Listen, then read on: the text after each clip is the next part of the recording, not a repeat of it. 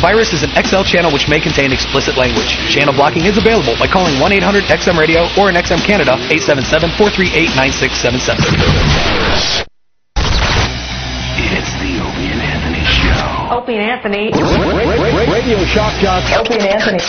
In the world of Radio Shock Jocks, the biggest are Opie and Anthony. These people say shocking things that border on offensive in order to entertain their offspring. I refuse to sit here and think that radio has to be nice. Why? Why does radio, out of any other medium, have to be nice?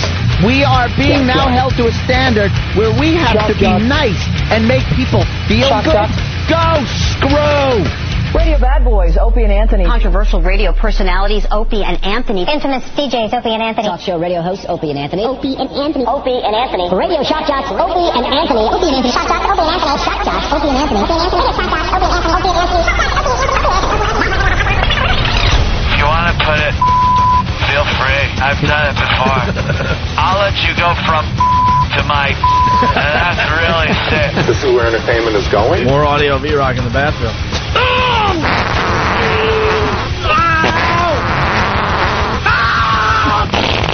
They are sick freaks. Can you pop this? I want to see something squirt out. Aim it over there.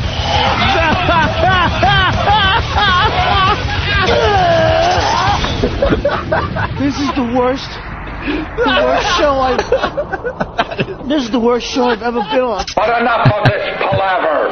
Let's get the show on the road. I love the latest intro. Why is it cool to have, and it is, somebody say, this is the worst show I've ever been on. And we're like, yeah, cool. That's a compliment. Nice. I like that.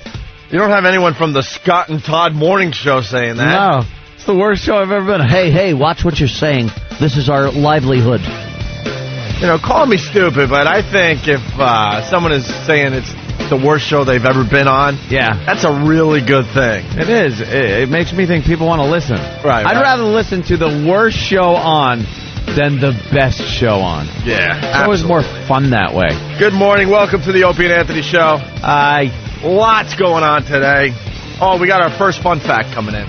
What, already? Kevin from Connecticut. Fun fact Thursday. New York City has 722 miles of subway track. Well, we found that out because of the big storms. The big storms! I think we got to apologize to our home market of New York City. Yeah, we really didn't give them much of anything on it. We were asleep at the wheel.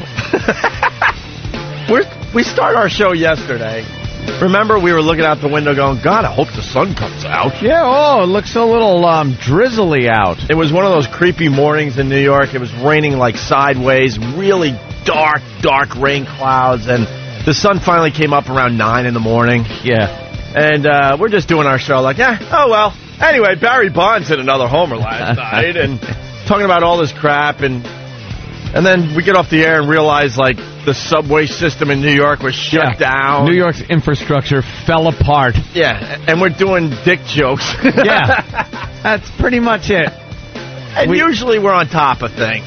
I don't want people to think we're not going to be on top of things when stuff happens in New York. We're here for you. Yeah. We kind of weren't yesterday. I'll tell you what happened. It was a timing issue. Yeah. We start the show pretty early. We get here pretty early to, believe it or not, do show prep. Yeah. Believe it or not. Oh, hold on, people. We do. And we get in pretty early. When I drove in, it had just started. Yeah.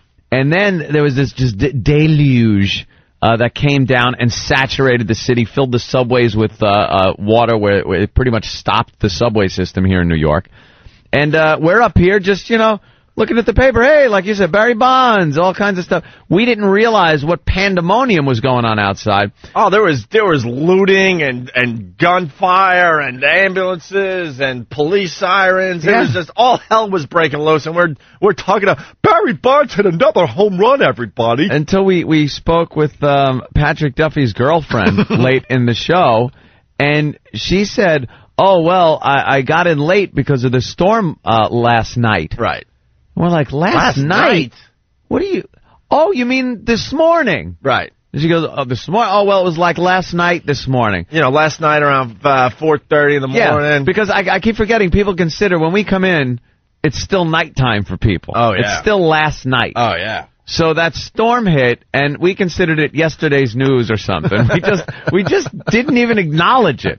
So you're right. I think we owe New York City an apology. The water was pouring into the subway, so they had to shut down the subways. It happens. Because I saw people on the news like, we need to upgrade everything. There's always someone there to bitch. It's, you know what, there's going to be stuff that happens that you can't, protect against. And yesterday was one of those days. The subways flooded, unfortunately. It happens about once a year. And so then the cab lines, because people have to get to work, were like 200 deep, something like that. 200 people in line. 200 people online for the cabs, and then the roads are flooded. Yeah. So they closed like major roadways. Yeah. Major highways here in the New York area. So it was just a mess. And what then, we call a cluster F. And then there's a tornado in Brooklyn, so they're yelling and screaming like crazy over there. And then you tune in the Opie and Anthony show. Hey, why don't you take that staple gun and put a staple in your forehead? We're just idiots, man. Just want to acknowledge, I think we blew it yesterday. Yeah, we got to admit, we completely missed it. Look, we like to have fun, and we like to get crazy. We like to do some of that shuck-juckery. Yeah. But we also like to show people that we're informed and intelligent. And have a little fun with things that happen in our area. Right. But, talk about missing the boat. A tornado in Brooklyn. What is that about? Well, yeah, a tornado. And we're the worst with timing as far as when we babble. That just goes to show half of what we babble into these microphones are just that babble. Yeah. We were talking about weather and global warming and everything, and I remember this conversation came up about natural disasters in the Midwest, tornadoes. They were talking about how hurricanes were going to be getting closer to our area and wreaking havoc, and we were saying, you know something, we haven't had a big hurricane since like Gloria years ago, and even that didn't do catastrophic damage where it shut down parts of Long Island, and it doesn't happen. So, and we were talking about, tornadoes. Now the Midwest gets tornadoes. That's something we will never get. Yeah, that's for Tornado Alley. Yeah, and we just went on, and since we've said that, 2 tornadoes have hit our area. Pretty good ones. And the first tornado ever to hit Brooklyn. Ever. And you're right, our timing is awful because I was talking about like manhole covers exploding and stuff, and the next day we had that steam pipe explosion. The steam pipe exploded. I'm telling you, we're there's something going on. There's some kind of natural force that revolves around you and I. God's listening to our show. There's something going on. God listens to the Opie and Anthony show. Are you believing in that global warming thing yet? Now that we got the first tornado ever in Brooklyn? I don't know. What the hell is that about? I don't know. By the way, when I hate to jump on that bandwagon. By the way, when they say first tornado ever, I want to see the records from the dinosaur era. Yeah. Brooklyn was there in, It was called something else. It was called I'm thinking it was called Dinosaur Valley or something. Dinosaur? You think there were dinosaurs in Brooklyn? I don't know, something, but big dinosaurs with Yankee But caps the area we know as Brooklyn today was something else. So I want to see the records from the dinosaur era. Yeah, I bet a tornado or two might have swept across. I'm gonna have to go into some caves and see if there's any tornado drawings. Caves of Brooklyn? Gotta stay out of there. Yeah, no kidding. Get yourself hurt. Yeah, Brooklyn tornado, and Opie, they're classifying it as an F2 on the Fujita scale. An F2. An F1 is pretty mild. Now, we broadcast to a lot of people all over the place. Yeah. There's a lot of people right now in their trucks and stuff laughing on F2. I know, F2. Why don't you shut up about your stupid F2? Let me explain. F1. I'm still trying to find pieces of my house. F1 is pretty mild. F2... still pretty bad. That's what hit Brooklyn. Ripped off rooftops, uprooted trees, got through a Nissan dealership. I think the one I got my Pathfinder from years ago. Then F3 is starting to get up there. And then there's F4, which you just don't want to be around. I remember seeing an F4 once driving through Oklahoma. Really? What about There's only one more. The what? The F5.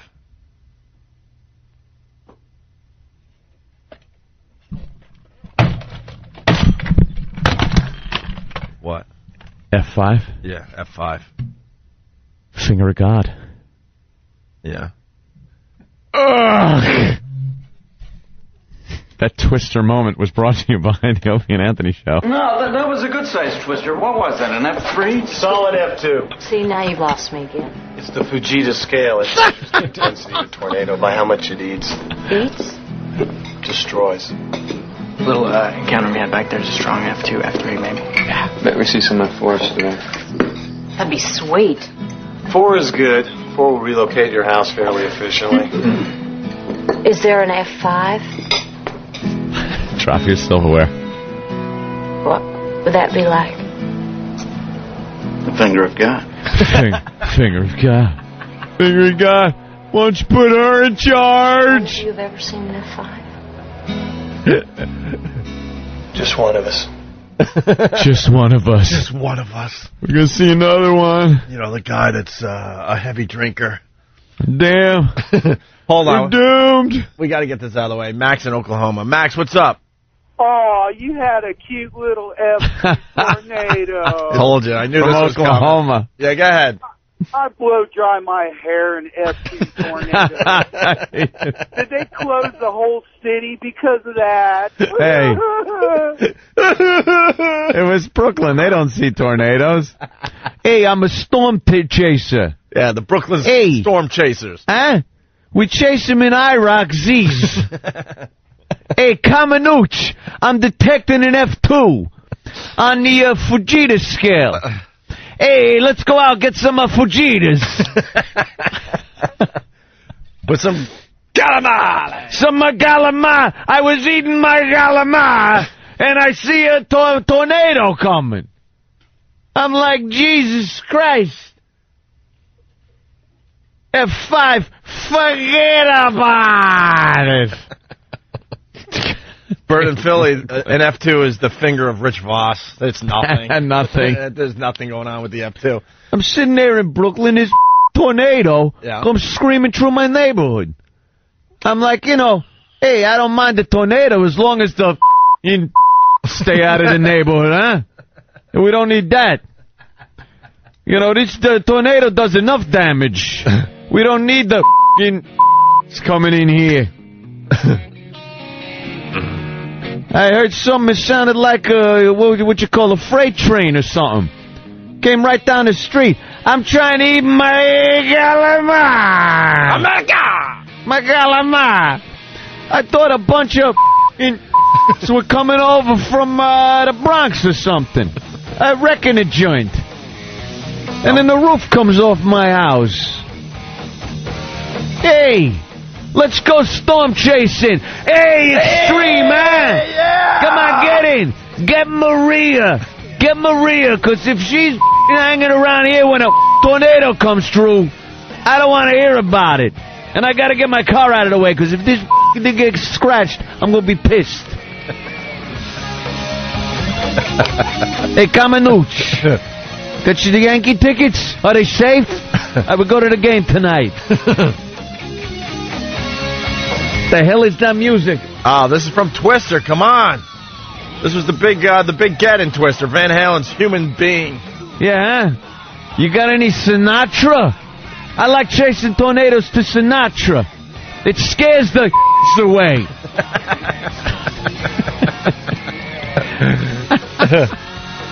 Yeah. Here's the official story on the tornado in Brooklyn. It was a freak tornado Wednesday morning, wreaking havoc on homes and cars in Brooklyn and trashing streets for blocks. At this Bay Ridge car dealership on 66th Street and 5th Avenue, in a matter of minutes, the rooftop and awning were ripped off and trees yanked out by the roots. The worst of the storm brought winds of 135 miles an hour amid a furious thunderstorm and 3.5 inches of rain just after 6:30 in the morning. This is the first tornado believed to have hit New York in more than a century. See, just after 6:30 in the morning, oops, what were we doing at 6:30 in the morning? We let Brooklyn down yesterday. Sorry, Brooklyn. Tornadoes howling through. And we're giving our Bonds commentary. Oh, we suck sometimes. Brooklyn Roof in Dice voice. I'm over here now. Tornado in Brooklyn. It must have caused like $68.50 in damage. That's not nice. Hey, yeah? That's not nice. All right, let's go to Illinois and say hi to Ryan. Ryan, what's up? I got a fun fact for Fun Fact Thursday. All right. Okay, you guys know what the first recorded video, or the first copyrighted video was? First copyrighted video? Yes. No. The history of a sneeze. The history of a sneeze? By Thomas Edison. Oh. Wow, that's a... Old Thomas Edison. That's a wonderful fun fact. That's a fact. Fun Fact Thursday. That's a fact. I don't know how fun it is. All right, thank you, sir. Yeah, now, it gets worse because I thought we were talking about Bonds yesterday as this tornado is hitting Brooklyn for the first time. Yeah. We could have done some great stuff on that yesterday. Well, I'm being informed that yesterday we were asking why sumo wrestlers don't play goalie in the NHL. Meanwhile, roofs are blowing off of buildings in Brooklyn and cars are being toppled. We're wondering if it's legal for fat guys to play goalie in the NHL. Oh my God. That's why we got in Brooklyn we use the hair gel scale. Yeah. Yeah, you get a tornado if your hair don't move, it's an F1. Because then, you got your gel. If you get a few hairs out of place, it's a F2. And F3, your hair's going to move around a little bit, but you stick it out your window and get that aerodynamic hairdo done. Right. And then the F4, your hair's blowing around pretty good. You could look like a What about the F5? What? F5, Mingy, forget about it. Why? What happens? What happens with the F5? F5? Yeah. It's the finger of Sinatra. Hey, let's go tornado chasing, huh? With Frank playing. Oh, this is extreme. We're cruising down 5th Avenue. Look at that. Good, I hope it blows every out of this neighborhood. It's wrecking a joint. That's all right. You could... No. Take the IROC. Take Marie. Where's Marie? Marie, get in the car, Marie! Can I interrupt Stupid. you? Can't you have a better song to storm chase with? This is a little mellow. If you can't storm chase... You need some like Van Halen. No, you got to storm chase to Sinatra. How about Metallica? Da-da-da-da-da-da-da. You need something. It's the chairman of the board, ass. All right, you got to storm chase to this. Lean back in your seat. Look, there's a tornado. It's ripping some roofs off. It's carrying some and away. And then the dirty and a few of the and those goddamn that run all the stores. It's not even a curse, but it'll let on to what I'm, getting at. Yeah, I'm melting away. You see a tornado? I don't need it. No. Let's go get some. Let's go to the restaurant. Screw this. All right. We're pretty bad tornado chasers here in Brooklyn. Hey, we only have one to can I interrupt you? In 100 years. Go ahead, whatever. Henchman from Brooklyn is suggesting maybe Summer Winds by Frank Sinatra. Oh, Mingy, that's a good one, huh? And it makes a little more sense. Kamenuch, put it on. Summer Wind. And as we get that record... It's blowing in across the sea or something. Dilingade. Big hair. Come along with me. Booby Man writes, Staten Island is about to fall into the ocean. Why don't you talk more about your hotel in Detroit? I know we're the worst. Here's Summer Wind for a little more Brooklyn storm chasing there. Yeah, huh? There we go. This is nice. This fits a little better. Oh, yeah. All right. Yeah, the summer wind is blowing in. The summer wind. Sing it, Frank. Came blowing in. Oh, blew some roofs off the house. The sea. Yeah, huh? So this is playing inside your IROC. Oh, yeah. What's going on outside your IROC? Well, we're storm chasing. Yeah. We're storm chasing. Hold on. I got to take care of something. What are you doing in our neighborhood? Get out of here! It's Italians here, you...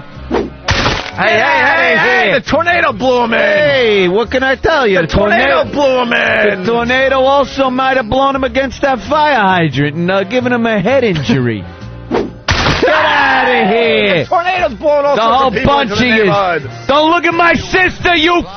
Hey! Huh? Not their fault. Yeah, but I love everyone. I listen to hip-hop. I'm tired from all this storm chasing. All right. I'm going to go down to a Mario's and get some... I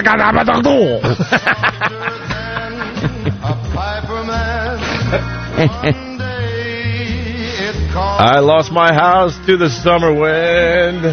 Kevin from Connecticut. All right. Stephen S. from Bayshore. Summer wind. I heard that 17 pinky rings were lost in that tornado.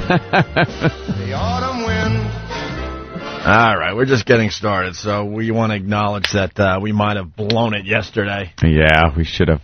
We should have probably been on the ball since it was like right in our backyard here. You don't want to miss the first thing ever. Yeah. You know what I mean? Yeah. If you're broadcasting and the first thing ever is happening, you should acknowledge that on your radio show. We stink. Oh man, do we? All right, we got phone call Thursday. Oh boy. Perv News Thursday. That I like, as long as it's fun. Yeah, we reworked Perv News Thursday because that's something else we blew on the show a couple weeks ago. Well, we were feeling it out. Perv News has to have some kind of wacky twist to it. Yeah. That makes it like, oh, okay. Where no one's really getting hurt. Yeah, it's just a pervy story. You know what a good Perv News was? The guy on the subway that the woman took a picture of with her cell phone, and they found who he was. Yeah. And wouldn't leave him alone. Yeah. He was there kind of doing things with himself. Yeah. On the subway. That was fun. Barbecue tools being used on a little kid in the alley. Not so much fun. That wasn't fun. See, we at least acknowledge it when we F up. Yeah. Oh, one more Twister clip. You got that one for us, E-Rock? This is for Brooklyn today. And, of course, it's also Extreme Male Camel Toe Thursday. Extreme! I forgot my sweats again. Oh. Someone's got to remind me! Just send him an email the night before because he can't do a good male camel toe without his sweats. He gets one on each side of his sweat. Go down to his knees. It's wonderful. It looks like Brooklyn after a tornado. It's a mess down there. All right, give me another Twister clip there, E-Rock.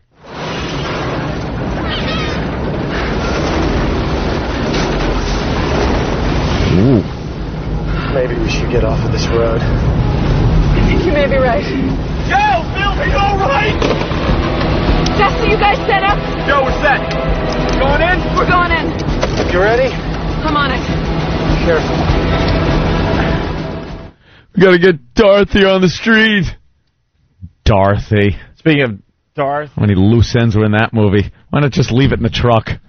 Leave the truck there. Let's acknowledge the New York Post with their fine front page today. Twister, first tornado in 118 years, hits Brooklyn. And then they have a picture of Dorothy from The Wizard of Oz saying, this ain't Kansas. No.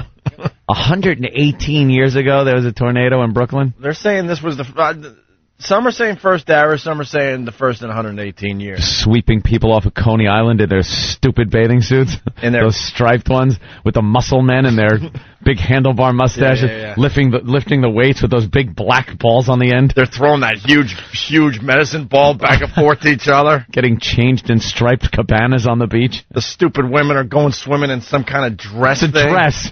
With their hats on. Because we were scared to see women's skin. Yes. It was very scary back then to see women's skin at the beach.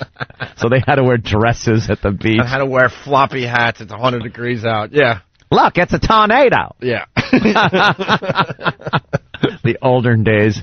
We might have to do the 40s music. Even before that. I don't even know how. We need like flapper music. Yeah. The Charleston.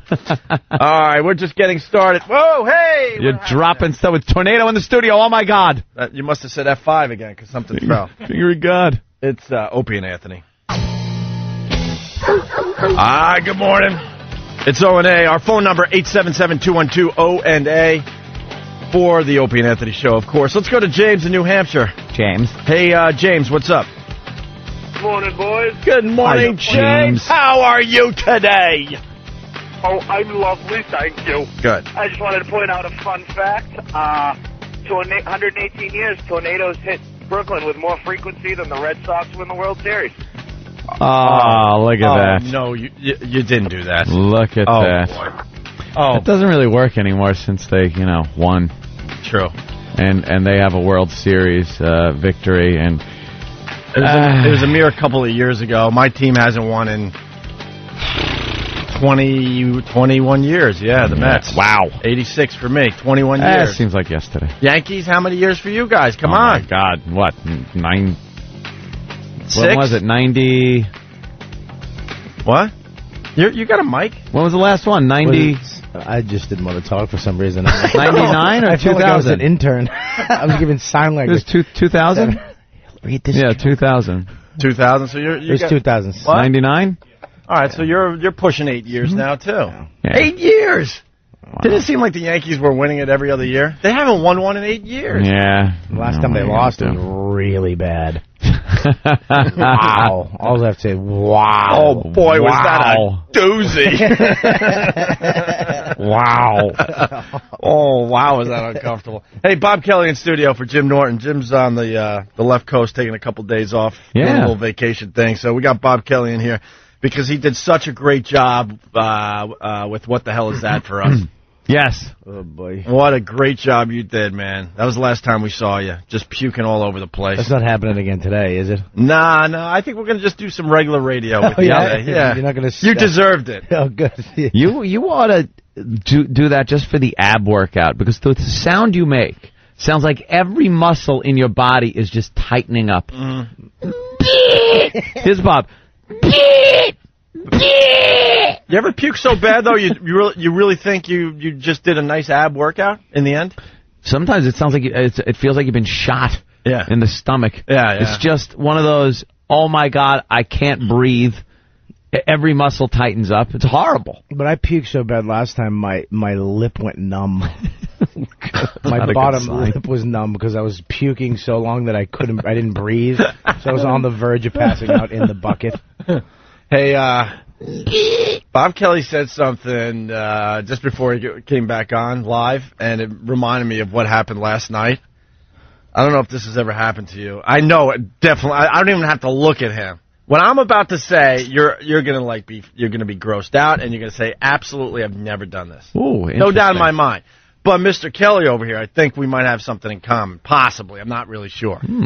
Yesterday, this could go a lot of ways. 6.5 inches for you too. Yeah, exactly. Yesterday at night, my girlfriend caught me. Oh boy! With my arm all the way up to the elbow inside the toilet. All right. All right, stop. Wait a minute. I think there needs to be more nouns and verbs. Wait a minute. It was a bit embarrassing. That is disgusting. Oh, I'll get right in there. No, you won't. Kenny picks me up this morning, and I go, oh, Kenny, I got a clogged toilet. Oh, God, yeah. And did it clog because of some kind of malfunction in the building, or did you clog it? I clogged it. All right. Must have been and Kenny goes, how many feet of toilet paper did you need? Yeah, it was a toilet paper issue. Quite a few sheets. And Kenny goes, you got to use a plunger. I'm like, I got a plunger, but for some reason when you plunge, it doesn't pop back to plunger mode. It stays like folded or like bent. Those are for pressure down plunges, not suction up. Oh, really? Yeah, you put it in there and then you push down real hard. And that might work? It forces it back down the drain instead of sucking it up. I There's tried 2 different types of plungers. I tried it a few times. It didn't work. So then I'm like, Just to be in the business. Well, you're a janitor? Yeah. And then I'm looking around. I'm like, she's watching TV. What the hell, man? I don't really care. So I start digging. And I'm pulling paper off the clog, but I have to get really deep in there, and I'm pulling. And dude, are you why? Wait a minute. I don't even get. Like the hand. I wanted it unclogged. It's the last resort. You know, I've had that happen. I was in last resort mode. I didn't feel like calling a plumber. No, plumber. Basic household items. MacGyver the toilet. All right. You got to MacGyver it. I've had that happen. All right. You're onto something, because that's what I was thinking too. The plunger's not working. I'm like, all right, I need something. Mm-hmm. I couldn't find anything in my house to kind of snake. I need a little snake to. You have no wire hangers. That's all I would need, right? Wire hanger. You unroll it. You undo it so it's straight. Why didn't I You put a little hook at the end, and then you snake it in there and wind. Why didn't I call you last night? Because that's what I was thinking. I'm like, maybe there's a spoon or something I don't need anymore. I'm looking around. I'm like, I can't find anything. So then the next best thing, I'm like, well, this kind of looks like a snake. You know what else I've done? This is a timed event. So this one is a timed event, but it works. Take a newspaper. Yeah. Roll it up till it's about the size of the hole in the drain in the toilet. Okay. Then you shove that down in there. Okay. Wait a couple of seconds till it expands. Okay. And then rip it out. All right. And that'll clear the drain. But you can't leave it too long, because the water will start soaking up the newspaper, and you'll end up with toilet water on your hand. But if you let it expand a little bit and then just yank it out of the hole, you create a vacuum, and it pulls everything out. I went for the flush last night before this whole thing went down, and watched the water raise. Yeah. We've all been there like, oh God, please stop, please stop, please. Right to the tippy top. I'm like, and it stopped. I'm like, oh God. Here's another one. You got an empty 2-liter soda bottle. Yeah. Upside down, put it into the hole. Yeah. And squeeze it, and it squeezes the air, forces the air down the toilet, and clears it out. Dude, the hand is the last resort. I went last resort because I didn't have. You went last resort first because I didn't have any MacGyver crap. That's first resort. I didn't have a MacGyver thing. You got to MacGyver that toilet bowl. I'm gonna go. Hope we saw a baby hand who was trying to rescue us. I'm gonna go with the. I'm gonna try the hanger. Yeah. I'm gonna go hanger. The hanger will work for you. Pretty good. But the reason I brought this up, because Kelly sits down and he goes, I had a little issue with my shower and my toilet and everything yesterday. Well, that storm yesterday, around 6 o'clock, all of a sudden I said, blub, blub, blub, blub, blub. And it's freaking me out. And I go into the bathroom, and the toilet is just bubbling over. That's not good. Ghostbusters, like evil is around. Evil is escaping. It probably it's is. in your apartment. Evil. And then I look in the shower, and it just starts bubbling out of the shower. That's not good. At least the toilet, that's where that stuff goes. But if stuff's bubbling out your shower... I'm looking, I'm like, what, is this bad? Is this bad water? Is this okay water? Of course it is. Well, it was water that comes out of the drain, always bad. Well, when I knew it was bad, I saw actually pine needles, and I'm in Manhattan. There's no pine trees. What are you I actually saw an Indian nickel actually pop up. Know why pine needles? Someone in your building is a health nut. Is a health nut. They're eating some crap. Either that or the two guys having sex by a tree in the park. Shaking them loose. They're absorbing into the ground. The only thing that aggravates me, though, is anytime something crisis like this happens, and it's 6 in the morning, and my girl kind of wakes up, but she's looking at me like, okay, go be the man now. Fix it, be the man, right. Be the man. And I'm sitting there, I'm like, I need a screwdriver, because I put a valve in where you shut all the water off in my apartment. Oh, you got like the emergency shut everything off valve. The plumber, I said, put a thing in here, because other than that, I have to go to the super and have him shut the whole building down. So I have this little thing, but it's behind a box, and you need a screwdriver or the key that comes with it. Kind of defeats the purpose of having it there. Everything will leak pretty quickly while you're trying to find a key. Well, you can do it with a screwdriver. I mean, it's just those little thin locks. And I go to her. Everything's coming out of everywhere. And I'm like, go get the key. What key? Get me a screwdriver. What? And she's just staring. She's panicking. I mean, there's no time to panic. She panics and she stares at me and goes, "My father never talked to me like that." I know, because you wouldn't be this stupid right now if he did. You'd go get the damn key. Go get it. You should have got a nice whack across the cheek. I got crap water and leaves and little alligators flying up my arm. You ever have the overflow where you flush the toilet and it starts coming up on you? Yeah. And you don't know what to do?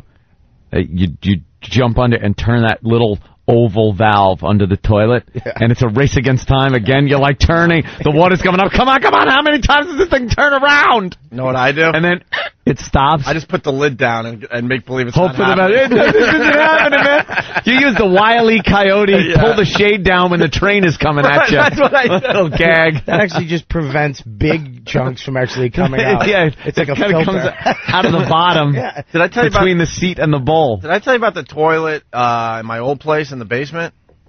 Oh, yeah, basement toilets are notorious for well, old building, overflowing. And the landlord didn't feel like fixing anything. So one day we're smelling stuff. Let's just put it that way, smelling stuff. And we go downstairs, and the toilet is doing pretty much what you were saying. Like it's all coming up out of this toilet, right? This is what's beyond gross. It's bad enough when you know it's your stuff. It was the building's stuff.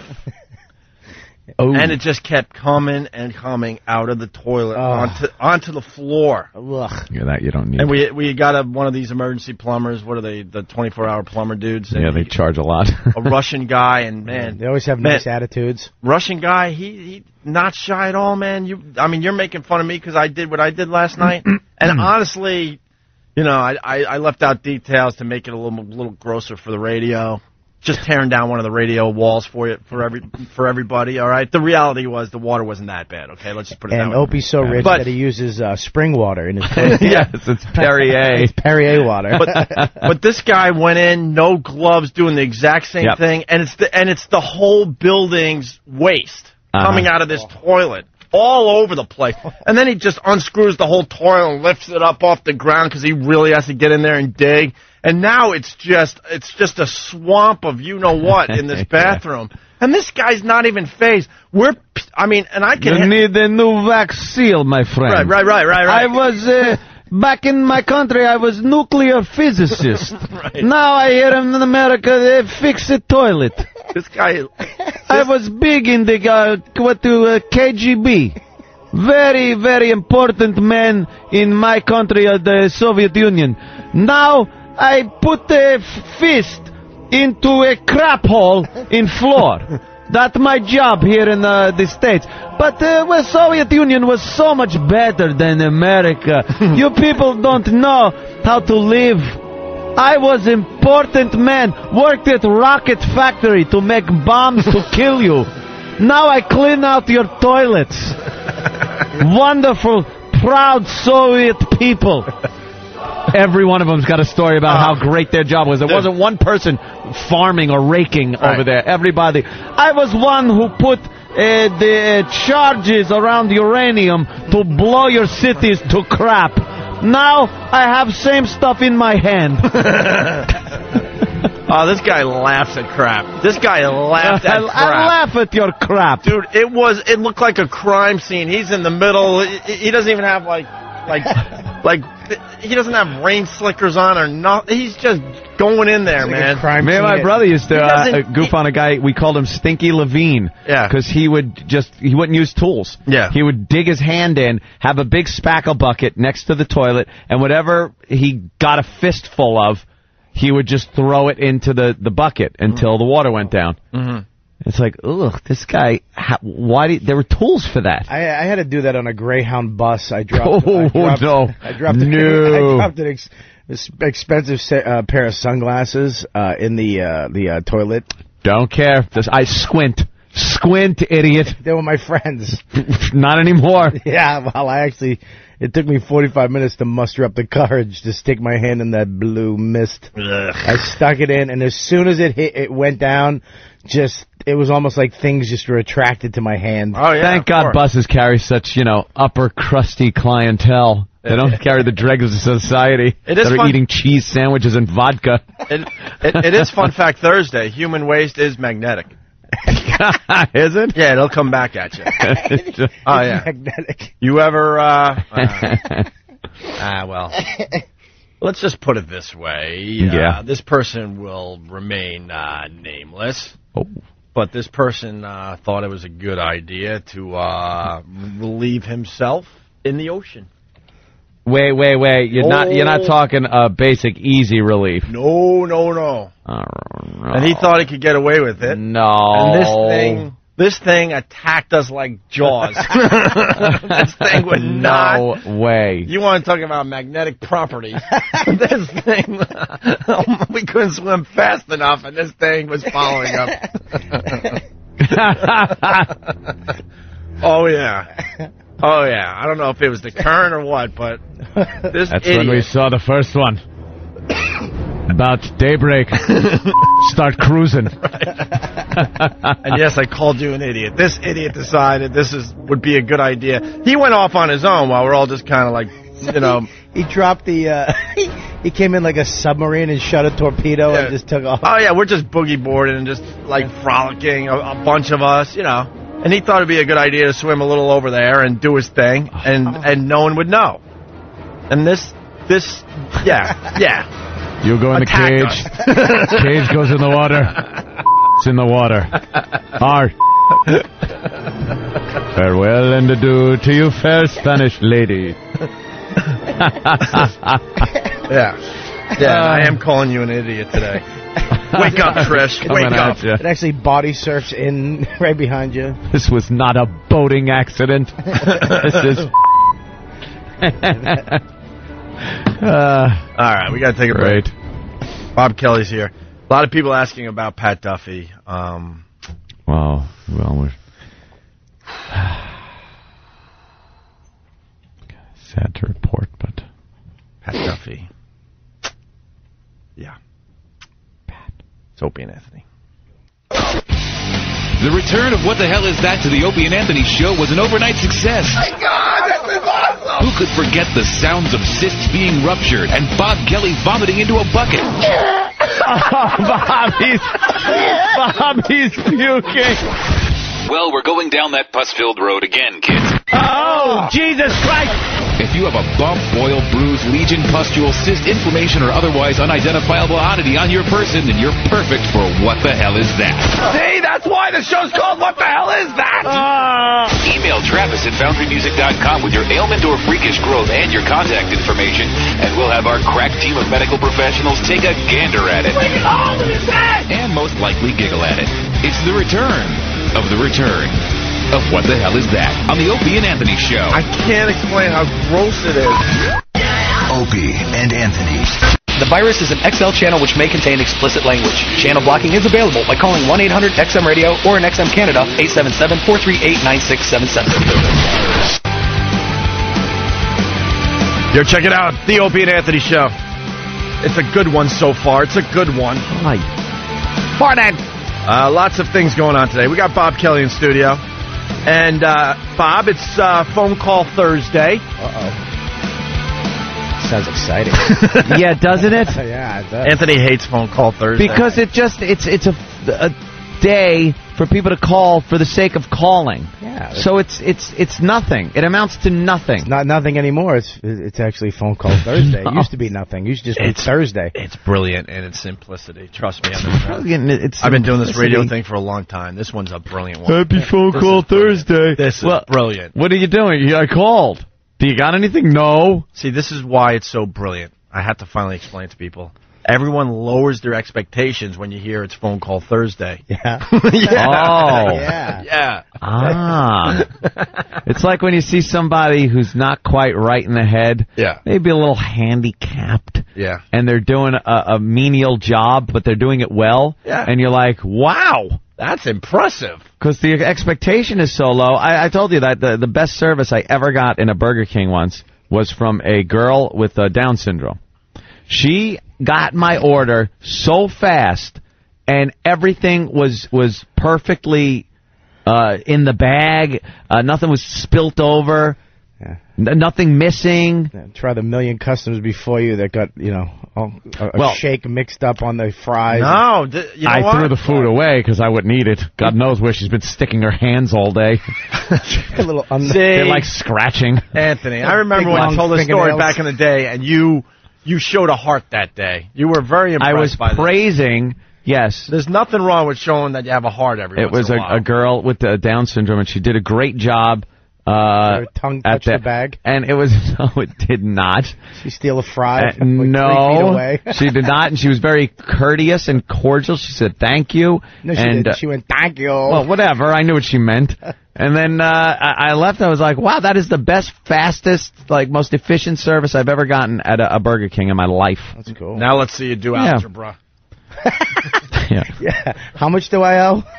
Granted, like there was a shoe in the bag too. No, but I don't even know where it came from. Keep it nice, because I remember the original story. You were touched by this moment. I wasn't touched. You were touched. Look, I was impressed. She was, doing a better job than. You had the start of a little tear in your eye. Are you insane? A tear? I just want people to know out there that you do have a heart at times. That's great. I tell her to keep the change. Me, I know. Well, I'm skeeved out by people. You know that. Yeah. Like goopy stuff and spit and snot. And I just know that for some reason, sometimes I see a lot of mentally challenged people wiping their nose. Their hands are all over their nose a lot. And that bothers me. So I don't like, That's how they count. Don't shake my hand. Right. And they give me change, and I'm just like, keep it. Excuse me. Look at that. It's phone call Thursday. Look how many phones are ringing, Bob. Is this brilliant or what? Is this brilliant? It's not like that on Wednesday, is it? No. What about Friday? No. Monday? No. I hope no one's trying to get through from the top of a bridge, ready to jump. And they're just getting a busy signal because it's phone call Thursday. We get the suicide exclusive. Yeah. That we're dreaming Talk them down. But instead we have just people calling. And by the way, they have nothing. No, watch. Of course not. Watch, they have nothing. I'll go to Vancouver. It's Bruce. Bruce in Vancouver, what's up? Just Canada's checking in for phone call Thursday. There you go. All right. That's great. There you go. Look, Boston, same thing. Jen in Boston. Jen? Hello, just calling for the sake of calling. Phone call Thursday. I have absolutely nothing. Phone call. See, look, it's the dumbest. I love that. It's brilliant. She just called for the sake of calling. It's a waste. Everyone just lowers their expectations. They don't change the dial. They just know this is what it's going to be today. Watch. Rob in Virginia, go ahead. Hey, boys. Hey.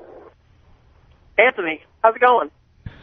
Good, Rob. What do you got for the show today? Nothing. Hi, Bob. Hi, buddy. See, there you go. Let's say hi to Lisa in the Bronx. We could just do this all morning, and it would be interesting to people. But please, let's not. Lisa, what's up? Hi, boys. Hey. Happy phone call Thursday. Thank you, Lisa. I love you. And then they try to add things like that in to spice it up. Is that what I'm getting? A little bit. We got Buck in West Virginia. Oh, Buck's got to have something. Go ahead, a name Buck. like Buck. Well, what's up, boys? Hey. What's going on? Hey. Just checking in from West Virginia. Beautiful West Virginia, as a matter of fact. And why are you calling today there, Buck? Man, just because it just pisses Anthony off. I just don't understand this. I don't get it. It's brilliant, man. The phones are lit ever since 6. Watch. But they're lit with nothing. They're lit with people saying, I'm calling. Look. That's not for the sake of calling. Look, we're all big fans of paltalk, even paltalk. Paltalk, it's Tilt. What's up, Tilt?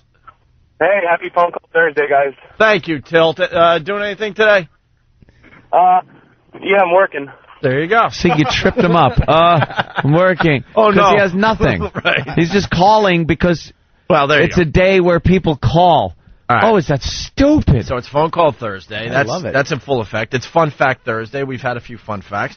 It's also Perv News Thursday, which we have readjusted, and we're going to try again. Revamped to not include, now, dead child free. Dude, because we found that Perv News Thursday is not that fun when it involves children that have been hurt very badly or with killed. Barbecue tools. Yeah. Let me explain what happened, Bob. We have all these themes. Some of them, yes, are ridiculous and stupid, and others we're actually getting some material out of. And one of them is Perv News Thursday. We get those silly, pervy news stories, right, that just are in the paper every day, and we collect them, and then we do one segment. Well, Amazon's bestseller list. Yeah, 2 Thursdays ago, we were a little lazy, and we see, like, mom fights off attacker with barbecue tools, and we're like, oh, perfect for Perv News. But we didn't listen ahead of time. Yeah. And we're in the middle of Perv News, and it's silly music, and it's all fun. And then we just play this just horrific story of this poor child being assaulted in an alleyway, and the mother or a friend came out, and then the mother came out with a barbecue tool and stabbed the guy. But, you know, it involved child assault and everything. And we're like, this isn't fun. And Ed and I were getting that flop sweat, like, oh my God, people are going to think we think this is hilarious, and we're just sweating really bad. I'll give you a perfect example. And we both have Beavis and Butthead faces, just a perfect example of a Perv News that's fun is like when those dentists lose their minds and just start like unbuttoning a woman's shirt in the dental chair because they can't take it. Right. They're all their professionalism, schooling, every thought they have in their head flies out the window because a hot chick is laying there. They're professional for like the beginning, going, okay, you might feel a little pressure here as I do this. I'm going to give you a little of the nitrous to put you under. And okay, open the mouth. Let me see. That's great. I gotta touch those. Oh God! Oh God! Do I have to put my between those? Just it snaps like a switch goes off. That's fun Perv News. Yeah, and it's called the Perv Switch, which we all have, but most of us know how to control the Perv Switch. You can deal with it. You ever see a girl walking down the street and you have to turn around? Not even the quick look. You have to turn around and look until she's out of sight, until she walks around a corner. You're just mesmerized by her body, her face, whatever it is. You get these thoughts in your head, and you're like, oh, my God, I can't believe I'm thinking this. Undress with your eyes kind of thing. But you keep it under control. You keep it under control. There's the Perv Switch that it's like a breaker. Too much voltage went in. It snapped. And people give up lucrative careers that they've spent their lives attaining, like a dopey dentist. Will go to school, set up a practice, work for years, get his house, his cars, his family, everything like that, and then throw it all away because as that girl is laying in the chair and he's got her mouth open and he's picking with that little tool and she's asleep, he just loses his mind and goes, I gotta take her pants down. I want to see her. I got to. That's nothing to do with dentistry, but I want to see that. And he's been a dentist for 20 years, hasn't done anything. No. But just one day, that Perv Switch goes clean off. Life. And that's it. It's over, John. Snap. All right, so Done. So we'll get into some Perv News. We got some good stuff. We got a guy that had like that Perv Switch. Perv Switch. we all have it, but some are set at a better level than others. Have you ever used your Perv Switch? Everyone has, but I mean, like you use it in a legal way. That's what we're getting at. I had I guess the most Perv Switch experience I've ever had was I was doing a job in a house, an air conditioning job, of course, used to do that. And I'm in a house and everyone's gone. I don't know why, but it was unsupervised. I think the man was there, the husband, father, and he had left to do something. Can I stop you for a second? Yeah. This happened many years ago. Oh, yeah. All right, good. Oh, my God. Because I know where he's going. Dude, it's like 20 years ago. I know Anthony like the back of my head. I just want to keep him safe. So how many many's was that? I'm looking. Hopefully enough to save him from 20 to, No, I didn't do. Well, no, that was some other thing. I won't even talk about that. Wait a minute. No, this one just involved. I was looking around, and there were pictures on the walls and stuff, and I noticed this guy had the hottest daughter in college. Right. She's a college-age girl. And I go into her room, and there are panties on the floor. Oh, you're getting creepy. There are panties on the floor. Okay. I didn't do anything sick in the panties. I didn't do things to the panties, but I had to pick them up and put them. Wait a minute, no, you didn't do anything sick at all. But you're in her room. Yeah. And she's not there. And it's her room. I'm in there. Her pictures. Like I know what she looks like, right. And she's hot. Okay. He just put them on. But you didn't do anything sick so far. But go ahead. Shut up. No, so far you haven't done anything sick. No, it's nothing sick. I'm supposed to work in there. You have a hammer and doing a a job on, and you're in a little girl's room. It's not a little girl. It's a college girl. All right, go ahead. But you didn't do anything sick. Go ahead. I had to pick up the panties and put them on. And put them on. Turn my mic on. What? Turn my mic. I picked up the panties. You put her panties on? You put her panties on? Oh, my God. Why would you do that? Why would you do that? Turn my microphone on. Did they fit? This is so unfair. Did they fit? This is so unfair. That's kind of creepy. What? Now, did you put her panties on? Yeah, it's weird. Opie, can you believe that? Holy Jesus, Palomino, I didn't put them on. Your mic's back on. What? All right, tell us. Okay, it's not on. You're lying. Why to would me. you put It's on. Where's my mic? It's on. Look. Hello? See, it's on. All right, tell the story. Why is it my...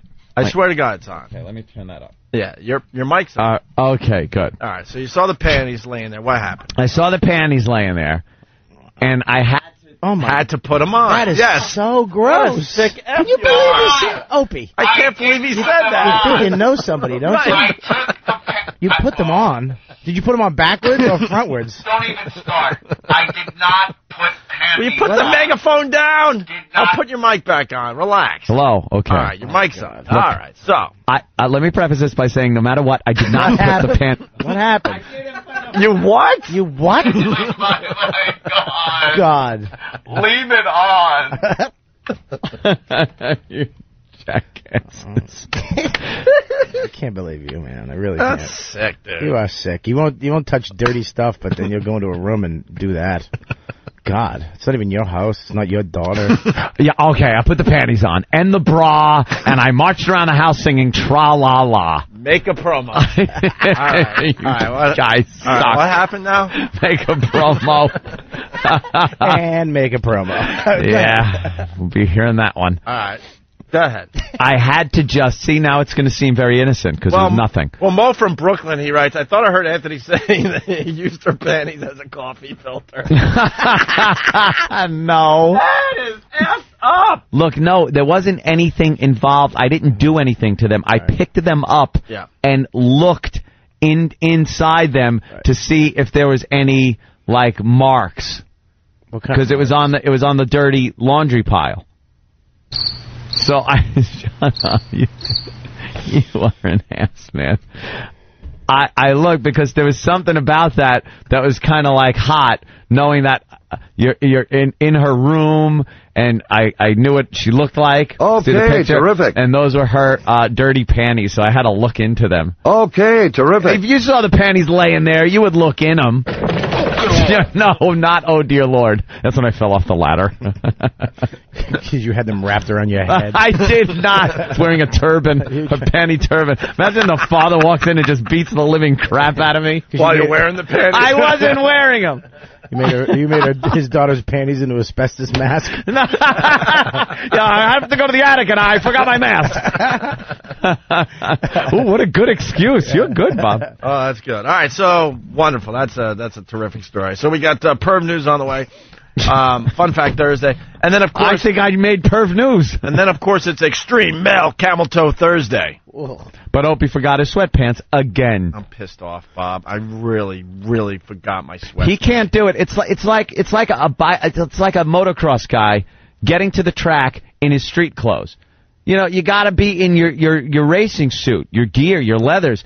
Ope comes in for Extreme Male Camel Toe Thursday without his uniform. Yeah. Pretty much. Yeah. The sweatpants make it where he can pull them up pretty much to his neck. Oh my God. And it is the most extreme male camel toe you're ever going to see. So I forgot my sweats. One of these Thursdays I'll remember. And people remind me, too, at the end of the show, don't forget your sweats tomorrow, and I still forget. I'm getting all excited for this. It's hilarious. I want to do it. You have sweats on today? No, I don't have sweats. You always wear sweats. You could fit in jeans again. Congratulations. I addressed two things. No, they weren't a size 14, and no, they weren't underoos. Bastards. Sorry. I heard that one. There's a couple things going on here. I mean, but can I just say what? That was so funny. He was actually sincere. Yeah. That was like, oh my God, dude, good for you. And get back into gym. I haven't That's seen Opie thinking he gave you a compliment. That's Opie, delusional Opie thinking he actually complimented you. I haven't seen you in jeans and, God, I don't even know. Yeah. Very good, Bob. You aren't quite a slob. It's like, by the way, dude, you were better than last time I saw you. By the way, we got an official promo now for Extreme Male Camel Toe Thursday. Maybe. Sounds good. What? I really think we got to get new machines in here. Why don't we have a new machine there? I'm really starting to think. First, you hike your pants up. Extreme Male Camel Toe Thursday. Extreme Male Camel Toe Thursday. Everything sounds cooler if you add extreme to it. Extreme. That sure sounds extreme. It sure does, huh? Extremely stupid. Hey, after the break, like a deodorant commercial. After the break, we got to play some audio of Larry King talking to that skater that fell 50 feet. Oh, that must be a great conversation between two people that have a lot in common. You want to talk about out of touch? Oh, my God, man. Larry King should just stick to people like that are old people. Yeah. Just get old people. Old Vegas performers. Yeah. We'll get into it. It's funny. Really funny. Bobby was here for What the Hell Is That? Bobby.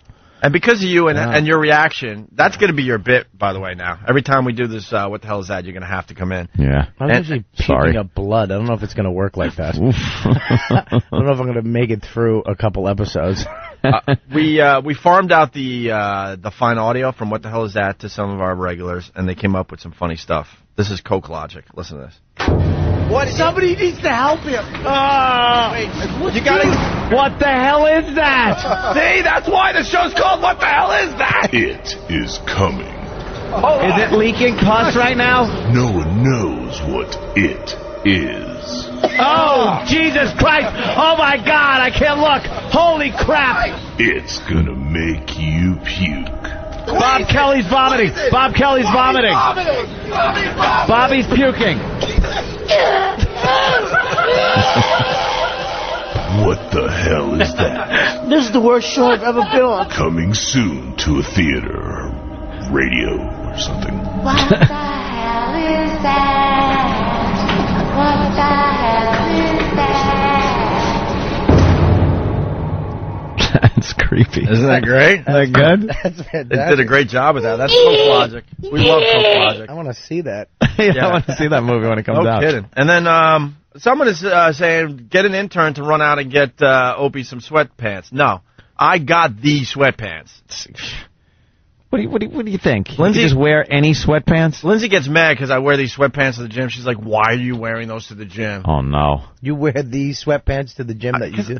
They're just gray, like, thick sweatpants. Is there any poking going on? Is there any, like, poking out, any deformation of the pants when you're working out? I look pretty impressive in front when I wear these sweatpants for whatever reason. You don't want to do that at the gym? I don't give a crap. Are they Dude, white? in the end, I don't give a crap. Ooh. Like, I ride a bike and I don't wear the Lance Armstrong uniform. I go to the gym and I don't wear what anyone else would wear to the gym. It's just whatever I got laying around. Something I'll put on and go to the sexy. gym. Something sexy. She might have to call in and talk about these sweats because they're bad, man. Awful. All right, and then RPI. Are they the green ones? Green ones. What color are they? They're gray. Oh, they're gray? Like the gray ones you would wear back in the day in high school or whatever. Just thick, just all-purpose sweats with the drawstring. Nice. But for some reason, the front of them. All right. Does it look like you're in Cirque du Soleil? Yeah. He's swinging from a scarf by his teeth. Okay, ball chain. Step 1, 2, 3, 4. Come on, Fussy. So stop suggesting that the interns go out and get sweatpants. I got the sweatpants. Yeah. It's the only sweatpants I'll do Extreme Male Camel Toe in. Just going to have to wait. So next Thursday, hopefully. And then RPI had the audio as well from What the Hell Is That? And he came up with this. This is RPI. What the hell is that? Goodness gracious! I'm sorry, I'd say they could be. I'm not arguing which is worse. What is that? That would squirt across the room, I bet. Of all the dramatic things I've ever seen... Jesus Christ, holy crap!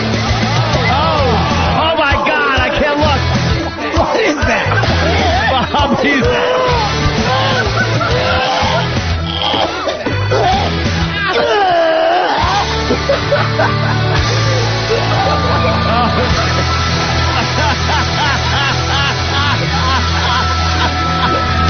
is the worst show I've ever been on.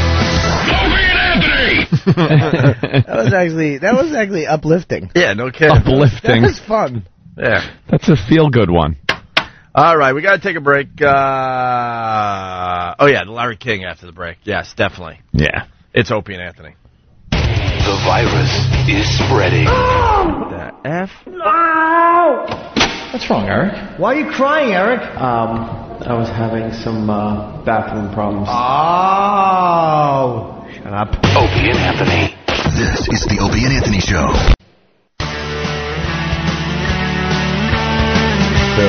It's Opie and Anthony and Robert Kelly. Are you promoting anything today?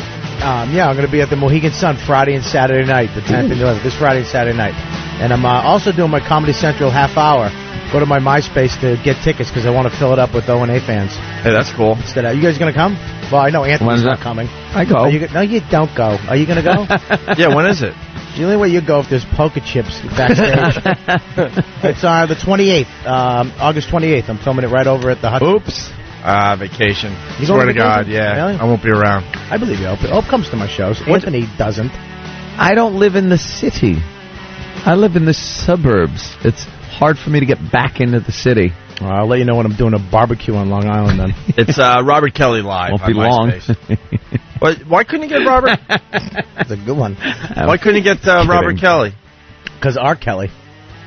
You lost out to R. Kelly? Yeah. Well, I mean, he did, he's a platinum selling artist. I sold maybe 4,000 CDs. All right, good point. Good point. I'm sitting next to Voss going, CDs, DVDs. I have CDs. Robert Kelly Live.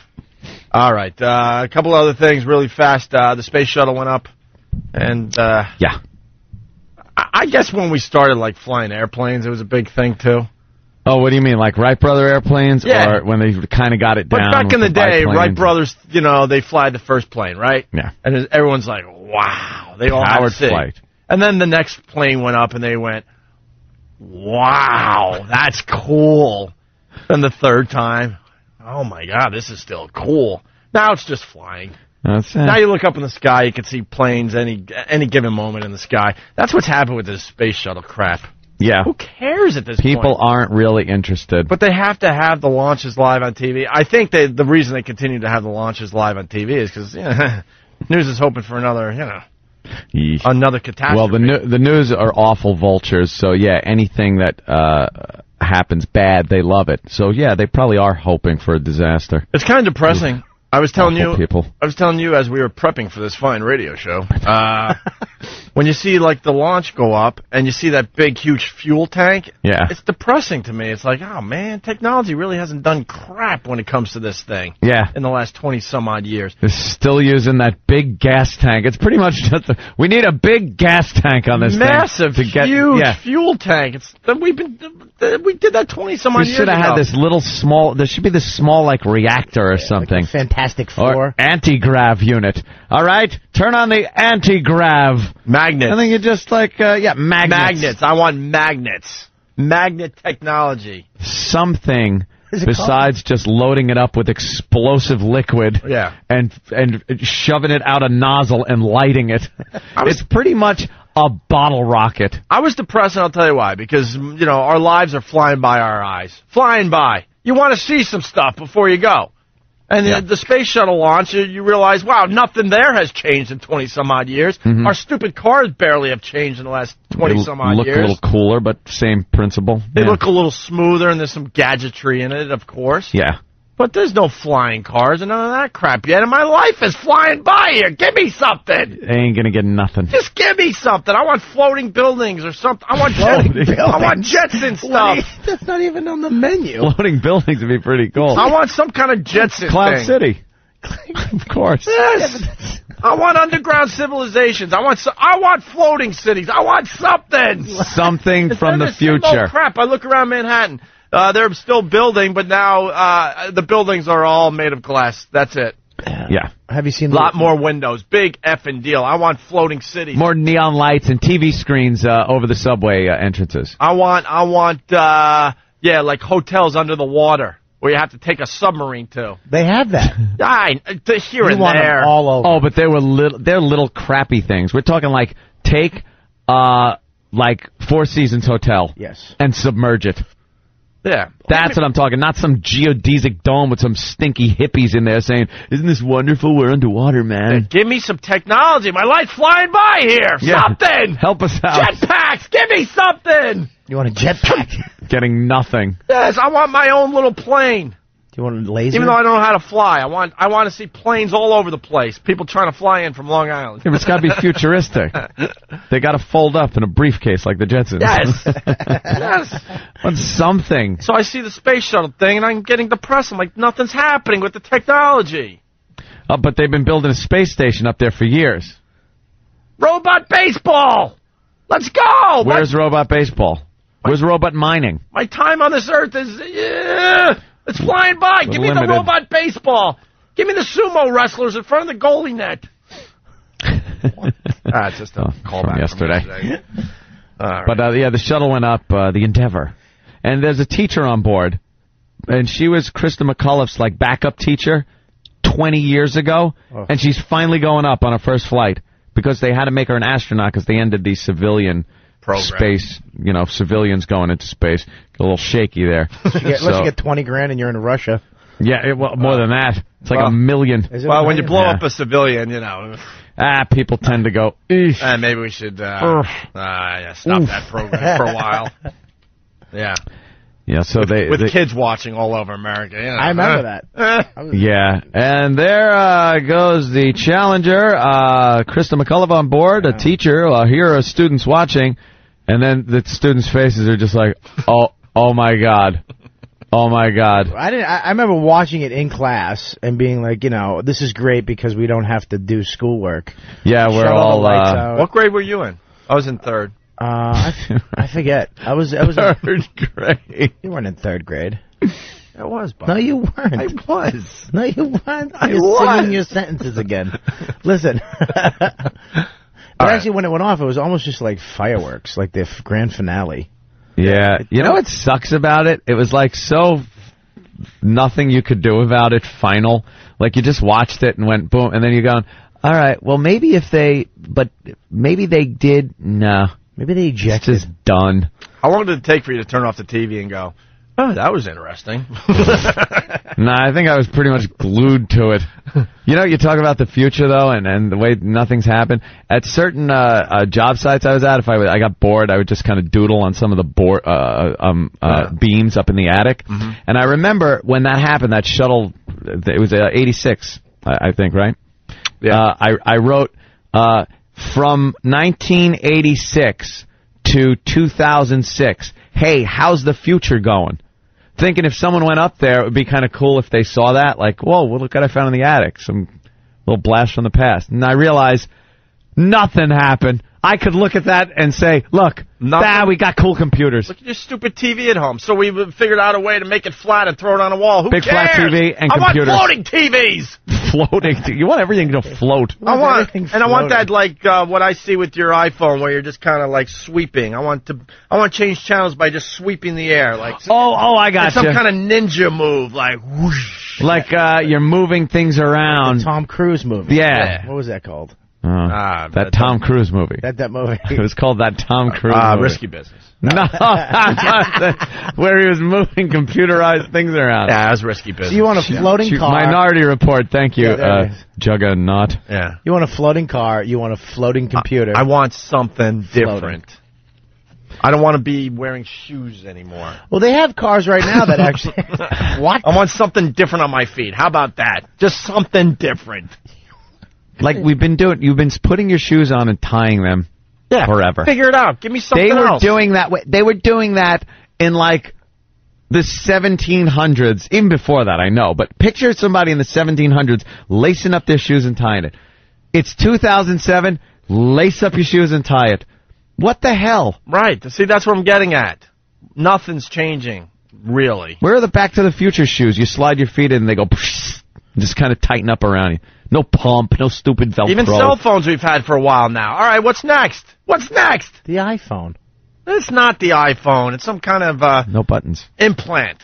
You want something in your head? I want some phone implant thing. In your head, so you just think a number? And then go call home, and all of a sudden it just starts ring-a-ding in your ear. In my ear. It's hooked up to your eardrum or something, and your vocal cords, and your brain, right? And you know who's calling, and your eye, so you can kind of see and you can scroll.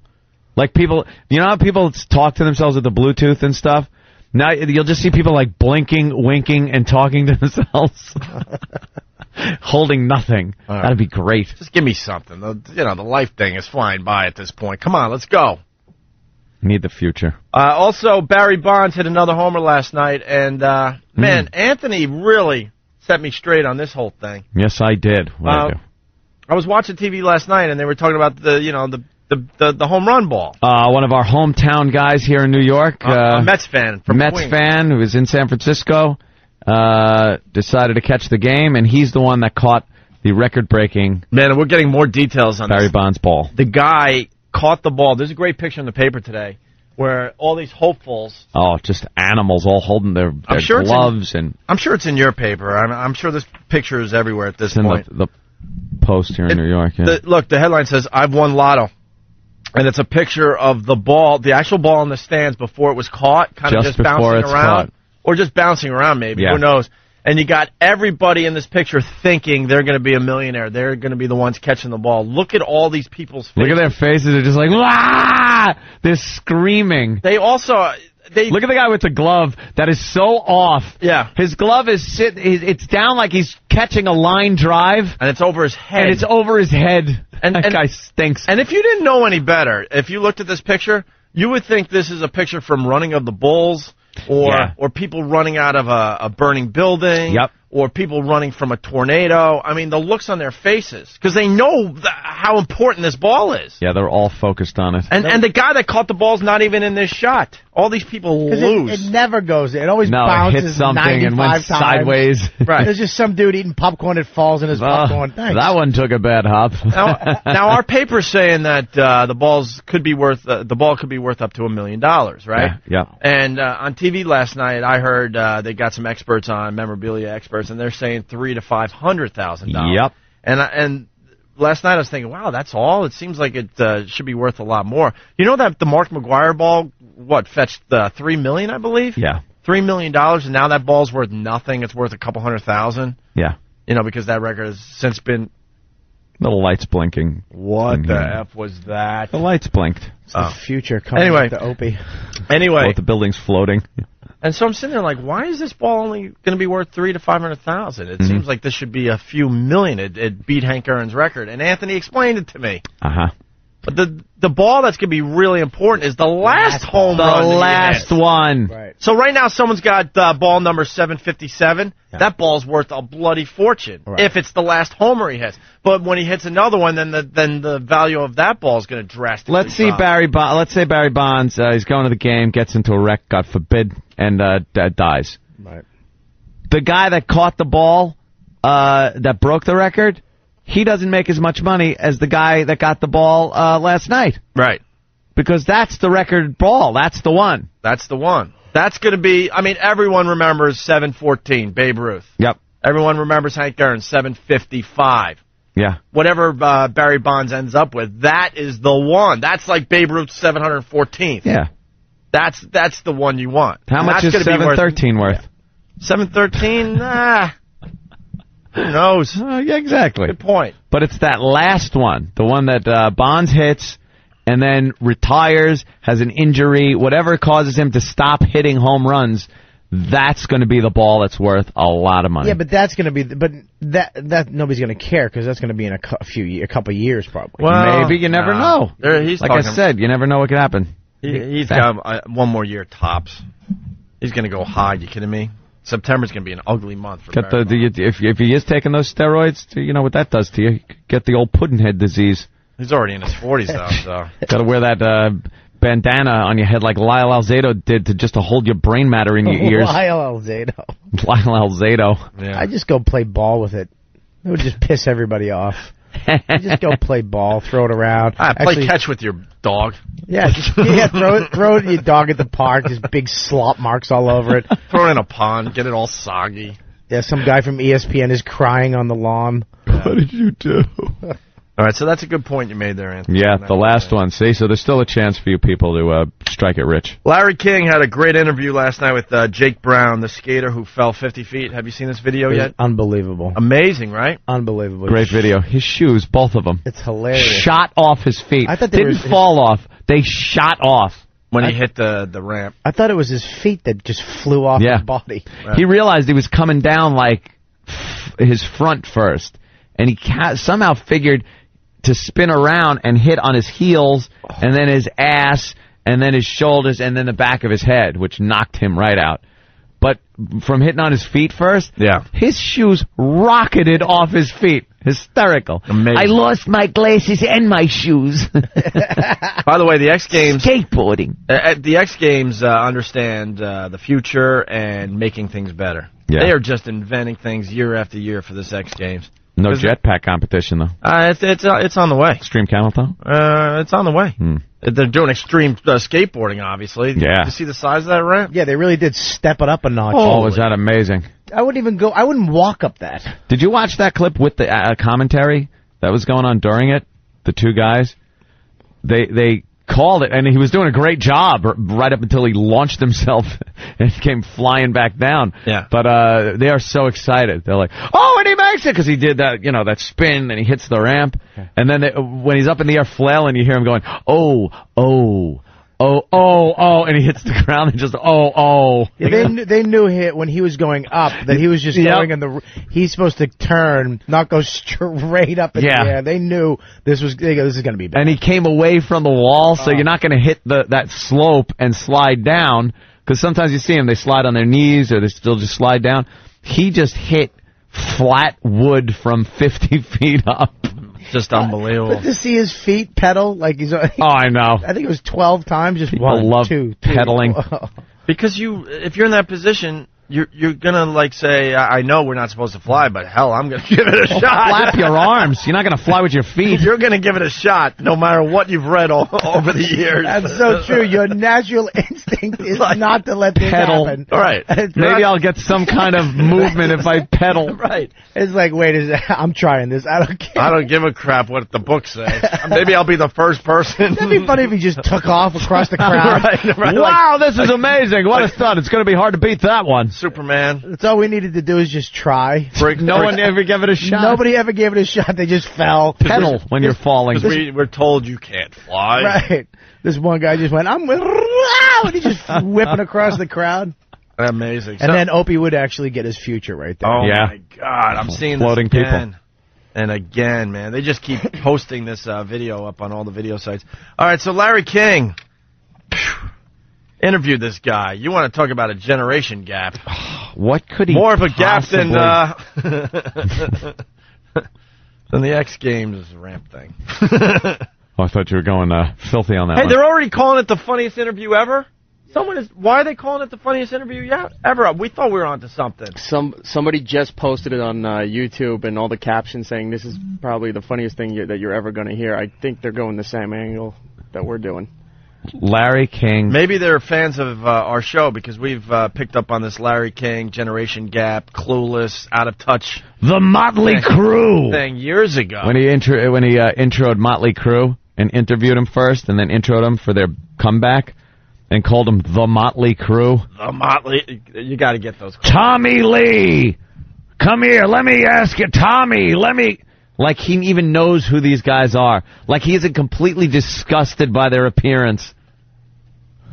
His shoulders are the most. I've never slumped over with his big peanut head. He has a head that's shaped like a peanut with gray hair on top. He's just visually like one of the most disturbing people that's on television. He's just hunched over his head, and then the actual suspenders are like in his shoulders. Like, when a tree grows around a sign on the side of the road? That's what his shoulders have done with his suspenders. All right, here it is. Nicky's not depressed, is he? You're not the other down, are you, Nick? You're up. Hey, Larry, you got to come out and see one of these shows. Yeah, I got it. You start in January. How long are you going to be in L.A.? No, February. You and Tommy are going on tour in January. Yeah, that's right. We headed up. Yeah. Yeah, like Larry King's going to actually go to a Motley Crue show. Bring me some whores backstage. Hey, I'm going to ask the roadies. I'm going to point to some whores in the front row. Bring them back. You can get my leftovers. Ladies and gentlemen, here they come at the Palladium in Los Angeles. They're back together, their first live get-together in 5 years. Get together. The Motley Crue are back. The Motley Crue. The Motley and their little tea party get-together thing. The Supremes. Yeah, he did. It's got to be the. Because back in the day, everything had the. The Drifters. The Doors. It was always the Motley Crue. That's why he said the. The Nirvana. What an ass. Oh, that's the White Stripes. Oh, wait, that's real. Oh, wait a minute. Yeah, I'm going to be touring with them. Ha ha. All right, let me... What an idiot. Did I tell you the time I saw Ozzy snort ants? It was great. I went hunting with Nugent. Me and Frank Sinatra tag team Mallorin one night. The Frank Sinatra. Let's go to Andy in England. Andy. Hey, man. Andy. What's up, Andy? Not much. Love you guys. Love the show. Thanks, Andy. How do you listen over there in England? I listen on paltalk. Oh. Very cool. How about that? Paltalk. You mentioned me earlier on Juggernaut. Oh, Juggernaut. Just keep me pretty. I just thought I'd go for a trifecta. One, I'm calling from England. Mm-hmm. Far away. Two, I got a fun fact, which is kind of perv news as well. Far away fun fact perv news? On Phone Call Thursday. Yeah. Wow. Let's go, Andy. Okay, fetishes. The #1 world fetish is apparently footwear. People get really turned on by shoes. 64% of people. By shoes. That's the #1 fetish? Feet? Yeah. In England or here? And they've even found somebody with a fetish for pacemakers. I thought the #1 fetish would be ass caving. No. What the hell? No. Wait a minute, Ted. That is impossible. Stop for I 1 don't even know second. if we can go there. What? The word cave and ass. I don't know. What All right. All right. No, apparently it's footwear followed by feet and toes.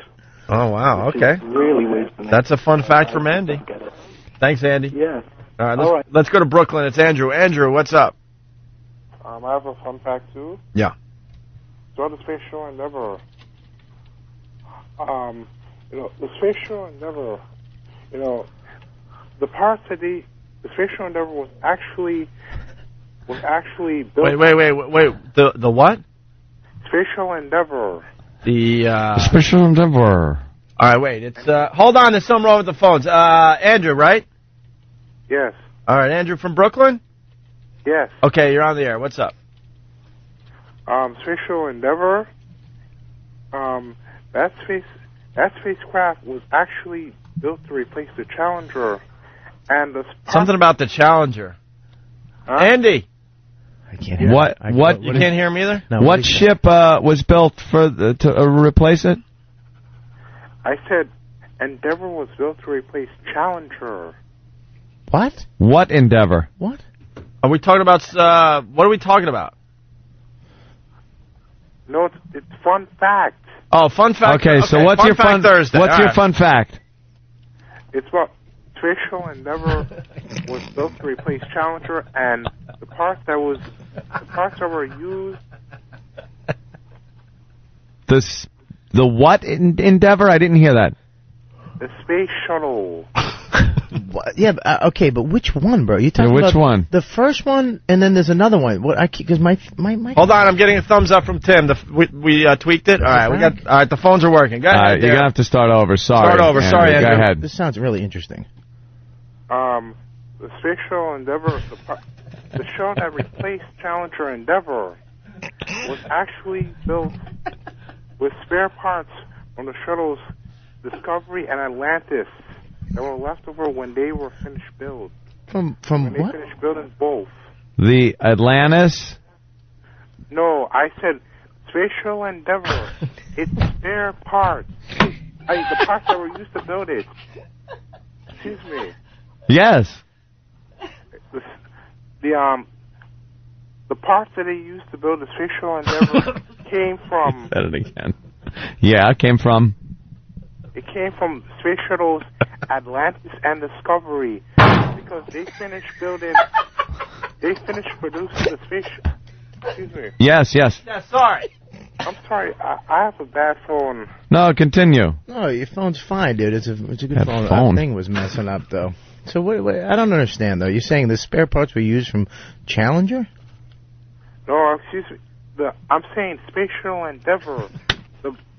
The material that was used to build Space Shuttle Endeavour. What about the other space? What's the Challenger? Yeah. So that was built to replace it. Endeavour was built to replace Challenger, and the spare parts, I mean, all the parts that are used to make Endeavour came from Discovery and Atlantis because they were finished, they already finished building them, and they stopped producing space shuttles after Atlantis. Right. Atlantis was built in 1985. So then, all right. So they took those spare parts and made what? Yeah, sum it up. So the what replaced the what with the what? Endeavour replaced Challenger. Wait, what's Endeavour? Space Shuttle Endeavour. Right. And the material that they used to build Space Shuttle Endeavour were leftovers from Discovery and Atlantis. Yeah. Oh God. Wow. So the space shuttle in what did he say? Endeavour. Endeavour. Endeavour. What is it?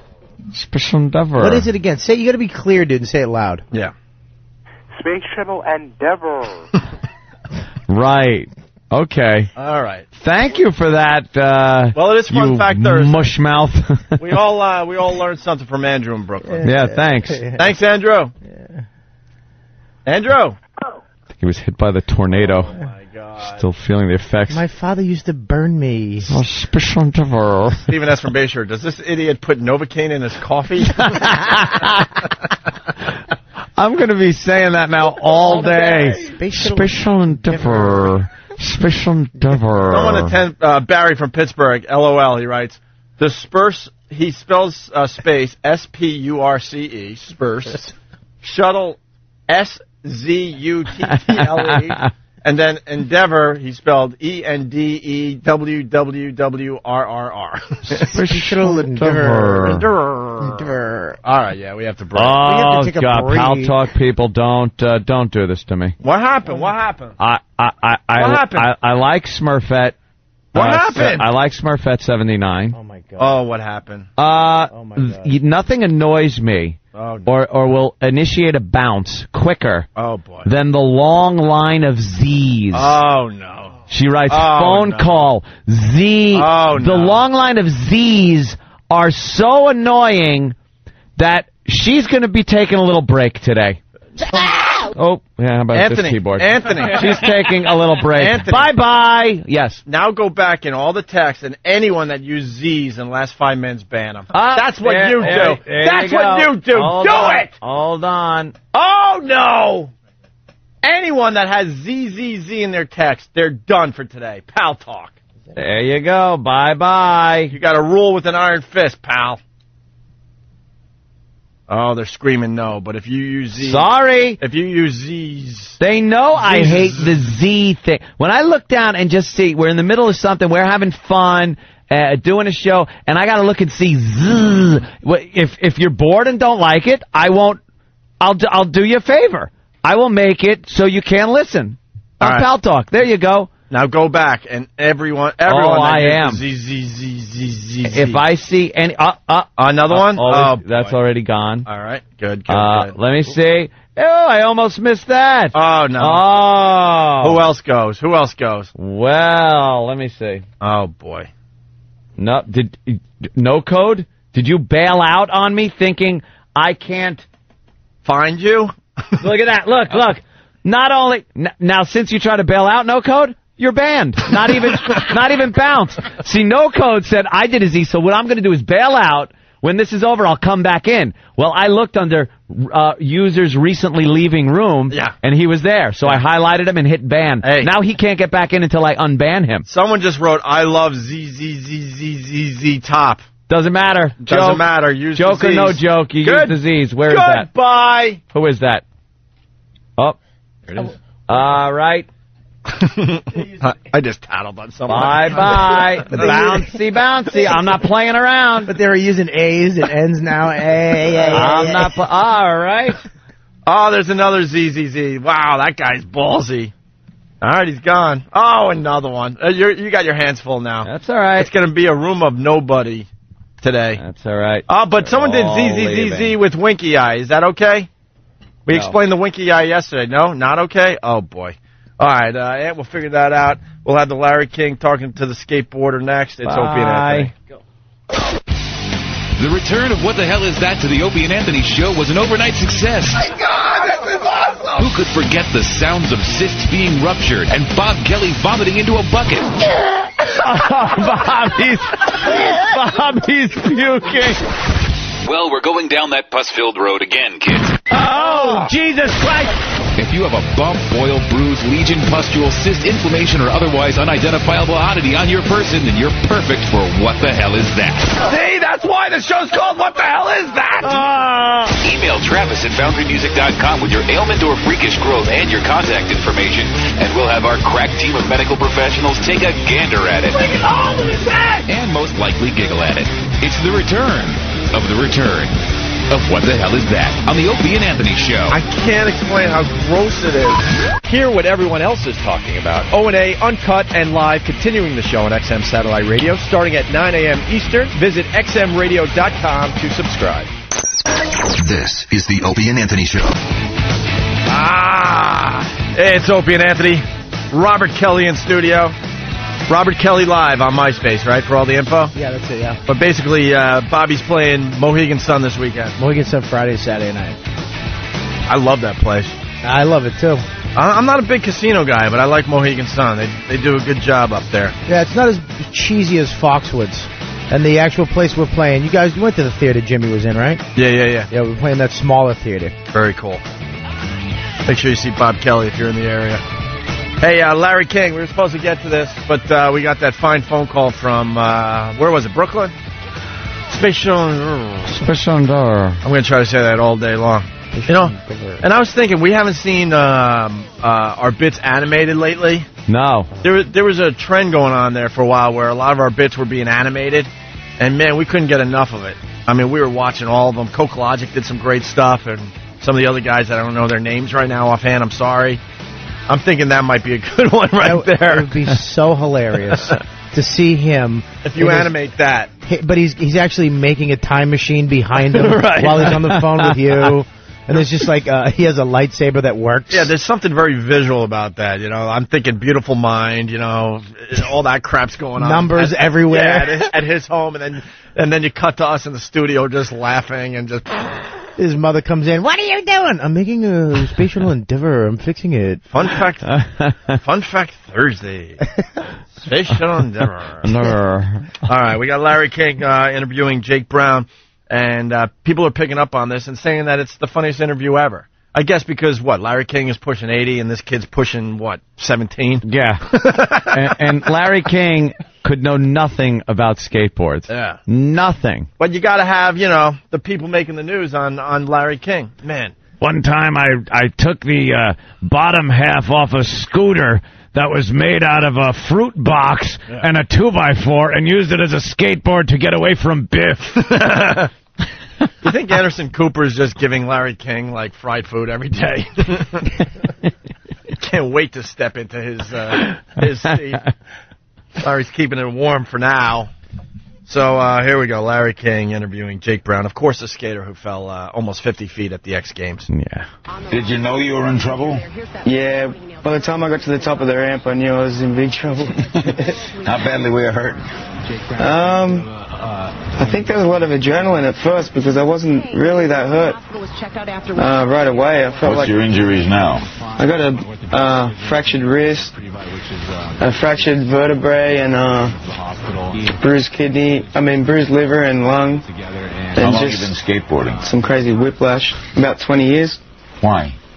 Oh, it's great fun. I mean, once I picked up the skateboard, that's the way I've wanted to. Why? See, that's Why would you skateboard? What an idiot! Is that like transportation? What do you do? Why?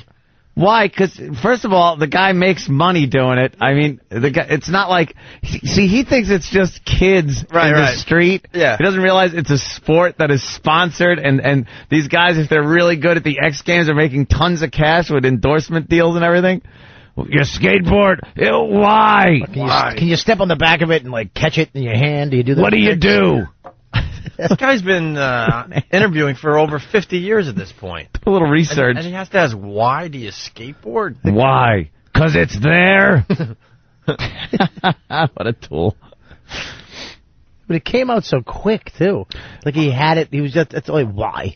So you do this, like, why? Well, that's what he did. He, like, was blasting through the interview. The guy was talking about his injuries, and he interrupted him.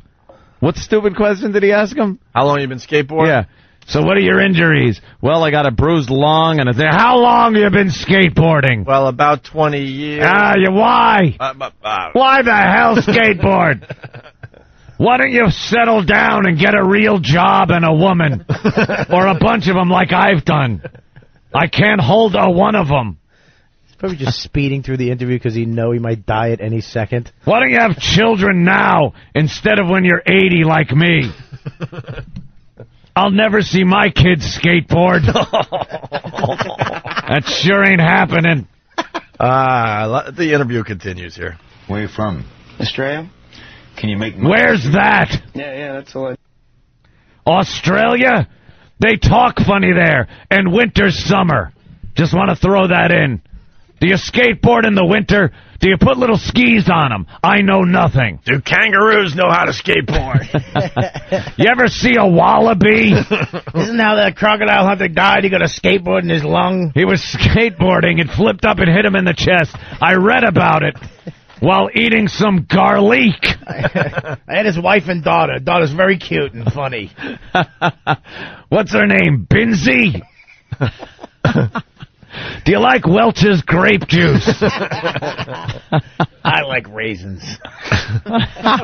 Johnny from Vegas. Larry King kind of sounds like annoyed Jimmy. He does sound like he's a bit annoyed with the whole thing that he had to interview this kid. Some producer had to go, look, dude, this is big.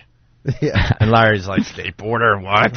The war in Iraq, the presidential race, and I'm interviewing some oh, 10-year-old who fell 50 feet. So what? You fell on your ass. I've done it. You gotta grab yourself by your bootstraps and pick yourself up. Where are you from? Australia. Can you make money skateboarding? Yeah, that's all I do to make money. Oh, my God. What is it? Yeah, in between pumping gas, I skateboard. How out of touch is Larry King? Larry knows nothing. And you make money. Can you make money skateboarding? He thinks he's some neighborhood kid that's hoping, kids are going to give him a, change for a trick. I'll give you $10 if you do that. Okay, what do? You bet the neighborhood children? Right. Yeah, that's all I do to make money. So I mean, you make it at events like the X Games. You make money, and you make money from sponsors and then events and demonstrations. Like he's talking to his retarded grandfather. It says Blind. Is that a company that makes skateboards? Yeah, that's Oh my. That's good. Are you boning out some fat tricks? Huh? That would be an informed Larry King. What are you doing? A nollie half cab heel flip? I remember doing that on the half pipe. What about a nose blunt? Can you do a nose? Can you make money doing a front side nose slide? Tell me about it. I brought this hat. It says Blind. Is that a company that makes skateboards? Yeah, that's a skateboard company. I ride for them. Do you stand regular or goofy? What's your stance? Oh, my God, this one sounds like something Opie had last night. A backside disaster.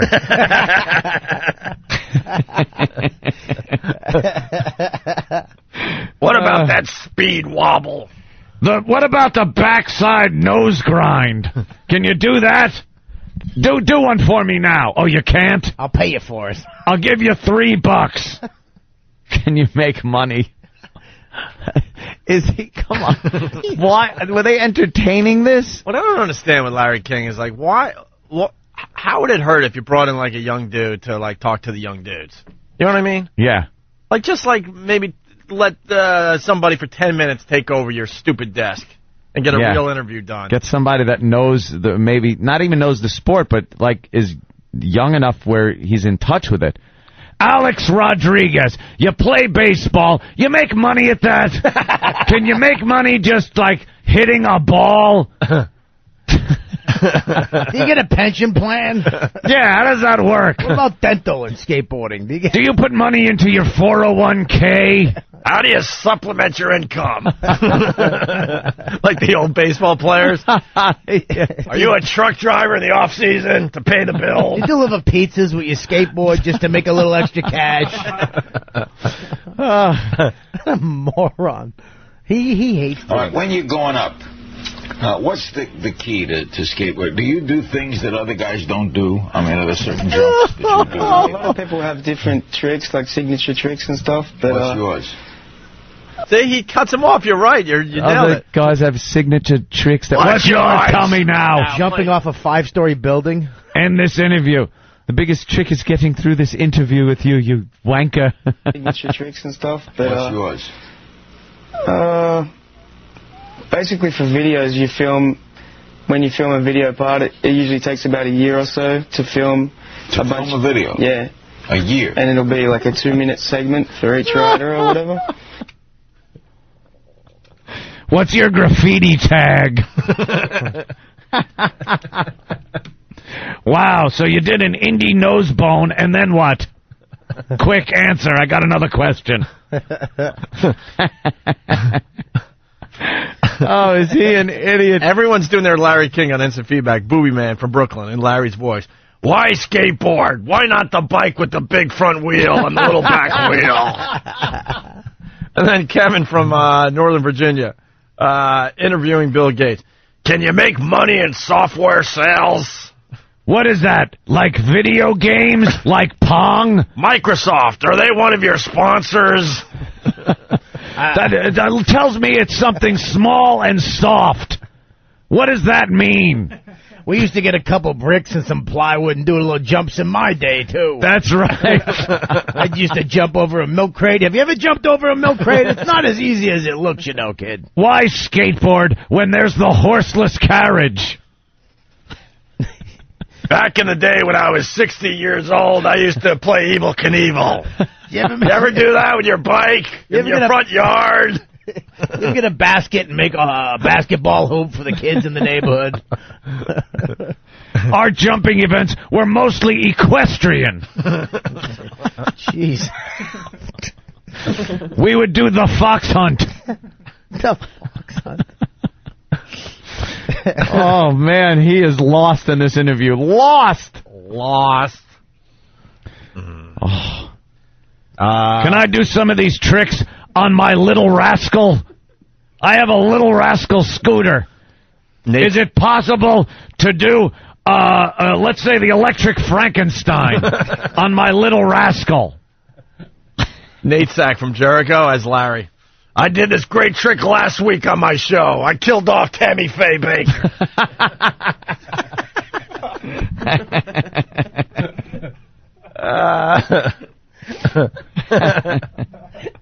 Nate just handed me a note. It said equestrian, and then under equals horse. he knows how stupid I am. That's a horse. Jason from Rye. Microsoft. Is that the opposite of Viagra? I did a kick-flip fakie the other day just getting out of my car. I broke a hip. Chester's liver. Look, man, I have to do this. If you want to dump out, you can. As Larry King. In my day, extreme was bringing home a black. It just took a turn. Come on, that's just funny. I'm sorry, that's funny. He's old and intolerant. This just took a turn in the right direction. No.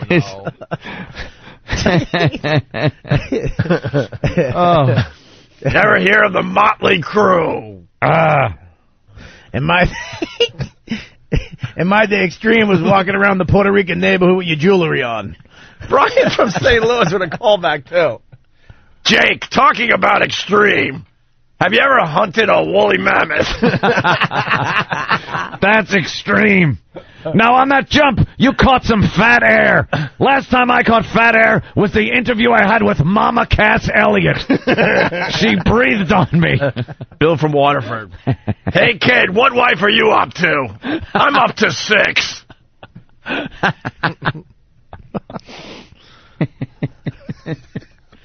Oh, God. Funny. Dopey Larry King. All right, here we go. More Larry King interviewing Jake Brown. So what? That's pretty great stuff. Yeah. How important is the board? How important is the board? You know, can't you just put roller skates on? I don't know, Larry. How important is that microphone in front of you, you idiot? How important is the board? How important is the board? How important is the board? Do you really need it? Aren't the wheels the thing doing all the work? Is there some kid just typing questions and just messing with them? Type how important is the board? See what he says.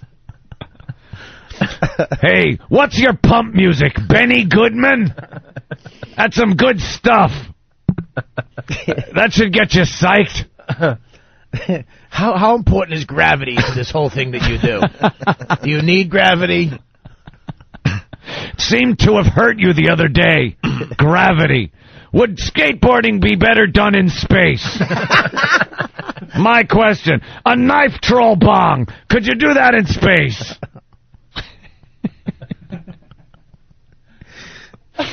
Oh, is he gone? Just off. I got to hear that again. So what? That's pretty great stuff. Yeah. How important is the board? By the way, I hate to tear down a wall. He did not. Because we do the exact same thing. When you're fishing for your next question, when you have someone in studio, you'll say something like this. So what? That's pretty great stuff. That's you'll be like, wow, stuff. so that's because you're thinking of the next question in If your he head. didn't say that, think how much dead air there'd be, because there was dead air after he said that and came up with the brilliant "how important is the board" question. Tearing down another wall for you, but that's what that's good. We got Chuck Yeager in studio. How important are the wings? Is that something you need in a plane? That's pretty good, brilliant, awesome, kind of good stuff for you.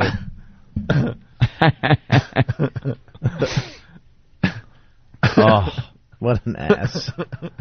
Just a douche. That's pretty great stuff. What is that?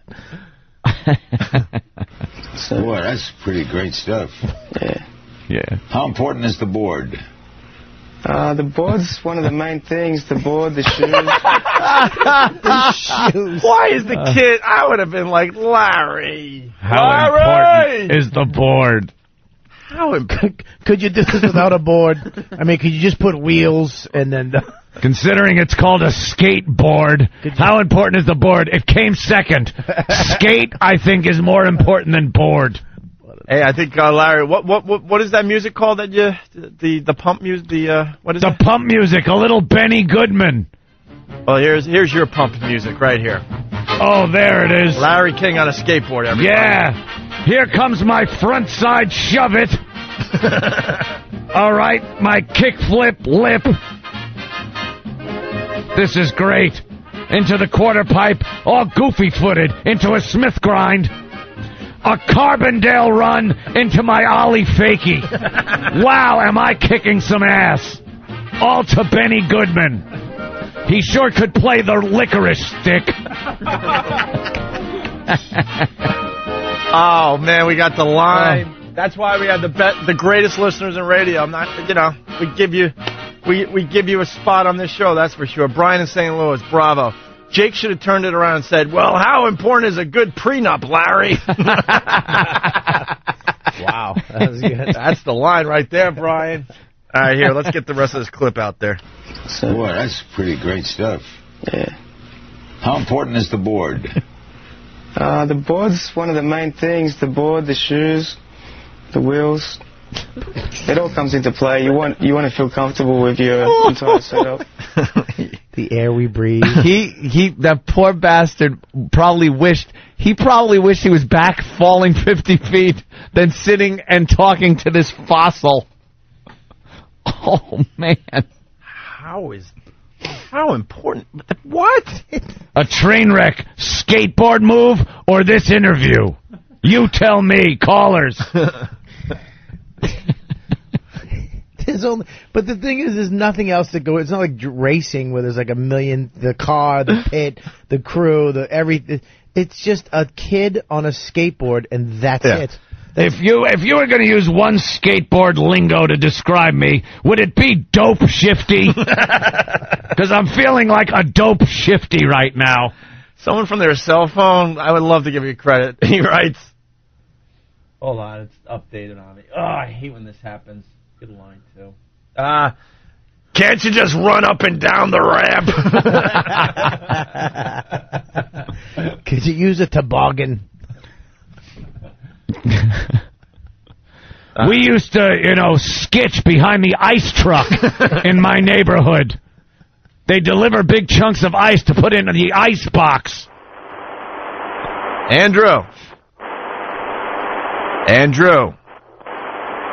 Andrew from Brooklyn. That's the Space Shuttle Endeavour guy. Now we can't All right, talk. listen. We unfortunately have to take a break. No. Well, we can continue. I want to hear more Larry, please. Is there more? I got to hear more Larry. And maybe we'll give you a Pat Duffy update next. How's that? We're talking with a member of the 82nd Airborne. How important is that parachute?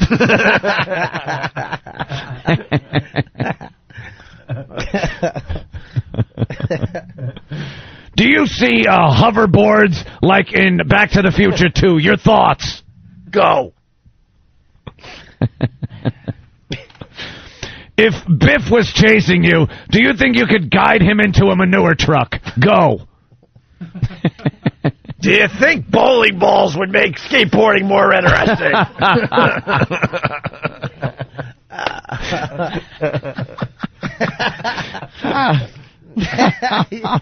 Oh, my God. Your thoughts on marbles and skateboarding?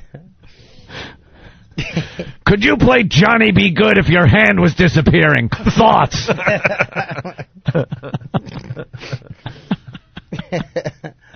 We're talking with Marty McFly. I mean, who? What's your name? I forgot. What an out-of-touch tool. Skateboarding with no ramps. Your opinions and thoughts. Fireman from Pittsburgh as Larry. One time I got into a nosedive fakie into a clueless bomb slide, and I finished strong with a dead air 50-50. Your thoughts? Was kicking ass. Your thoughts? When I fell off the toilet, I drew this. I call it the flux capacitor. What do you think, Marty? We're interviewing Pat Duffy. You can do this all day. Are staples important? Who's better, you or the bulldog skateboarding on YouTube? Because that dog's pretty good. He pushes himself. I've never seen him fall 50 feet. What is YouTube? By the way, I shouldn't have even known that. Holy crap, John from Brooklyn. You know, the Motley Crew. Yeah. Oh, my God, this is good. Larry King. I'd like to introduce the.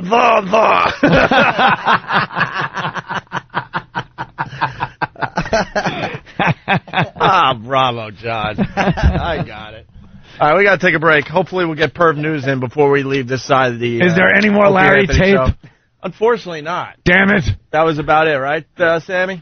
Yep. That's when the kid hung up the phone. Kid slapped. What do you mean, do I need my board? Slapped Larry on the side of the head with the skateboard and ran off. Oh, that was great. Yeah. That was great. Yeah. Love Larry. Yeah. Such an out-of-touch ass.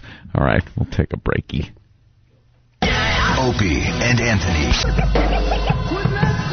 The Opie and Anthony Show.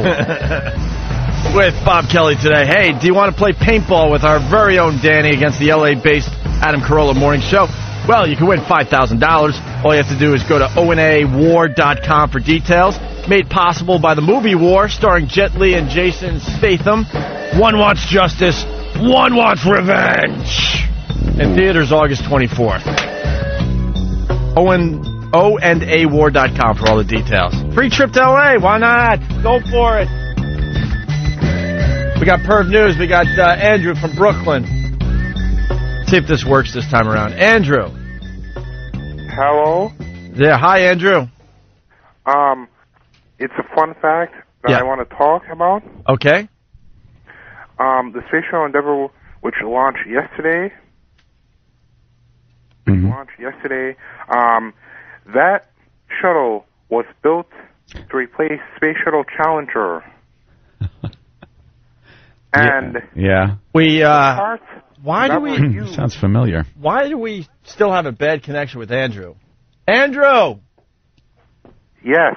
You're calling back. Thank God, because we didn't hear you the first time you called. You're calling from Brooklyn and you got a fun fact.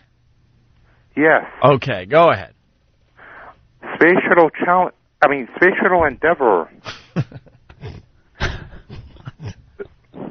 Space Shuttle Endeavour, the show that launched yesterday, that shuttle was built to replace Challenger. Wait, what shuttle was replaced to build what? Space Shuttle Endeavour was built to replace Space Shuttle Challenger, the one that exploded. Right. Enough of you. He thinks he got a bad connection, so he called him back. I swear to God. Mom, I have Special Endeavour. I have to explain this to Opie and Anthony. They don't understand. The Space Shuttle Endeavour. Excuse me. Mom, Excuse me. By the way, Pat Duffy's fine. He's sitting over there. Pat Duffy. What he got a staple in his head. It's Pat Effin Duffy. Simple as that. That's Pat his name. Duffy is an animal. His middle name is Effin. Yeah, Pat's an animal. Effin Duffy. And he went a little loony yesterday. Well, we went down memory lane. We did this staple gun challenge back in the day, Bob. Yeah. Basically, we had a newspaper with a space shuttle. With a the guy's got me. Special Endeavour. I had a newspaper with Special Endeavour. With really long staples. And so we put the paper up against our leg and then shot the staple into the paper and then into our leg. But it didn't hit the leg at first. And then the challenge was I passed the paper on to Anthony. He took a page out of the paper. Take a page away. And we kept going until someone said, no way, I can't do this anymore. And then the whole staple gun challenge ended with me just taking a shot into my leg, which at the time was pretty damn impressive. With a big staple. Huge. Yeah. Yeah, nice. It was one of those big staple guns. Oh, yeah. Nice. So Pat Duffy laughed at that yesterday. We had a staple gun around. He popped it in your belly. Mm-hmm. He started with his belly, popped one long staples. How long are we talking? His gun's right there. Right, that. Oh my God! All right, listen. Staple it into the newspaper and look how long the staple is. Tom's running down the hall as we speak. Don't worry about it. He was in a panic yesterday. Don't do it like that. Do it into the newspaper. Into the paper. Yeah. Now pull it out. All right, see how it you went can't into even... the console. And it went through the entire newspaper and into the console, Pull the whole right? newspaper up, silly. See? Listen. All right. Now picture that in his belly, in his cheek, that instantly started pouring blood, and then, for good measures, he put it to his forehead like a gun and shot it into his skull. Now, here's what happened. The edges of the staple, because it hit his skull, bent outwards to a 90-degree angle, like the staple did a split because it hit bone. So now he couldn't pull it out because it was stuck You moron. Exactly. So then we kind of all went into sort of a panic mode, and then like Steve decided to get pliers and try to pull it out, and you could hear like flesh almost ripping. Yeah, it was like oh a my crunching. God! Get the sound for Bob. He'll puke. It was a crunching noise. You can find it. It was a crunching noise, like of fat cells, like on. And it's in your head, and it hit your skull. Yeah. Did you feel it hit your skull? Yeah, it felt a little different than any other time I'd ever done it. Yeah. Oh, you've done this before? Yeah, and here's the deal. There was a lot of confusion yesterday. A lot of people were really pissed at us. Washington was pissed. Tom was pissed down the hall. And they thought we just picked some random intern and had him do this. This guy, the backyard wrestler, he was a backyard wrestler. Got hit with Louisville sluggers wrapped in barbed wire. Yeah. Yes, a little more than that. The guy knows what he's doing. What was your name? It's Pat effing Duffy. The crazy Amish? No. Yeah. What was your name? I had two different characters. One was Big Larry. He was a Mormon construction worker just laid off, bent on revenge. And the other one... Bent on revenge from what? Revenge. Slow down. Yeah, what did he want? Wait, that's going to be your new catchpridge, by the way. I love it. Pat effing Duffy, bent on revenge. That's pretty realistic. And a staple bent in his head. Yes. Yeah. And your dad called while you were at the hospital yesterday. He was not happy. Yeah, he's mad at me anyway. He seemed like he was mad at us, too, by the way. But Pat is fine. He went to the emergency room. He got one of those tetanus shots and some Motrin. And even the big, huge lump is gone. But I can still see a couple of holes in your head. Yeah, he's got the hole still. So if you look to this side. Looks like a little snake bite. Yeah. And what about your cheek? That's fine. Yeah. Everything's fine. So what was your... Did that go straight through to the inside of your mouth? Yeah, but it didn't go all the way through. I heard the replay said it pierced my cheek. It didn't. I checked when I was listening. Oh, was it like... It was close. It had to be close. It had to be close. Those staples were pretty long. Pretty long, yeah. This is why this guy's scary. Because he's not even that big. Like, you wouldn't think twice about messing with this kid. He looks like just a regular pothead at a college. Like, what's up, man? This kid... This is the kid that you'd actually punch and he'd turn and go, I didn't like that. Yeah. And he'd just kill you. Oh, God. What was your other character name? I can't say it on this side, but it was Skull F, and he was the reincarnated... he was a reincarnated zombie corpse of Adolf Hitler. That character sounds intriguing. To you? Yes. Well, it just sounds interesting. My theme song was the Imperial March, and I came out goose stepping. Yeah. And what, in did somebody's people backyard? cheer? Literally, yes. We had a shed that we came out, and we had entrance music. And it was awesome. God. Oh, that's great. Yeah. You have videos of this, don't you? Do. And it culminated with me getting 20 shots and 9 staples in my arm. See? We knew what we were doing yesterday. We need this. Pat, because of you, Pat effing Duffy, I went home happy. I don't care what, Tom all mad. He's got a job to do. He's the hall monitor. I get it. They're pissed in Washington. I was so happy all afternoon yesterday. I'm like, that's good radio. Yeah, and Johnny from Vegas says it all. He says a good rule is that the more pissed the executives are, the happier the listeners Right, are. Exactly. Hey, did you have a mustache? Did you grow in a Hitler mustache? No, I used to draw it. Well, I had a skull mask that I drew a mustache on. A Hitler mustache on it? On the skull mask? Yeah. And you'd come out as a zombie reincarnated Hitler. And I used to just stumble around and then, and throw out, Hitler, Heil Hitler salutes. Yeah, and I used to just yell, like gibberish German. I'd be like, Tastigen! Snagen! You're asking... Like video games? Yes. Like Call of Duty? Yeah,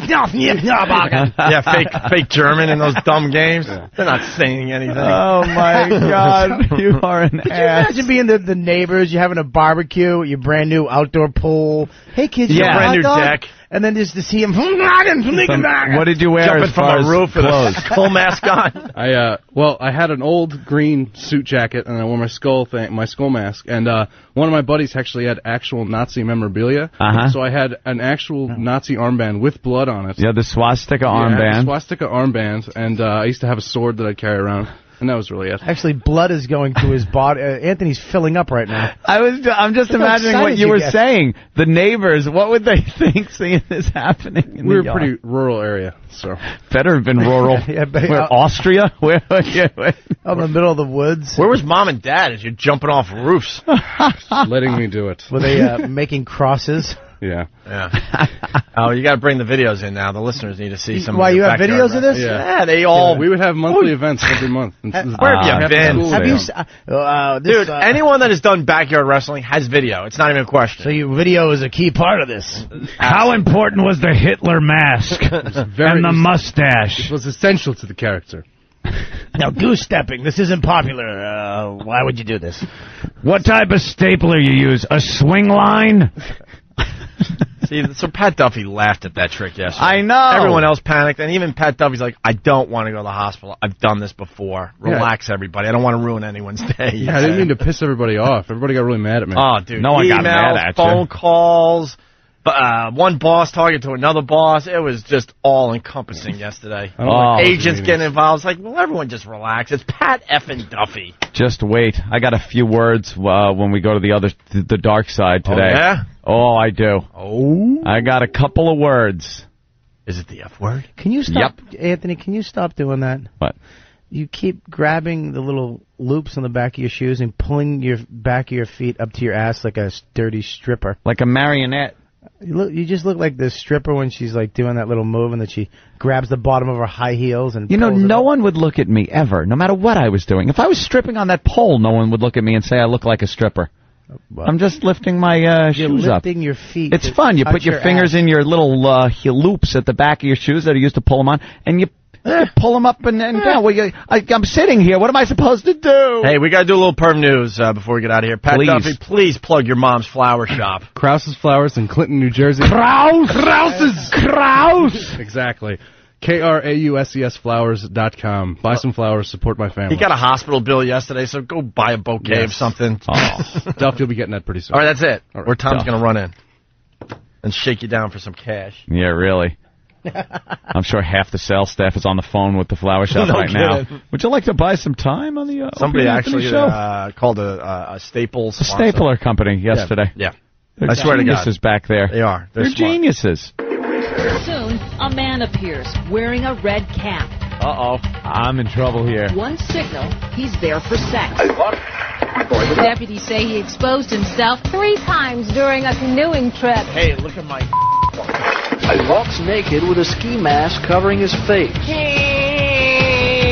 Now they say he's hiding on porches, looking through windows. Opie and Anthony. They're men hunting for another man to have sex with. They're men hunting. That's a great promo for Perv News. Good one. We'll do one quickie, and then we got to get out of here. Priest goes for nude run at high school track. Oh.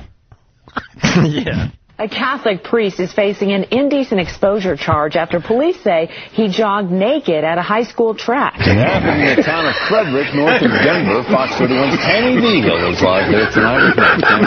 Ron, the 53-year-old's father heads 3 Catholic churches in this area, including St. Teresa's here. Tonight the church is quiet, no services, but there will certainly be prayers for the father as his case proceeds through the courts.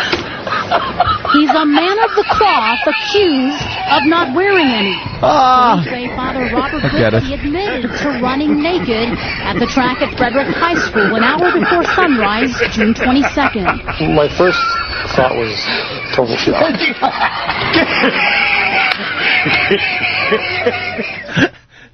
What was that? My first thought was what? I don't know. I just like the smokers laugh. That's all I care about. My first thought was what the F or something, I'm sure, right? Why don't they get it? A man of the cloth not wearing any. I guess. No, the priest is claiming innocence in this story. It was before. Can he claim innocence? Because it was before the sun rose, and he's got an excuse. Here it is. A police report quotes Whiskey as saying, "I'm a heavy man, and wearing clothing while running makes me sweat profusely." Then said, "I know what I did was wrong." But a report by another officer says Whiskey said he really did not think much about it because it was so early in the morning and he did not think anyone would be out. But an officer was out watering his garden when Whiskey allegedly walked by to get to his home at the rectory nearly across the street. I feel bad for him. I would be totally embarrassed if I was him, and I think I would probably leave the parish. All right, what's this about, really? So he's still naked walking home, too? Right. I don't know. He has a pack of cigarettes and a Coke. Fat guy. You know, sweaty. He has dry cleaning over one shoulder, did a bunch of errands. If you sweat a lot, you could, at least keep your underpants on, shorts. Yeah, loose-fitting shorts, fatso. When it's really hot out, if I'm going to exercise, I'll take my shirt off and I'll wear no socks and sneakers. You know what I mean? Why do you have to be completely naked? Naked. If you're fat, you don't take your clothes off. This guy was getting his jollies. How important are the clothes? He just loves being naked, probably. Probably does this all the time and finally got caught. Residents tonight sounding off on the father's excuses for running in the buff. Probably just you're a priest, you're a role model to the town. You shouldn't be, even if it's 4:30 in the morning, even if it's 2:30 in the morning, you shouldn't be running around naked. It's a law. You should do it behind closed doors. Right. There's treadmills out there that he can do it on in his own home. It's an alleged sin church members may be able to forgive, but if convicted, he'll have to register as a sex offender. Catholic Archdiocese said today, we take this matter seriously and have been addressing the situation. Based on the information the Archdiocese has, it does not appear Father Whipke's actions involved any other individual, adult, or child. Now, the priest's lawyer said he nor his client had any comment. I love the... Any boys involved, young boys? No. Oh, well, then this is not... Why are you even talking to us? You know what? So I love the... Who gives a crap statement they have to release. We're taking this matter seriously. Very seriously. What? Of course you are. People don't have to understand. He's not doing it to be a pervert. He's a werewolf. Oh, he had just gotten back into human form. Yeah, and then he's actually going home. Everyone knows the clothes rip off of you when you become a werewolf. Yeah, he's a priest werewolf. Not like in the movies where you have little pants left. Right. You got to be naked. What was the cop doing out watering his lawn at 4:30 in the morning? It's a little odd. Cop was naked. The cop was probably new too and said, "Oh my God! Oh, here's my lucky day." The uncomfortable part is the priest still had his collar on. He just the collar. He just had the collar with Reeboks. with a swoosh. He had a swoosh collar. It was like a sweatband. Oh man, we're running out of show on this side. Yeah. All right. Good place to leave it, I guess. Bobby, thank you. Absolutely, always fun having you here, Bobby. Robert Kelly live. He's playing Mohegan Sun this weekend. Friday, Saturday night, baby doll. Because we're on the Wolf up there, so getting the plug in for you. I think I got to call into them today. Ow! All right. You want to take the jet up there? Yeah, I'll take the jet. Take that from Republic Airport. They offered me the jet. I wanted to take the hovercraft. There is none. There's no floating buildings or hovercraft. Floating buildings. Got Opie all upset. Yeah. It's Opie and Anthony. Have a great day.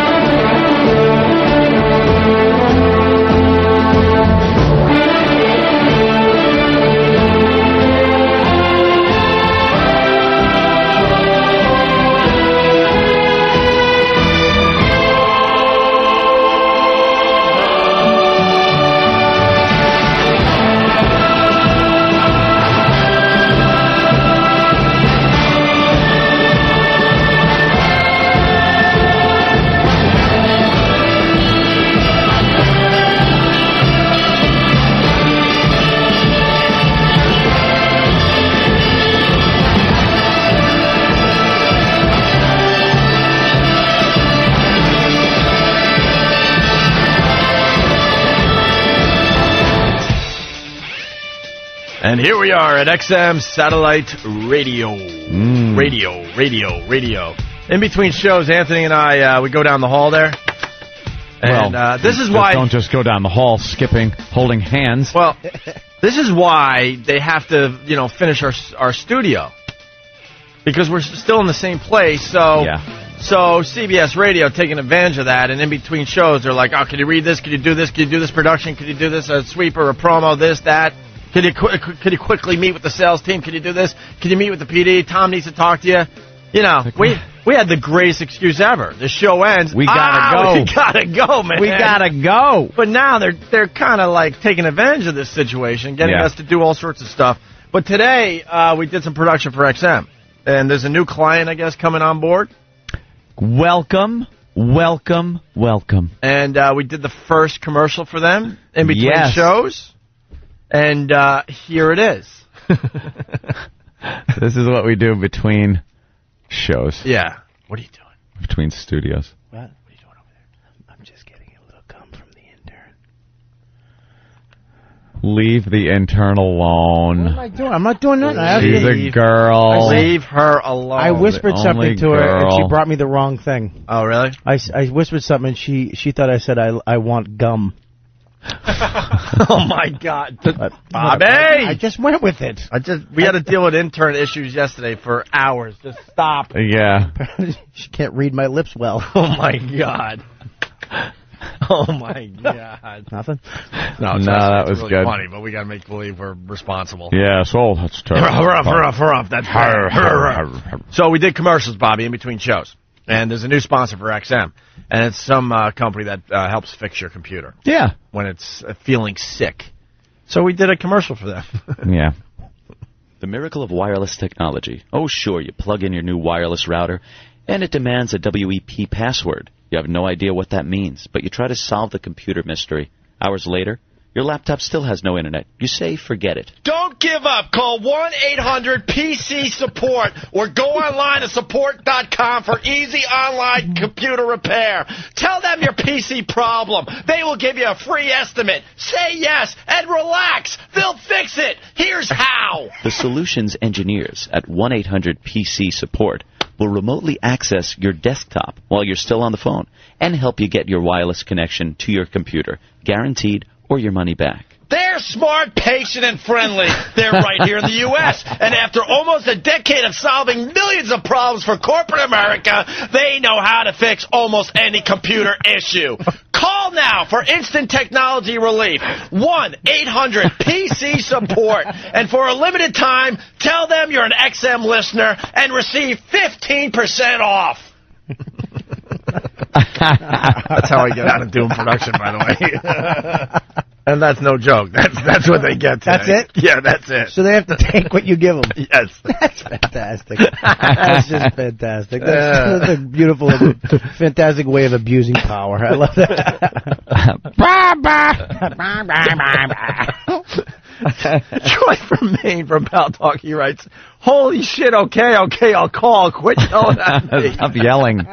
Why are you yelling? Hey, speaking of commercials, this was brought up on yesterday's show, and we couldn't get it to you right away. We had to go dig it up in the archives. The Mujan live read. Mujan. Featuring Otto and George. This I have not heard. What was Mujan again? Mujan was a hair removal system. Right. It was like waxing. And it was a sponsor of ours. And we're talking about it, and, you got to do it like the sponsor wants you to. And Otto, as, George, just went on and ripped the product apart. It was hysterical, and we're kind of like, oh, Jesus. It's reminding me of the one of the faithful listeners will remember the name of the product, but Tim Sabian, good friend of ours back in the day. Yeah.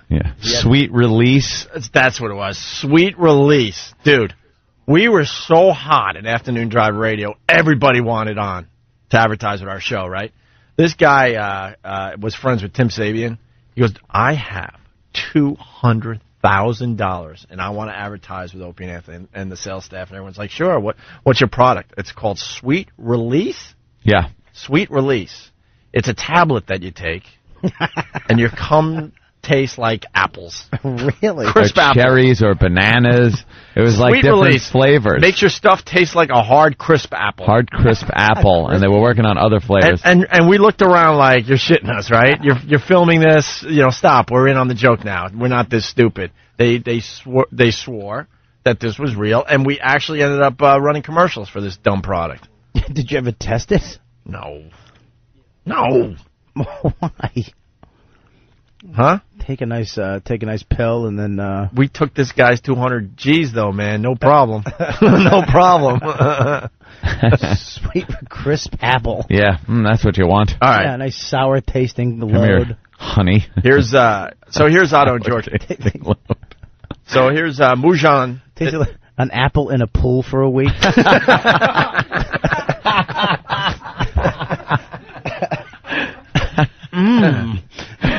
By the way, the XMers get really upset. There's a beep in this because it's the only copy we have, and it's from the old days that we can't do anything about. Occasionally, we did do stuff over there that actually got beeped. Yeah. So we were doing this live read for Mujan, some hair removal system, and Otto and George was in studio, and this is what happened. Uh-oh, I hope we have a lot of delay for this commercial. Anthony? Yes. Mujan. You want to explain to George the puppet what Mujan is? Mujan is a wonderful way for women to get rid of unwanted body hair. Bikini line, legs, even mustaches, facial hair that girls might have. And it's so much better than shaving. Nipple hair, whatever it is. It leaves the body very smooth. Mujan. Is that like electrolysis? No, it's a strip that comes in a package, the Mujan 2000. You press it on and peel it off, and completely smooth. Wonderful, smooth, sexy skin. The name is smooth. It's basically yanking pubic hairs out. Mujan. Should be called... We just spoke with the people from Mujan. Yeah. We had a demonstration in our office. It is quick, painful, and completely removes hair. Do you have a hairy Knish? Try Mujan. Here's you. I hope the bastard appreciates this. Yanking my hairs out by the root so I look good in a sundress. It should be called... Yanking? Okay. Wait, that line has to be on the radio. Oh, it's great. Thank you. It's easy. Peel, press it off, press it on and pull it off. Unwanted hair, gone. Almost painless. No. Except for the part where you go, No unpleasant odors or chemicals to irritate the skin. Mujan gentle, has botanicals, hypoallergenic, removes hair completely. It's slow to grow back. Lighter, thinner, skin is softer, sexier than before. Mujan. It's wonderful. You always throw that aloe in there. There's aloe in there. What does that do? I'm bleeding. Take me to a hospital. There's aloe in there. There'll be no blood from Mujan. It's wonderful. It's so gentle. We saw a demonstration. The hair comes off. You don't even feel it. And no one's buying it at this point. It's the most desirable way to remove hair. You know what else is good? Closing a storm window on your testicle is also good. You know, for the hot weather. All right. Just drop a storm window on your tea bag.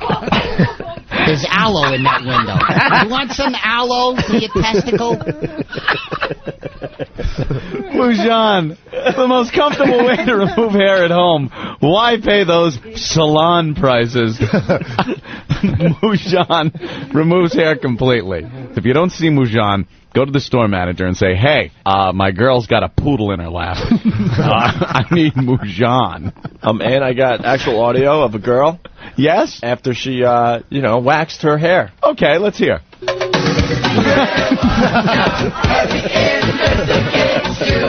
See? It's so smooth. She's so sexy. She doesn't even need a brain anymore. It's amazing. So to get hair off of that...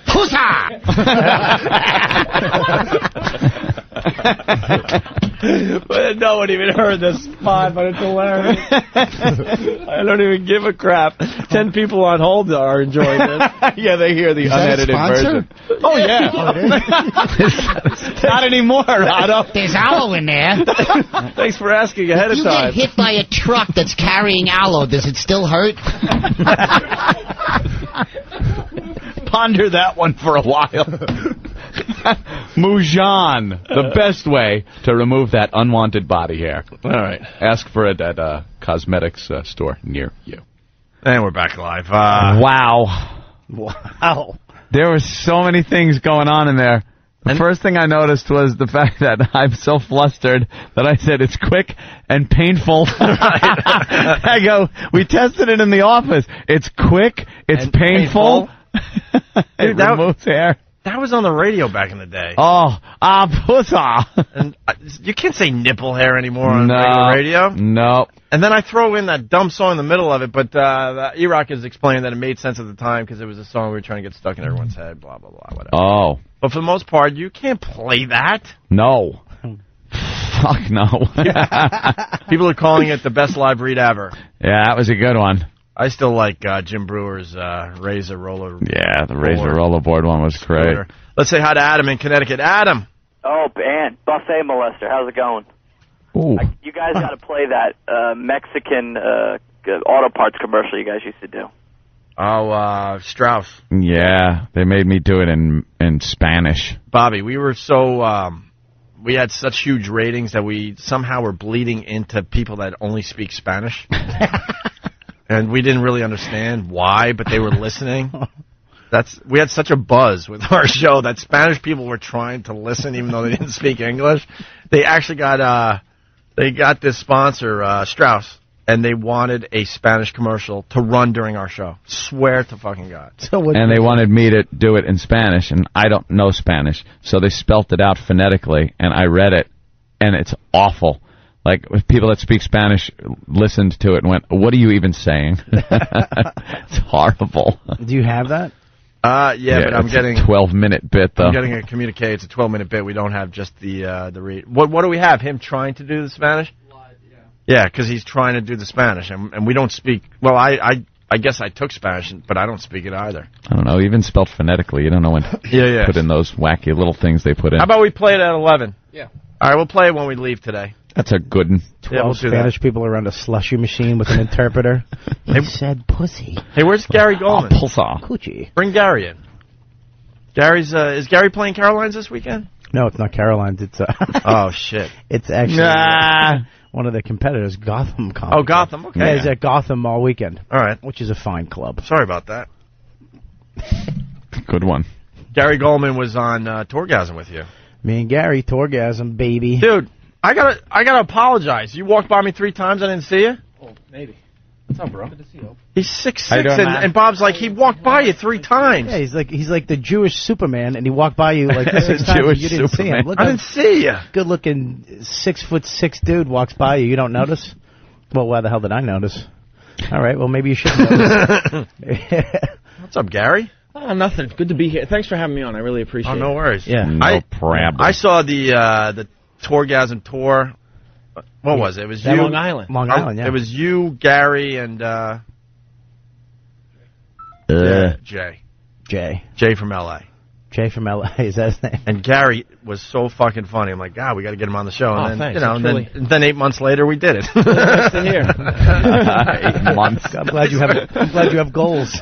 Let's just put it this way. He was doing Christmas material, so it had to be like 8 months ago. It was in December. In fact, a friend of mine who came to the show just had a baby. Mm-hmm. So she must have just gotten knocked out no kidding. that week or something like that. So. Yeah, because I ran into you guys backstage, and I went up to Gary. I'm like, that was really funny. We got to get you on the radio. We'll get you on soon. Here it is, 8 months later. There's actually a new human was born. Yeah. That's the gestation period. Life happened. Yeah, the entire gestation period. But Gary's playing Gotham all weekend long, starting tonight at 8:30. Tickets 212-367-9000. In between shows, Big Ken called me from Philly. Yeah. You know the Barry Bonds thing. Yeah. The home run. Okay. A lot more info coming in on this freaking ball. First of all, the guy almost got killed. Like, when he finally got the ball after bouncing around in the stands, he fell on top of it, and then everyone piled on. Everyone did a pile on. Wow. And his comment was he was just praying that the cops would get there in time before he died. That's how sick it was in the stands. Yeah, you would get crushed. You think you could breathe? They're all trying to grab. A bunch of hands are probably underneath trying to grab them, punching them. And I don't think, I can't breathe, get off me is going to help at that point. Okay. Oh, all right. Someone's getting hurt here? They don't give a shit. That's a lot. That, like you said yesterday, it's a lottery ticket bouncing around in the stands. I hate that. Even when I play Little League, when you hit the home run and then you come to home and they all pig pile on top of you. I never liked the I remember pile on. just crying on the bottom of that pile. You hit a home run in Little League? Yeah, I hit a home I'm run. so jealous. Really? Yeah. Yeah, but my dad wasn't there, ever. I had to use other people's parents to buy me like a root beer after the game. Hey, Robbie, here, this is for you. We have to go. Have a nice walk with your lonely glove. Got to play catch against a wall. Yeah. And I'd actually play catch with my sister, and they actually put her on a team because she was better than me. Or you just gotta chuck the ball straight up in the air and practice catching pop flies and dream of having a dad. At least having one that cares. Wow. Actually, So in sad. sixth grade teacher, we had a father-son potluck supper, and I was the only one that couldn't go, so he actually went with me. Oh, really? Yeah, he was my dad for the day. And I actually kind of treated him like a dad, and I think it weirded him out because I was sitting next to him, and I was kind of like just, kind of being like, hey, talking to him, and he was like, yeah. Listen, you're my student, relax. Yeah. Oh, God, that's I'm embarrassing. the product of a broken home, too, and father figures were everywhere. Everywhere. Really? Yeah, the carpet salesman at Sears, the mailman, everybody. Want to shoot some hoops? They all felt bad. So they gave you 10 minutes in between deliveries. Gary's mother has to be one of the funniest moms I've ever met. She is, you picture Gary's mom. I always picture like a lady, I don't know, just, hi, how are you? Nice to meet you. I'm Gary's mom. His mom is the funniest lady ever. She just comes up. She goes to all my shows in Boston. When I'm in Boston, and I'm dirty. And when I'm in Boston, I'm disgusting. And I used to get nervous the first time there. She'd be like, I'm here. I'm Gary's mom. And she's just like a Boston mom. And she's like, you were wonderful. And I just talked about the inside of a vagina for 20 minutes. That was so funny. Meanwhile, I say shit. She writes me out of the will and won't even talk. Oh, really? Yeah. I'm not allowed to You swear. get the That's voicemail Gary. from That's Mom. not you. Leave that to Bobby. I went to the one of these father-son things that reminds me, because my parents divorced pretty early on, but they were together long enough to make me completely miserable by them being together during my time I was in school, elementary school and stuff. And I wanted them to do things. Like, I wanted them to be real parents and stuff and go on. Like, I wanted my mother to be the mother that went on the field trips on the bus and stuff. And I wanted my father to go to the father-son things. And they went to a couple of them, and all I know is they were constantly hung the fuck over. No. Like, so bad, because they had to be drunk at night to even deal with each other. It was just a wreck. So one time I went to go see You're a Good Man, Charlie Brown or something in the city here. Take the bus out from Long Island, field trip. Yay. And my mom was all gussied up like a whore. She got. Well, I used to like tell her, could you put your hair in pigtails and wear your go-go boots and a skirt? And so I would tell my mother this because all my friends would be, your mommy's so pretty. Like, I wouldn't think of it in any sexual way. I just liked how people would compliment my mommy. Oh, my God. And meanwhile, she's dressed like a stripper. And she's hungover. Like, so she's sitting in the bus, in the back of the bus, swigging Pepto-Bismol out of a bottle. And I'm sitting at Radio City Music Hall watching this big Charlie Brown movie. And she goes, I'll be right back. She goes to the bathroom where she's just puking and having diarrhea. Exactly. And she comes back, and to make me feel better, she brought me like a program from the show, and she's just sitting there, like you could still smell alcohol on her. And then my father was even worse. We went to a father-son breakfast thing. Yeah. And he, again, hungover. We drive to this place. We get there 20 minutes late because he got lost.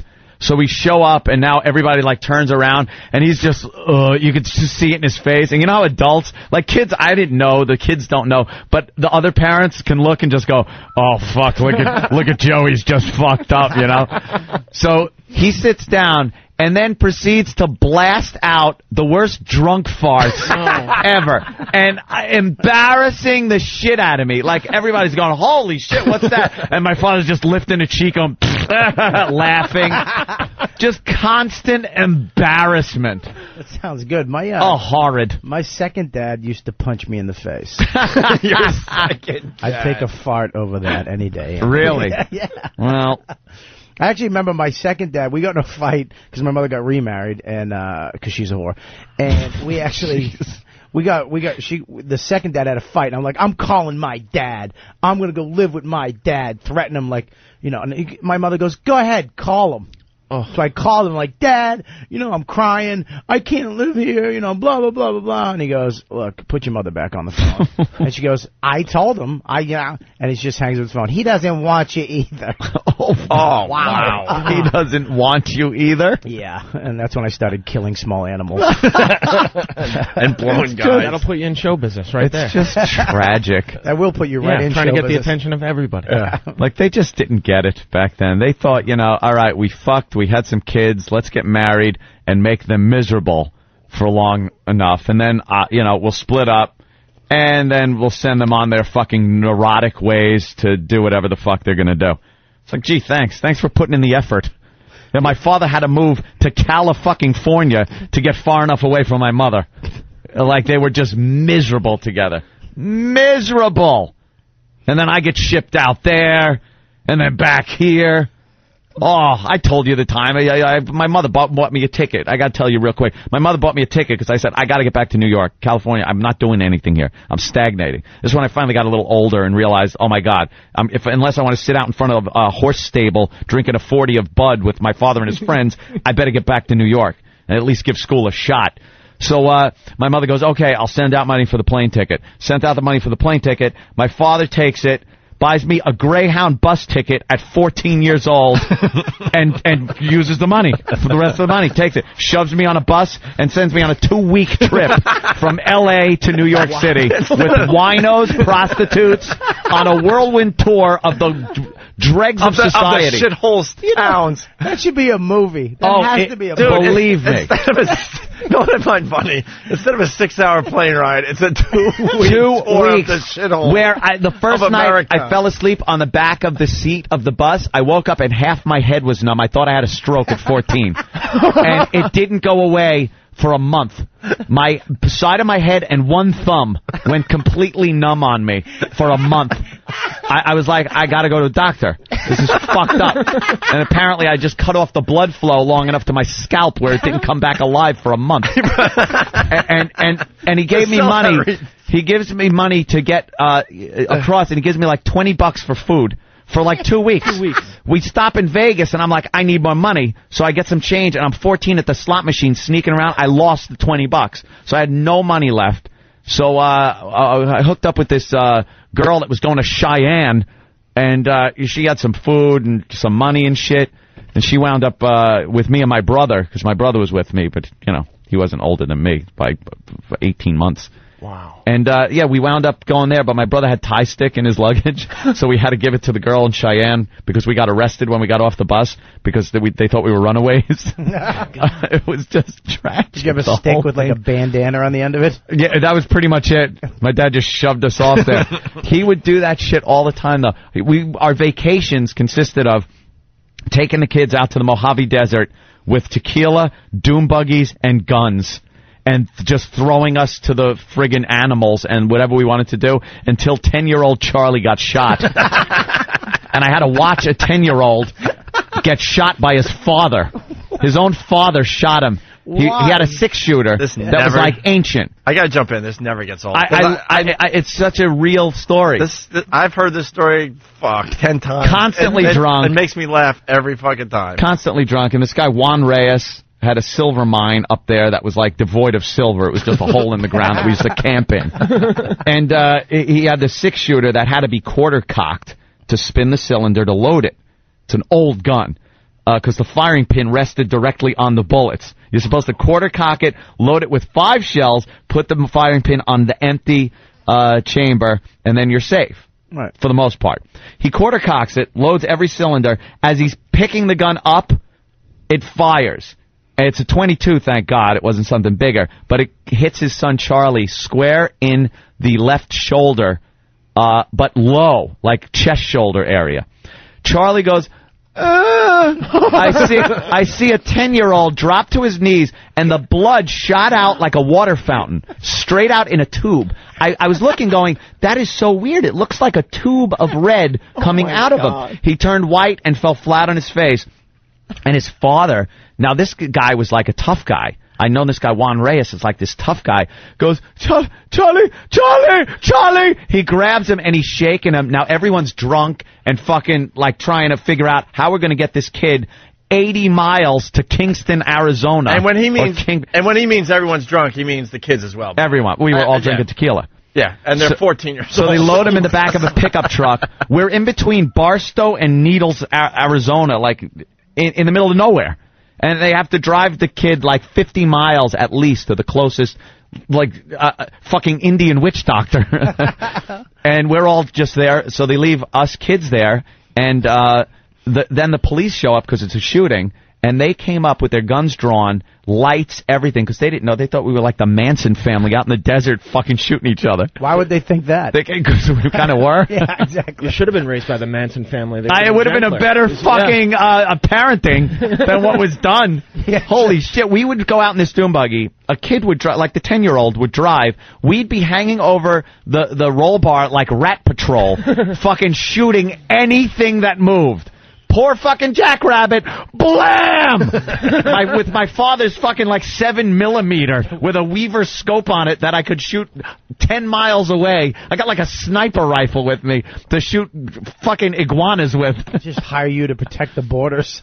Yeah, and they would go out like we were going out to play ball. Like, I'm taking the dune buggy and the rifles to shoot shit. All right, kids, have fun. And they would drink and just fucking hang out until they passed out, and we would all just shoot shit, and apparently each other. He's dead. Oh, don't I feel like a fucking asshole? No, that's way to go, okay. Gary. Let me tell you something. Don't turn that way either. Don't you turn. My dad's dead too. I don't have a daddy anymore. Yeah, and the anniversary of my dad's death is 2 days away. So yeah. So enjoy. Good one, Gary. Good one. Don't assume, and maybe, kind of put a few feeler questions out there. Maybe ask a few questions before you come in here, How's your dad doing now? Oh, dead. Oh, this is... my dad. He probably looks something like this now. Oh, like his jaw dropped, like the Indiana Jones skeletons. They all got the jaws that are like, looks like Rasputin. Yeah, like big hissing cockroaches coming out of his eyes. I fucked up Pete so bad at the last virus show.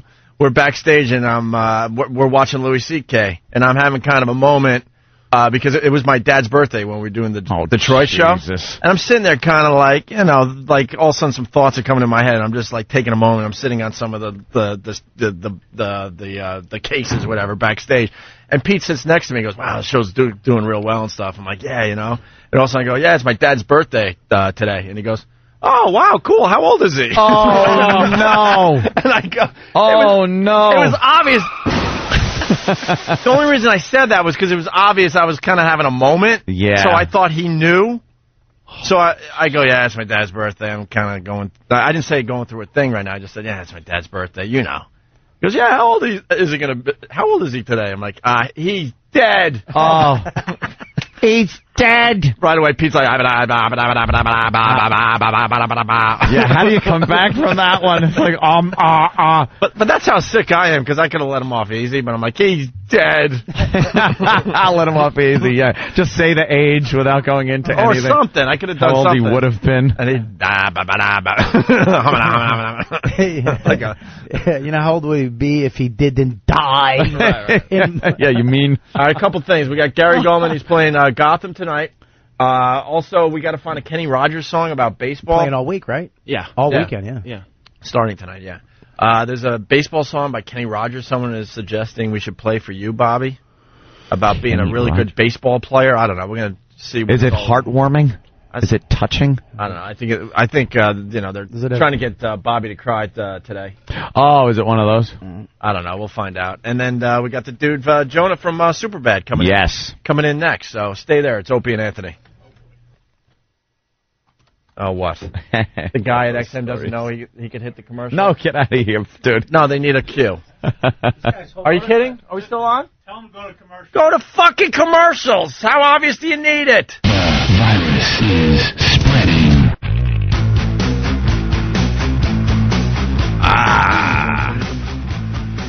Lots of fun today, man. Gary Gulman in studio playing Gotham all weekend long. There he is. Jonah, what's up, buddy? There he is. How are you, sir? Anthony. Jonah, how you doing? Welcome to the clubhouse, I guess. How's it going? I don't know where to go. Just find a mic, plop down, and start pretty yapping. much it. Just talk in the middle of the room and project. Well, we're distracted there, Jonah, because Regis here. Yeah. That's not Regis in the dunk tank. He's attempting. Some dude is attempting to break the underwater not breathing record live on Regis. You think he's gonna do it? What is it? It's 14 minutes and 25. Yeah, fucking hey. I kind of feel like I don't give a shit how long someone. It's like great. You can sit in water and do nothing. See, Jonah, you fit in with us because we're thinking if we're like Regis at this moment, like, what do you say? You want Kelly Ripa to just show snatch to the guy right before he's going to break the record and just watch him go. Like fucking Matt Hooper in the cage. If the guy who had the record just jumped in the tank and mouth fucked him right now, right before he got the record. I like Regis just staring at him. Yeah. Once I had to hold my breath for 2 minutes when I ate out John. That pussy stinks. That's tough when you go down on a So you can curse on this show? Yeah. Oh, it's everything. Watch. Cunt. See? That's pretty much the A-bomb. It's the A-bomb of words, and we can say it. The C word, man. Is this a? They call that the C word in my household. Oh, yeah. You gotta watch that. Maybe this guy's just a mannequin. Maybe he's dead. That would be great. If he just died in there. Imagine they finally have to check on him. Just fuck. Oh, wait a minute. Up, he's moving. Oh, man. He's just taking his watch. He just broke it. Mariner. He did it? He did it? Oh, he broke the record. But he's going to stay in there a little longer? Of course, I would. Now he's doing the I'm holding my breath cheeks. Wait, do you remember when, like, David Blaine, like, tried to hold his breath for a really long time? Yeah. And then he, like, stayed in the tank for, like, a week before he did it? Yeah. But, like, I didn't care about, like, the week before. He should have done, like, one thing or the other thing. Because now this dude just came and did what he tried to do on Reg. Yeah. And David Blaine's fucked now because he tried to, like, stay in the tank for a long time and hold his breath. But if he had just broken the hold your breath record, people would have been psyched, I feel like. Absolutely. Well, David Blaine's a hack. We talk about him all the time. Do you really? Yeah, he's a joke. That's the only thing I've seen, and then I saw the thing in London when he just kind of hung out Hung out in a glass box above some box. Who cares? Some dumb thing. Wow, that guy just broke the fucking record, and who cares? On Regis's show. Wouldn't it be uncomfortable if you're driving with this guy and you accidentally end up in a lake because he'd be like all relaxed and you'd be panicking, and he'd just be, that's all right. Wait till we hit bottom. Yeah. I like this song. I'm just working out. No biggie. Don't worry about me. He puts on the wipers and laughs at you as you're just panicking, trying to break the window. All right, they went to commercial. He'd say, "Don't panic." They say, "Oh wait, no, sorry. I'm just saying that to myself because I don't have to panic. You should probably panic." Yeah, give me 14 minutes and we'll be out of this. Excuse me. I'll be out of this. I'll be out of this. You're gonna have guppies plucking your eyes out as your hair slowly goes with the current. With that eerie scene. Hey, we got Jonah Hill obviously in studio from Superbad. Sorry for the distraction. Superbad. Oh, no problem. That's more exciting. We a lot of us saw Superbad and absolutely loved the movie. Oh, thanks, man. And we had your two partners in here. Oh, you had Michael and McLovin in here yesterday? McLovin! Even I've started calling him McLovin, and I know him pretty well. Yeah. Yeah, it's impossible not to. It's feverish. It's McLovin fever's catching on. Some dude at the airport, I was like walking down, and he was like, "Hey, where's McLovin? The movie hasn't even come out yet." I was like, "How do you even know that?" He's like, "All right." Dude, yeah, he doesn't understand. I saw you do stand-up one time. Oh, really? Yeah, you were great, man. Oh, thanks, bro. That's Bob Kelly. Yeah, Bobcat. I've seen Not you do stand-up you. before, man. That'd be funny if you just did that. Not you. Oh, no, sorry. That I was the TV's on behind you. No, you don't understand. That happened to him. That happened. Tell the story. It was even more I embarrassing. saw you do stand-up, and you were great. Well, I was actually talking. I thought me and Seinfeld became friends because he said like a word to me. Yeah. And, we were, so I came back the next night and I was basically, yo, man, hey, how you doing? And he kind of blew me off a little bit. Yeah. But then he walked away 2 steps and he turned around and he goes, look, when you're done, come up and we'll hang out and we'll talk. I got some stories to tell you and we'll talk. Jerry Seinfeld? Yeah, and he's like, we'll have some food. And I was like, dude, I'm in. Yeah. I'm going to do my set. I'll be right up. We'll hang out. I got a story to tell you, too. And he looked right at me. He goes, not you. Who is he talking to? Someone his right agent behind next him. To me. How embarrassing man, is that? Dude, you think Seinfeld's like, hey, come on up. You're feeling all good about yourself. And he goes, in that Seinfeld way, not you. Not you. Oh, That's embarrassing. Man. I went for that's why I stopped high-fiving people. 'Cause I saw a dude who was going for a high five, and I assumed it was for me for some reason, and I put my hand up. Oh. And then he went he saw my hand and could have given me a courtesy high five because he knew I was gonna look like a fucking asshole, and he went around my hand and high fived his friend, and I just stood there. Oh man! And I was like, man, I'm not gonna high five even close friends. When that happens, I just do the robot. I just do the robot. There's no situation, even if you connect a high five with someone, you look like an idiot pretty much anyways. Yeah. So I figure fuck that. It's just a setup to embarrass myself. The high five is I actually made Anthony give me a high five at the Detroit show. On stage. And they actually were giving you shit, but the person who initiates the high five is the asshole. You were pretty douchey on that one. Because it's very addictive. You can't not give a high five. If someone back. puts their hand up, you gotta you can't leave them hanging. No, totally. I have a crazy story. You guys want to hear a 2-second story about this?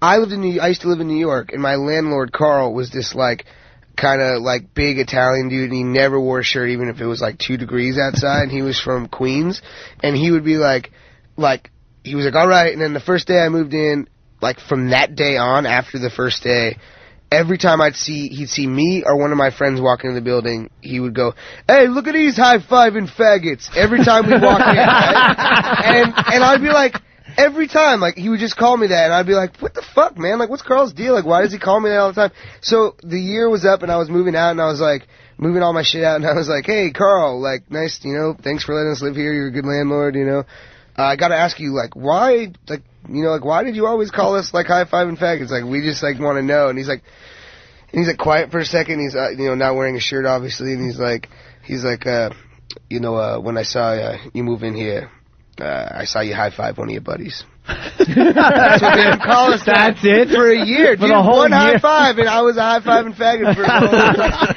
And then he said it in a way he was bummed that he wasn't a part of our group of friends. He felt, excluded. Oh. He would have wanted us to be hey, Carl, we're going to have a beer. You should come out. And I feel he said it with such resentment every time, yeah, I don't care about you guys, but really he did. He was hurt.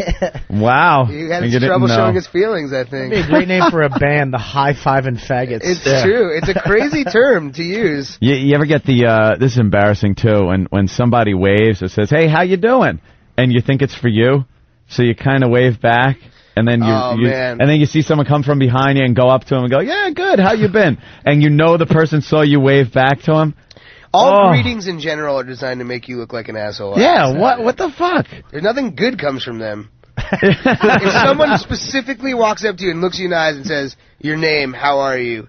That's the only time I'm going to say anything back. Or else I always think that people are talking to me, and they're definitely not. Everywhere I go. Yeah, I don't know what that is. I have a bad problem with that. How you doing? What's up? No. How was Michael yesterday? Did you guys have fun with Michael? I wanted to jump in here. We felt kind of dirty after the interview because we have this paltalk thing. Aunt maybe could show you real fast over there. And they're leaving. We're taking pictures. It went well. We promoted Superbad like crazy.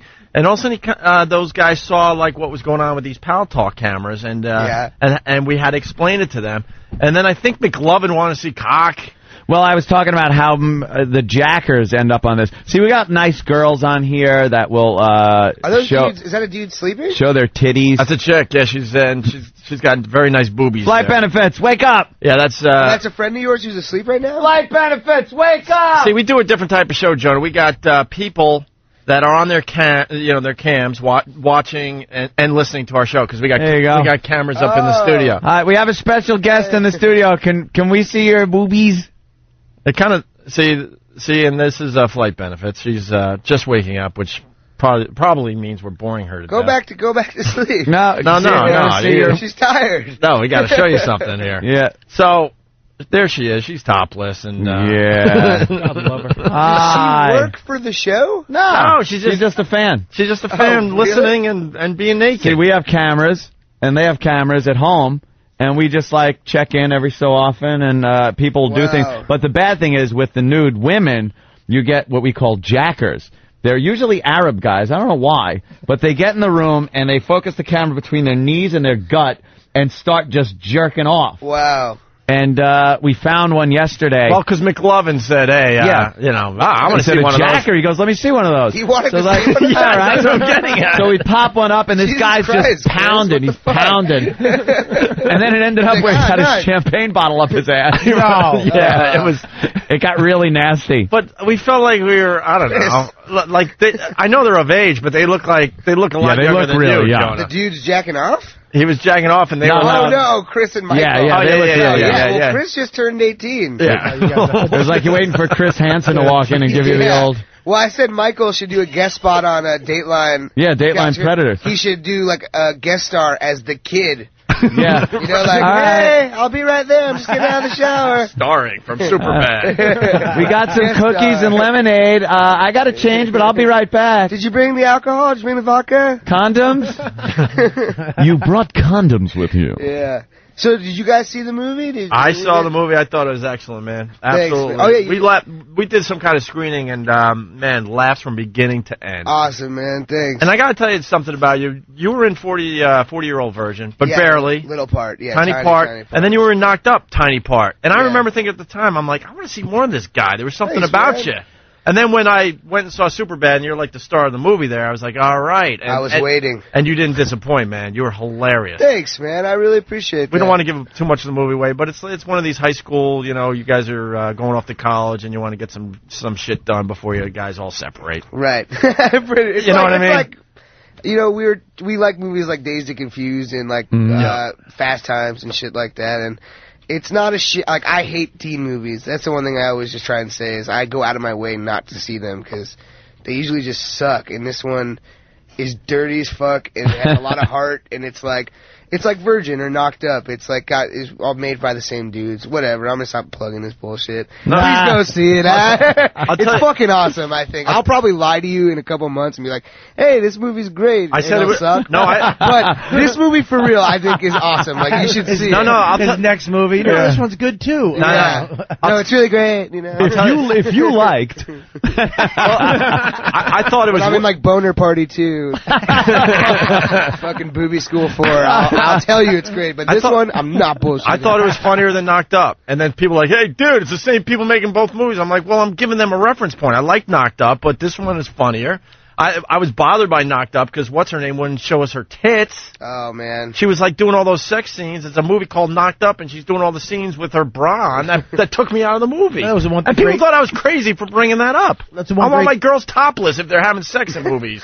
Yeah, back in the day, they'd always show. Thank you, yes. Oh, yeah. What, Phoebe Cates? I mean, how many times did you... That was great. Stop? And that was back when you had VHS. Didn't even fucking knock anymore? Yeah, you guys are bummed probably, though, because we had to cut out the Chris jerking off with a champagne bottle. Wow. Damn. Unfortunately, we had to cut that for time, but not because of content. And, without giving too much away, the penis montage thing. Oh, thanks, man. You're going to get people talking. Actually, some of that is already on YouTube, but then they get rid of it real fast. Yeah, they're scanning that shit. Get it off. But, yeah, it's funny. Stay to the end. It's one of these movies, they do some good stuff with the credits. Stay through the credits. Yeah, stay through the credits. Yeah. Stay through the credits. Please. But well, go see it. Pay to go see it, then stay through the credits. Yeah. The movie's got a great buzz. You don't even have to be here. I mean, it's a pleasure to be. I remember when you guys came on the air, man. I was like, I remember how offended people were by you guys. And I listened. I was like, man, this shit is awesome. I love this show. Yeah.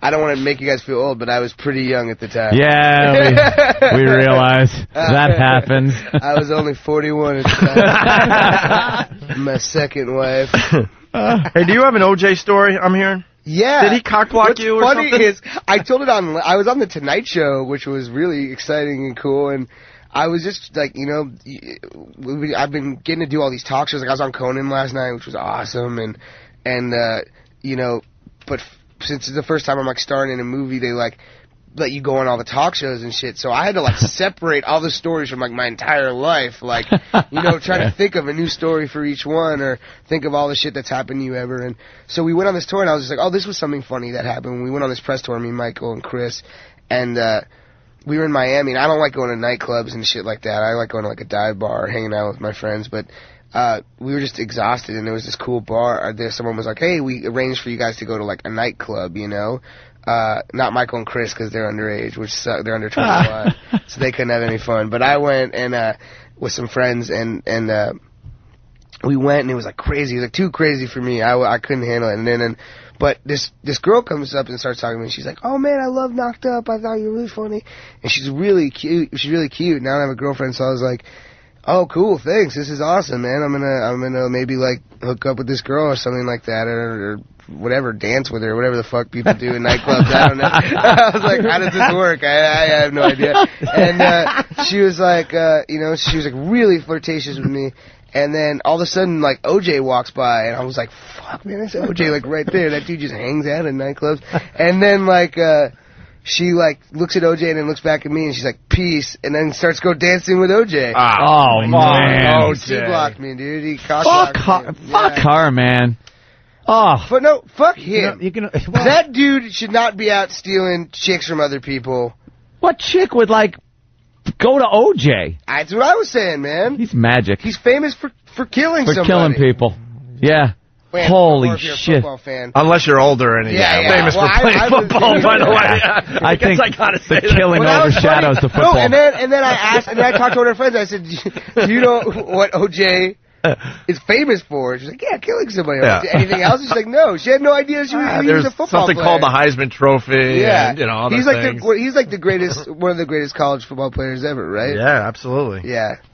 Yeah, but he killed people. Yeah. That's like... I feel like that all turns to shit once you murder somebody. How does it make a chick hot, though? It's like, you know, this guy, young up-and-coming actor, he's in a few flicks that you love, and then a murderer walks by and your vagina gets wet. How does that happen? She must have really wanted to get back at her father. Like, really badly. I mean, dude, if you want to get back at your father, that is the absolute... You win. Yeah. There's nothing higher home. than calling your dad and being like, Dad, remember when you, like, wouldn't fucking let me go out with Timmy fucking Ronson? Well, guess what? I fucked OJ last night. It was like the craziest thing you could ever do to your dad. Yeah, he held a dull blade to my neck. Well, guess what? I fucked OJ. OJ Simpson. Hey, is there another OJ Simpson? No, it's actually the OJs. Were you saying on Conan last night that you've been hiding behind the Superbad cardboard cutouts in movie theaters? Yeah, I jump out behind them. And well, I figure you meet actors and shit, and they're so jaded, and they're like too cool to like. I mean, I don't fucking know, man. This is my first time I'm starting a movie. I'm on a poster that's like all over the place. Like, I'm just enjoying. I feel lucky, and I'm enjoying it. And I'm, man. Doing funny shit with it. Like, why would I mean, like. I could walk by and be like, oh, cool, there's like a poster of me, fuck it, I don't care, you know? But like, I'm like, man, I'm gonna fucking scare the shit out of these 16-year-olds right now. I sit behind it, I wait, and I just go, hey! And their minds are so blown. Imagine staring at a sign of something and it popping out behind the sign. And then I said on Conan, I cut a hole in the sign and put my penis through the hole. Because I was telling this story about how, out of context, that sounds really strange and weird, but I was told a story about how, like, I was doing a movie and I was taking a nap and someone who worked on the movie knocked on the door of my trailer and I woke up and I was like, she's looking at me like all weird and shit, like what the fuck. And I go back and I'm still like asleep. I'm like, all right, thanks for coming by. And I go by my mirror, and my penis is completely through the hole in my boxers. And she was just like eye level with it, like, eye to eyes, is what I said. And then so Conan was like, "Where's your penis during all this?" And I was like, "I cut a hole in the poster." That dude is cool as shit, man. Conan Conan. Fuck yeah. Man. I don't think he knows we're alive. No, Conan. Yeah, he is. Like, he's my favorite talk show host, I'd say. Like, that's the show I watch, like, every night, always. Yeah, maybe one of these days. Yeah. We did the Letterman, you know. Letterman? And then we did Leno. What'd you think? Yeah. Did you have fun? Yeah, it was definitely a blast. It was the first one of the, you know, the big shows. Yeah. So, those like, things you're are scary, standing there. You're standing in that little, like, area where you wait, and you're just going, how the fuck did this happen? Yeah. It's like, how am I walking out on this stage, you know? It's crazy, man. Yeah, that's, like, the most nervous Definitely. I ever am, for sure. Like, beforehand, you're in the dressing room, you want to throw up, you're just like, oh, I can't do this. And then right before you walk out, you're just, like, behind the curtain, and you're like, I'm just going to take off. I'm just going to leave. This is fucking I can't do this. I can't do this. Fuck up my whole life right now. I'm going to go out there and say some shit I shouldn't say. And then what happens? Like, they announce you, music starts, and you walk out like, hey, look at me. Hey. I always wave like such an idiot when I... Yes, the stupid wave. I look like such a dumb fuck when I walk out there, always. I'm always like, hey. And I'm like smiling really big. Why do you feel compelled to wave like that to the audience? Who the fuck am I waving to? Let's see, fucking Clooney doesn't wave when he comes out. At least I don't walk struts out there and sits down. Clooney, like, he's saying, hey, I'm cool. I don't need to wave like an idiot. Dopey wave to the audience. At least I didn't go for a high five for the audience. High five the audience. You should just bow. You should just take a three bows. One to the left, one to the center, one to the right. I saw Shia LaBeouf on a talk show, and I actually thought he had a good move, because I always feel awkward, like, when you walk out and wave and shit. And Shia LaBeouf he just clapped when he walked out, and I thought that was a really good move. I was like, think that's a you're little not odd. awkward. Yeah, but you're not too cool. You're not waving to anybody, or you're not like me and waving like a fucking idiot. And then he's just like, all right, I'm clapping. You're clapping, and I'm clapping for you guys. You're clapping for me. That's how I took it. I was like, that's kind of a cool idea. As long as you can translate that, like, you're clapping for the audience, almost like aim the clap at them. Like this. You know, you kind of turn and go, no, for you. This is for you guys. Throw a hand out there. Yeah, something like that. That might be cool. But if you're clapping for yourself, and don't like be the last guy. Like the audience stops and you're still clapping for you. Standing. And then give a dumb wave anyway. Oops, shit, I gave one. Hey, you know, I don't know if, do you have time? How much time does he have, Jonah? I know he's a big star. 5 minutes! 5 minutes! Where are you going next, Jonah? Yeah, what do you got? I don't know. Regis? Have you done Regis? Well, no, we did the Today Show yesterday. That's pretty coul. That was scary as shit, man. That was the scariest one. Yeah? Because those people not only don't know who I am, could not give a fuck if I like the people and the surrounding people. Yeah. And they told us, like, me and Michael and Chris, they're like, all right, the crowd's gonna go crazy when you guys walk out, because it was like outside. We walk outside, and you could like audibly hear people like, "Who the fuck are you?" Oh, God damn. Where's the woman who makes roses out of origami paper? Superbad. These people are like 60 years old from like, you know. Oh, that's rough. They haven't seen a movie in theaters in like since like Gone with the Wind. Schindler's List was like the last movie any of these people saw. Or actually, not even. Glory. They were actually in it. They were in it. Dude, I love your honesty, man. You're so right.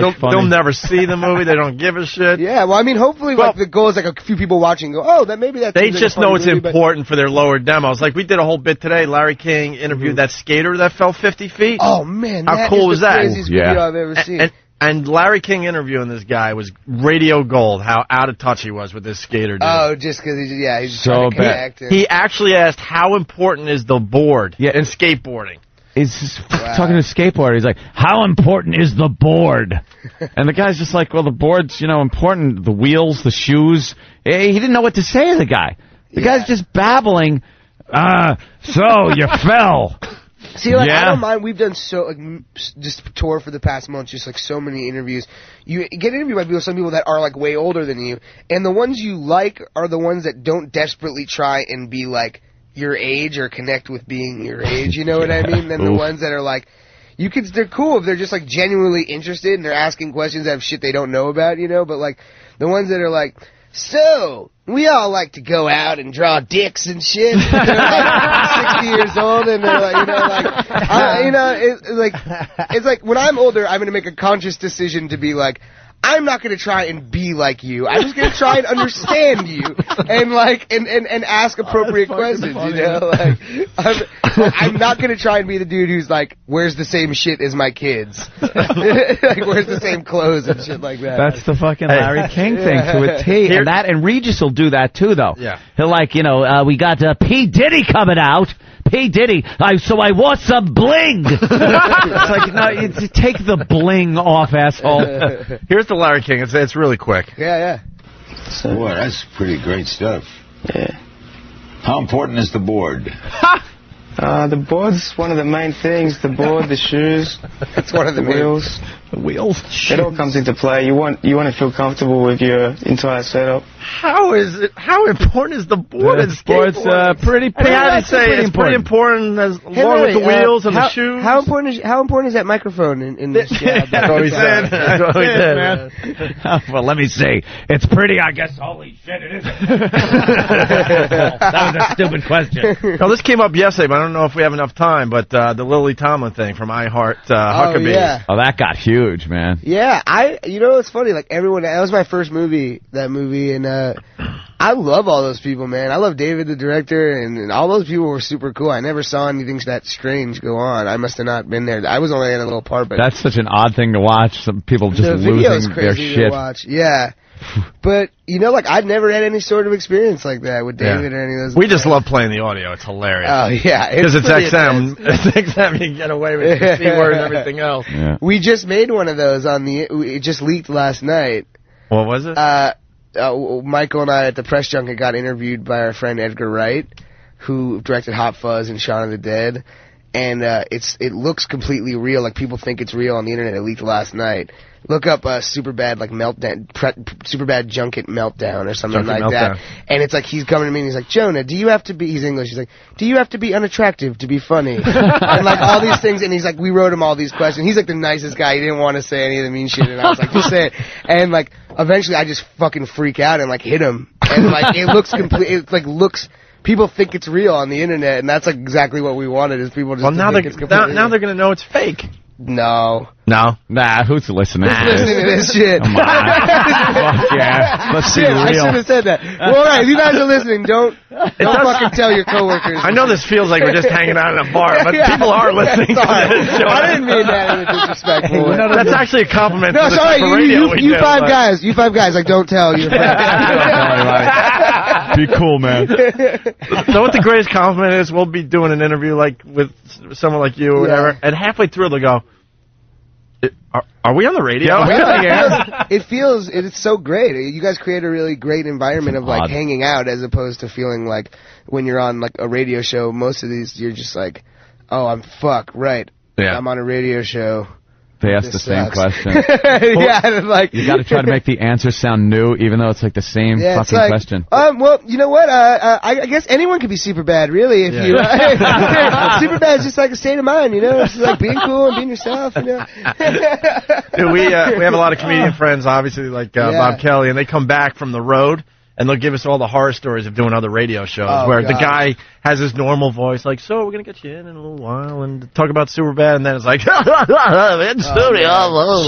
Oh, my God. That's what the wacky horn's for. What? I was supposed to do a call-in to another radio. I just today. You just forgot. Do it on the air right now. Can I tell you? It's actually Wolf. The Wolf. Oh, the Wolf up there in Mohegan Sun. When I saw Bob do stand-up at Beecher's Comedy Madhouse a few years ago. That was Las Vegas. Yeah, and that was like a couple years ago. That's a fucking hell. And you were great. You were like, you brought down the house. Yeah, I can't remember specifically one thing you did, but like, that sounded the opposite of what I was saying. I remember specifically. There was something where you were doing a really funny dance. Was there a bit you used to do where you used to have like a really funny, like you were talking about dancing at a club or something like that, and then like this really funny like hip hop song came on and you were like, I remember specifically. No, that was actually an Asian guy. That was the Asian guy, Steve Burns. Oh, no. No, it wasn't. Yeah, no, I I swear to God, I have no dance. Look at me. Huh? Look at me. But you were doing an impression of like someone dancing, like I don't know. I've seen your moves look I very remember specifically dance-like. because I remember. Maybe, dude. I don't know. Maybe I was just doing something that night. But that show, just to let you know, it was like there was movie stars. Like Paris Hilton would be there, and guys like you would be. All these people from LA. Yeah, Say movie stars. Movie the first stars person like you pull me. out is Paris Hilton. Dude, this was like she's more fucking popular than me. Let's just put it that way. And he does that dance on the receiving end of glory holes. That's pretty. Okay, hold on. Oh, that's hurtful. I'll crash myself. That was hurtful. We're all having fun. You know why it's There's sucks? no You need laughed before we laughed. Right. And then you did a little I'm move. not afraid to lob them out there. Sometimes they don't hit. It's fine. I'm feeling a weird tension here now. I was trying to give Bob a compliment because he was really funny. But you were really funny. That was the point of the story. I remember laughing my ass off. And that show's crazy. There's it's like a circus show also. I had to follow a 7-foot Russian gay sword swallower. That would get a standing O every time. The place would flip out. Oh, and then you have to follow And that. it's like, you remember the Hard Rock? Well, that's the rule. Yeah. It's like from Annie Hall. You don't put two sword swallowers in a row on the same bill. No, just call me a homo. I realized he's actually fitting right in. Bob, I realized that sounded like I was calling you gay, but I was making a joke like you both swallowed, like did the same act, like swallowed swords. No, it was actually funny the other way. I know, and pretty accurate. But you insulted him. I wish I was gay. There have been some episodes. I'd fucking blow him for a part in his next movie. Now it is uncomfortable. Now it really is. Well, I was gonna just be quiet for a second. Well, but seriously, Actually considering it? I'll drag a moment like that on for like 15, 20 minutes. All right, you got to get to your next thing. Yeah, right? Look, she's nodding over there. You didn't laugh once, by the way. You're bored. She laughed her ass off. You laughed a little over there? She's a silent laugher. Yeah, because you're on the radio. Respectful. All right. Dude, you guys are awesome. Thank you so much for having me Jonah, on. let me tell you Thanks for coming in. Superbad's going to be a hit, brother. It's going to be a big star. It's going to be a huge hit, and we'll never see you again because you're going to blow up. Yep. Well, obviously, yeah. No, I'm not coming back. I can imagine you would. Anytime you guys let me back, I'd love to come Anytime on, you're in you New guys York, are great. we have an open door policy. You just call or just show up. So awesome, man. I'll be We have here. a long list of people that just come and hang because they like the show. So, but seriously, Superbad's gonna be huge. It's a week from Friday. It opens, right? Yeah, August 17th, and we're on the cover of Entertainment Weekly. Me and Michael. Nice. It came out today, I guess. That's I cool. haven't even seen it. Isn't that yet. a bitch? It's only for a week. Yeah, I know. I literally wish I could make this week go by in the slowest time frame ever on the planet. If I had a machine that could do that. But great, man. That's all. Entertainment. You did Conan last night, and I'm going to be doing the Mohegan Sun. My career sucks. Bob's on the cover of the Mohegan Sun Daily. He's on the program. I am on the program. Yeah, I'll go see it at the Mohegan Sun. Fuck it, let's do it. Trust us on this one. Jonah Hill is going to be massive in Hollywood. Oh, massive. Man, you Dude, guys you're are going to the be coolest, massive. man. You got that. You just got it. Thanks, it man. comes I really across appreciate nicely that. on screen, man. I don't know what it is. We all laughed our asses off, like I said, from beginning to end. And we said funnier than Knocked Up and funnier than any movie Adam Sandler's ever done. That was my quote. Wow, man. Jonah. Well, thank you for the compliment, guys. It's Superbad. Yo, I'm not gonna. One more thing. Superbad, August 17th. I'm not an asshole coming to promote or whatever. Please see the movie, or I'll never do another movie ever again. It's really funny though, dude. I wouldn't bullshit you. Thanks for having me, guys. Yeah, no problem, man. All right, cool. It's Jonah You guys Hill, are rad. Thanks. Wave. We'll be back in just a bit. Thanks. Hope you answer Let's all high five. Let's be high-fiving High faggots. fives all around, man. Yeah. Hey, what's that? You've never seen it before? Looks like a rock. New from Sedentary Toys and the Opie and Anthony Show. Oh, it's so shiny. It's got corners. It's the cool new toy that has everyone jumping for joy. O&A Party Rock! It's not just any rock. It's the O&A Party Rock. The O&A Party Rock is incredibly versatile. You can chuck it, you can fuck it, you can drop it in a bucket. You can race it, you can chase it, you can yell right in its face. It's the bestest friend you'll ever have. O&A Party Rock! Why is it wearing a party hat? Every party rock comes dressed in a colorful party hat and party blower, making it the centerpiece of any party. Now with shiny red dancing shoes. Not only that, the O&A Party Rock is It's a fucking rock, you dildo.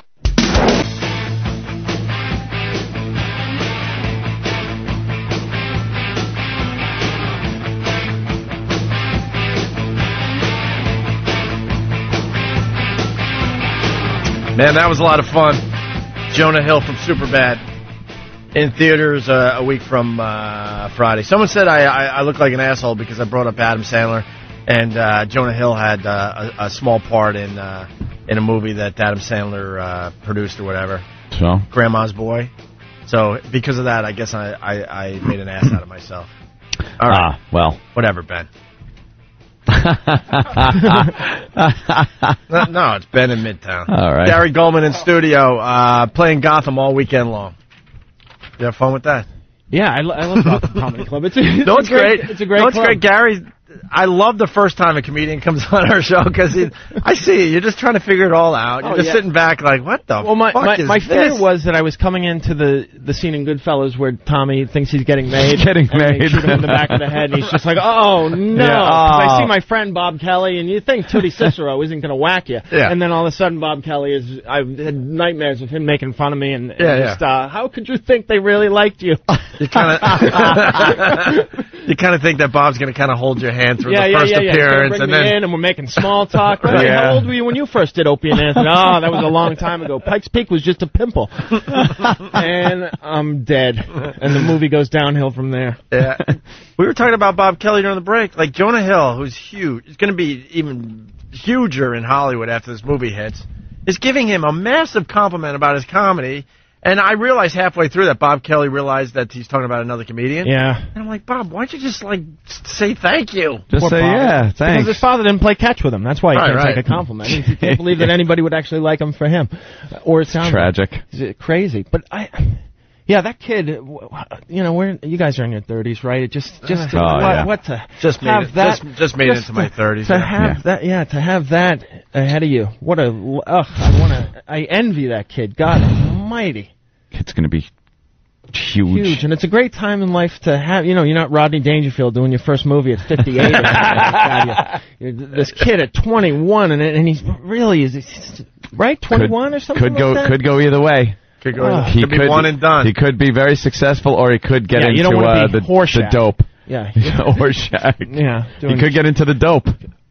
No. Be one of the Corys. Not Jonah. No? Not my Jonah. Got some faith in him? It's not going to happen to Jonah. That is funny, It's a good kid. A lot of people think Rodney Dangerfield was, like, famous for his whole life. But I know. His first movie, he was, like, 50-something. Oh. When he finally hit in Hollywood. That's great. Maury's got, like, kiddie porn on his show today. Look at that. There's some little girl dancing around trying to be provocative. Oh, Maury. Oh, God. All right. Nice ass. They just panned up from her shoes to her the head. And there's Maury, like, just tapping his heels. What an adorable girl full of talent. Who will be the new Maury mini idol? Chris Hansen should come out no kidding, take fucking Maury away. What are you doing here? We're having a competition. Talent competition. Sure. Let me read this transcript. How does Connie even look at him with a straight face? I know. This? She's a real newswoman, an icon, and Maury comes home. Yeah, I had an 11-year-old singing Think. Yes. Blues Brothers. Why would she even know that song, Think? Well, Aretha Franklin. God almighty. Yeah, the observation with Maury, too, is that he got to that age where you shouldn't be dyeing your hair anymore. Nobody's buying it. A lot of people, you get a little gray, you could cover it up, and no one cares and no one notices. But then something happens. All of a sudden you hit that age, and you see these people walking around Manhattan, and you're like, holy shit, dude. It's time to give up. You know what it is? I think the texture of the hair changes. Is that what it is? It physically changes. Like the texture of gray hair turns into like steel wool. Yeah. Like it's not soft like hair anymore. So when you color it, it just doesn't look right. And you know what? I think Maury's listening to us because he's kind of a fan of the show. Maury listens. Yeah. Ever since we talked about how bad his dye job looks, I just noticed that there's a little gray. He's letting it grow out a little bit. Maury, it's looking better. All right, Maury, right about there. Look at these creepy parents. They put a provocative picture of their 10-year-old daughter on their shirts that they're wearing. Matthew and Miss Linda Septian. Who's that? Is that your They're my singing teachers. Your teachers, yeah. You got this precocious American kids. Idol thing in Shut you. up. Is that what you want to do? Yeah. I'm so afraid of Simon. Really? Yes. You think he's for real? Mm-hmm. He's that mean? Mm-hmm. You're going to pose for Playboy someday? Is that what you want to do? Okay. So I'm Oh, yeah. I brought some Zima and condoms. You like a little Kool-Aid with your Zima? Yeah. What do you mean you'll be right back? Give me that juicy box of yours. I want to add a little something to it. No, the beverage. I'm not talking about the thing with the straw on the side. Yeah, well, yeah. Of course. Yeah, you Put it in context, asshole. Sick ass. Everyone knows what a juicy box is. Of course it is. All the parents know where I was going. You went the other way. Next, 4-year-old burlesque dancers. Why do I sound like Larry King? If you see one movie this summer, make it Superbad. Superbads. The Superbads. Tool. I did not say Hot Rod was the funniest movie of the year just last week. I have not seen Hot Rod. We said it looked good. The trailer looked good. Oh. The reviews on the movie turned out to be awful. But I didn't see it. I still haven't seen it, no. Blame me. I've been talking about Superbad for the last week or so. All right, you know what? We got the Huckabees thing. I wanted to play it for Jonah. Yeah. But it sounded like he didn't want to go there, and he was so cool, we didn't want to push with him. Nah, some if people he does come back, then we'll really fuck with him. Yeah, some people will push. But he was way too cool. But the I Heart Huckabees, we haven't played this in a while, right? Mm-hmm.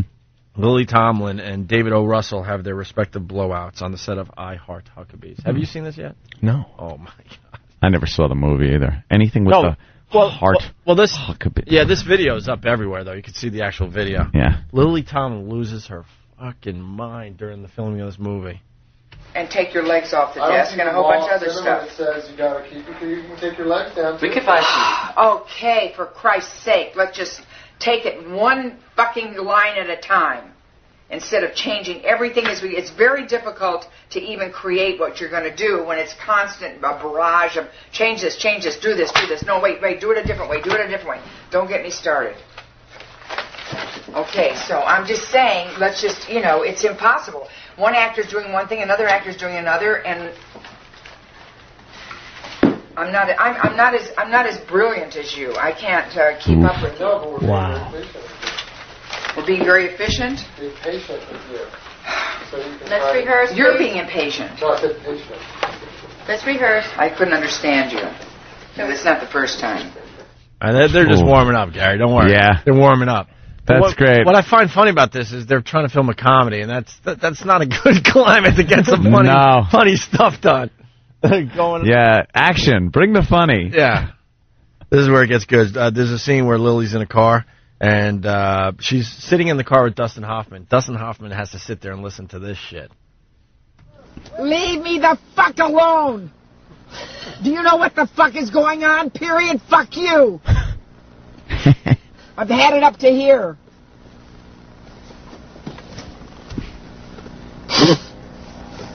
Who's reacting to what, for God's sakes? Fuck you, motherfucker. One ringy dingy. Isn't she supposed to be funny? One ringy dingy girl? Or Edith Ann in the big chair? Maybe she realized it's fuck you, motherfucker. Never saw her pop out of a hatch door and laugh in and say that.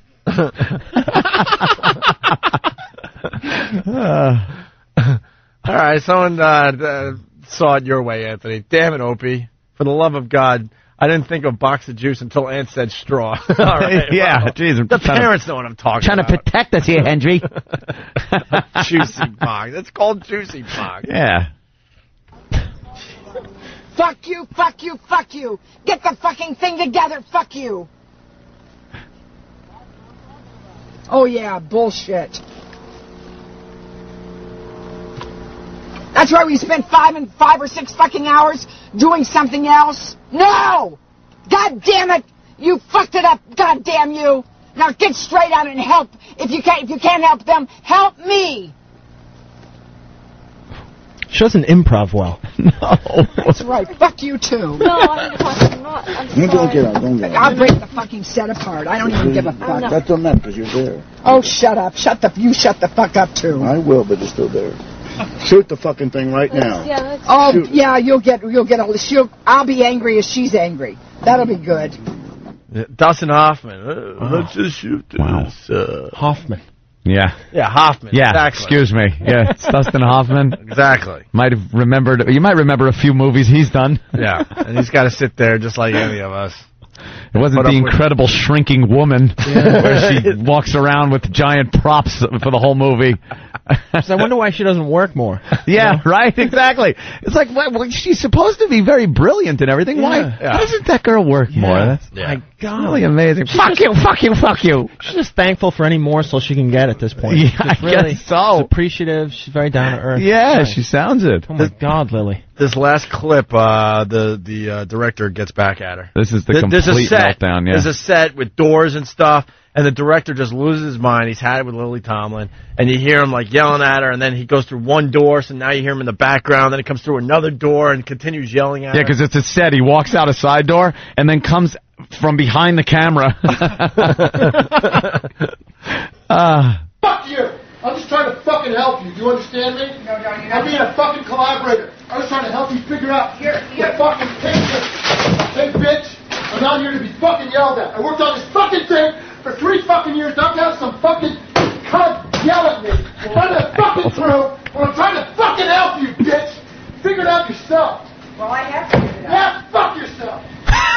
Fuck your whole movie. For you. Why don't you fuck your whole movie? Because that's what you're doing.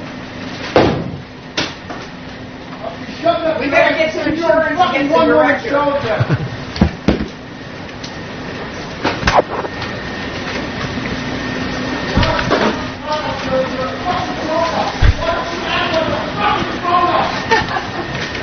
You're a fucking grown-up. Act like a grown-up. You're not a baby. You're a fucking grown-up. I'm here to fucking help you. That's all I was doing, was trying to help you figure out everything. You don't have to yell. You can talk to me. You don't have to yell. You can talk to me. Am I yelling? Do I not fucking yell at you before right now? No.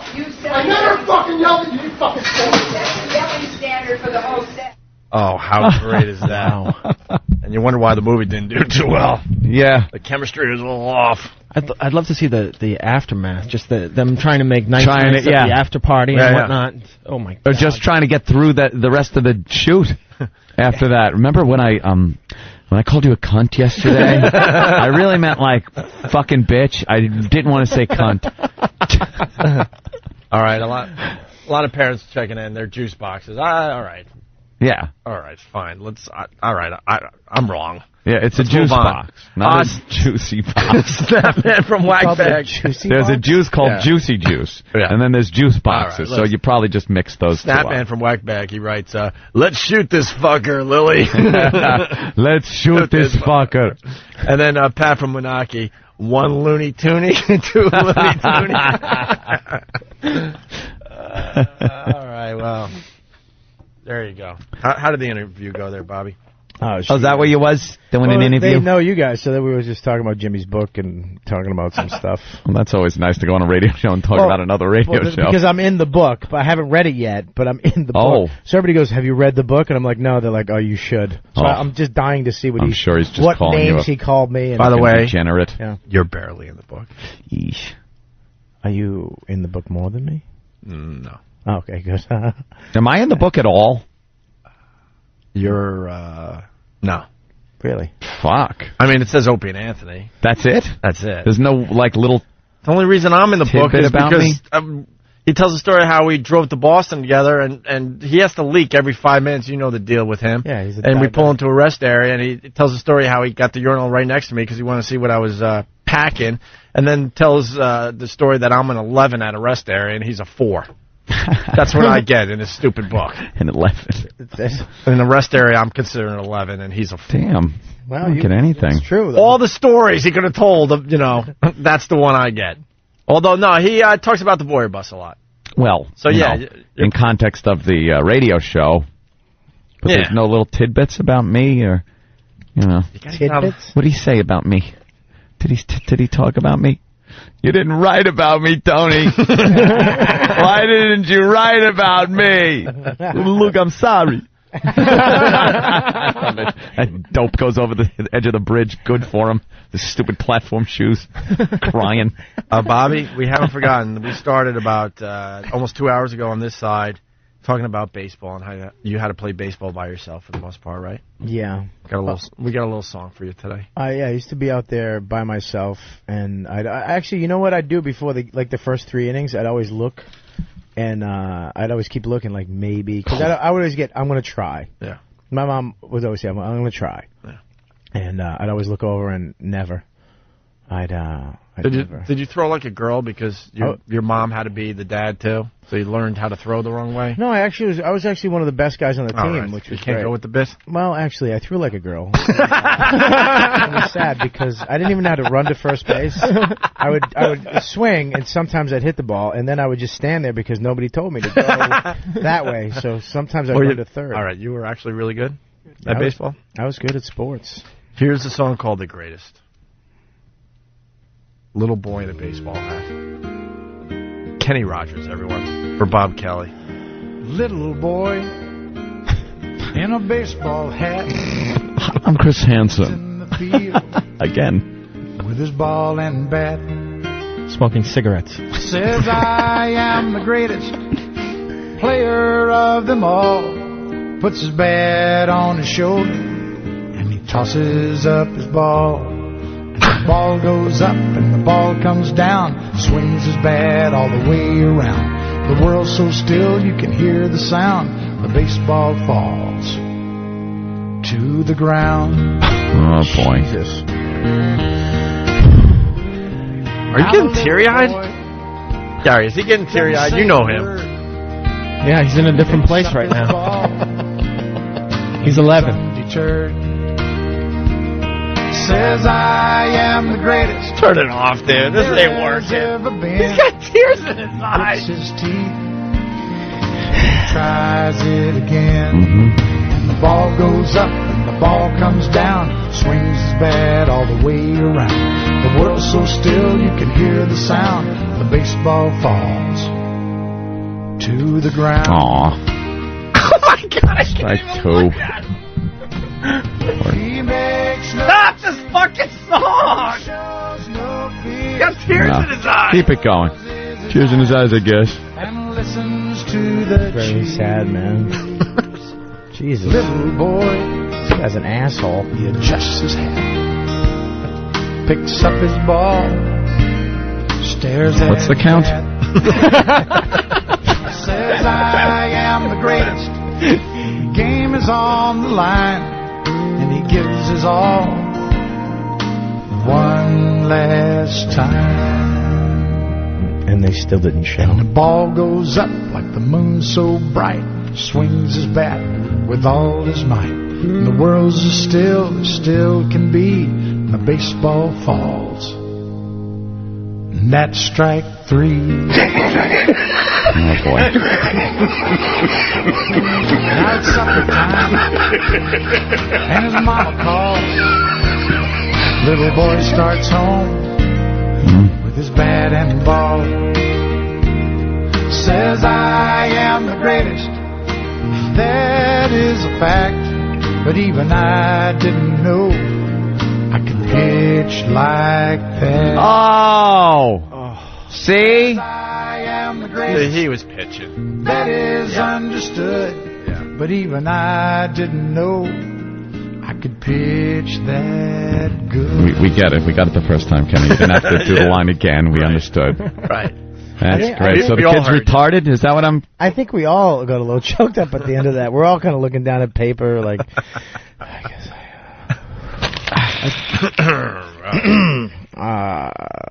I am the greatest. Throw it at E-Rock's head. I am the greatest. Oh, we didn't even fucking talk about the baseball. This is how this started 2 hours ago with Big Ken's voicemail. Oh, yeah. The Hank Aaron. Barry Bonds.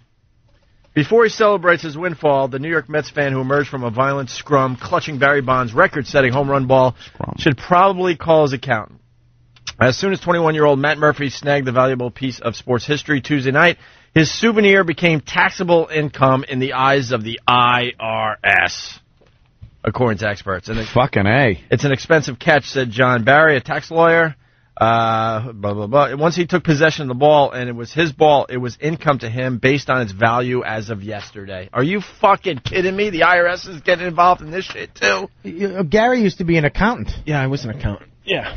Ooh, is this true? Miserable job. Yeah, he was an accountant, just dude. if somebody gives you a gift. Gary used to play football for BC. All right. I'm sorry, I did get excited over that. Thank you. I figured he was good at sports. He's 6'6". No surprise there. I had no choice. Suck this cock. Suck his cock? You made it sound like we're looking at like a 5'2" guy, and like, you're not going to believe this. He's 6'6". I assumed he was great at every sport. Dude, he was in the circus. He was with the midgets. He was in that car. He's really selling you over here. Yeah. Let's see. So it became, it was income to him based on his value as of yesterday. That would instantly put Murphy, a college student from Queens, in the highest tax bracket for individual income, where he would face a tax rate of about 35%. Yeah. So that means if the ball's worth $600,000, which they're saying it's worth about, he owes the IRS $210,000 fucking dollars for catching that thing. How do they assess the value of something like that to tax it? I have no idea. It's ridiculous. I'm looking at Gary like, you're an accountant. Nobody ever caught baseballs and had me appraise them. Ball assessor or appraiser, yeah. It says even if he does not sell the ball, Murphy would still owe the taxes based on a reasonable estimate of its value, according to this guy. How come they wouldn't wait till he just sells it? Because if he doesn't sell it, they won't get their cut? What? I don't Capital get it. gains taxes also could be levied in the future as the ball gains value, he said. Well, what if it loses value? Exactly. It's got to go down. Then can you write it off? Oh, yeah. On the other hand, here it is. He said if the ongoing federal investigation into steroid abuse among professional athletes takes a criminal turn for bonds, the ball's value could go down, which would likely allow Murphy to claim a loss. Mm. And then some people are saying this is a little far-fetched. Not everyone concurs on Barry's interpretation of the intersection between professional sports and the nation's tax code. So there you go. I'll just give it to a stripper and have it shoot it out of her twat into a cup. Hey, we did that. Did you really? I was saying, with eggs. If I was this guy and they were going to tax me that much money, and obviously you can't afford the tax money, I would burn the ball on TV. I would get all the cameras, news cameras, and just put gas on it and burn it and go, there, I owe you nothing. The ball's valueless. Now I'm taking I'm writing off what the ball was valued, because it was valued at $600,000. Now it's nothing because it's a burnt up embers. So I'm writing off that on my taxes. You owe me a hell of a lot of money. Nice. Yeah, it'll work. Yeah, that sounded good. Yeah. Someone wants us to play teddy bear for Bob. No, he got close to. Did you No! Play Christmas shoes, Ro! Oh, fuck. Christmas shoes! I always cry when I hear Christmas shoes. I just don't like that. You know what really makes me cry? I can't watch any of those extreme anything. What, when they'd make over a house? Oh, they get the dad and the mom died, and they did a mural in the baby's bedroom of the mom's face, and the kid comes in and cries, and the whole family's crying. Did you see the one where they actually did the house for the people that, like the kids that have no arms and legs? Oh, my God. And they just made the house so they could walk around? Hell, they need a house bigger than a closet. Where are they going? Dude, I love that show. I do love the show. They pull the bus away, and the family sees the new house for the first time, and everyone's crying. I start laughing my ass off because I'm thinking, you know, now all the film crews and the construction people all go away, and now they have this huge mansion in the middle of the ghetto. It's like, you know damn well people are like, oh, damn, man, well, they got some shit in there. They never leave the house. That's like Pimp My Ride. Same like, fucking thing, like, yeah, that's great. Like those 8 plasmas aren't being stolen tonight. Right. You're basically showing everyone, the make and the model of the car, and what town they live in. Hello. And then you paint it apple green, right, and give it a cookie It's horn. not like it blends in with other cars of that type. What other car has a hot tub on the roof, you know, with a fucking flat screen TV as the windshield, you know? And an espresso maker in the front. Right, I saw that one. Fucking idiots. Just setting up these people for disaster. Oh, God. Because these houses, they still have single, you know, one-level houses all around them, and then there's this 4-story mansion in the middle of nowhere. Their backyards aren't finished. It's just like tubs and bicycles in their neighbor's backyard. But while they're at it, they have a carp pond. Right. While they're at it, they should build like watchtowers because they're going to need them. and to help you survive in this new home, we've actually given you security for a year. Right. That's great. Welcome to the Alamo. That's why I laugh. I'm like, are you insane? What are you doing to these poor people? This is Opie. Opie, everybody watches that show and cries. Opie looks at it and goes, this is fucked. dangerous. Look at all these people around. All the neighbors have blue shirts, but you can't see like they have like guns and machetes waiting to take over as soon as the bus is gone. The midgets, though, they make me not sad, but I feel for the midget family. Yo, yeah, the roll-off. Opie, I want to get a trebuchet. Because if we can get pumpkin, we can take the pumpkins and then we can put them in the trebuchet. We can make extra money. I mean, I don't know why you're yelling at me. Dude, Vinny from Stress Factory was in here. Same voice. Same fucking voice. I know it only made like a small amount of people laugh because not a lot of people watching the show, but those people were laughing fucking hard. It's the same exact voice. He is the same thing. And Matt Roloff, the father, 2 Dewey. Thank you. 2 DUIs. No shit. Oh yeah, go to TMZ every once in a while. They have his fucking mugshot and everything. Well, maybe. But it turns out that but hit the alcohol level to him, thank you. like it's a teaspoon. Nothing. 2 fucking beers, he's hammered. He had a cough, and he took some cough syrup, and he shit-faced. I'm gonna shit my pants. I'm gonna shit in the trebuchet, and I'm gonna hit my midget son right in the face. It just cost me $1 million on his little leg straightening. How did he do the sobriety test? Like walking the line with those bow legs, just doing that midget walk. Turned out he was completely sober. But he couldn't. With those fucking bow legs. But he gets him every time. He couldn't touch his own nose.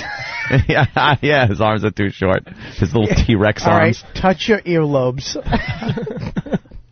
Are you fucking kidding me? Talking about that extreme makeover, they just did one in Camden, New Jersey. Oh boy, that ain't good. Oh, actually, they did the whole city. Yeah. They need to. That was extreme city makeover. If you go to a nuke. If you go to WPVI.com, Channel 6 in Philly, they have a whole thing on it. Camden, holy shit. That place is rough. Camden. We got to go there. I know. When are we going? September 15th is the big show. September 15th. Yeah. That's a big one, too. Huge. Oh, yeah. We got 3 to go. Hey, Helicopter J from Farmingdale, that's a $10 baseball. You could buy it at any sporting goods store. The IRS is out of its fucking mind. That's what you should say. Hey, just start playing fetch with it. The value will go down. Well, the thing is, the material things, like if you look at the Mona Lisa, it is but canvas and paint.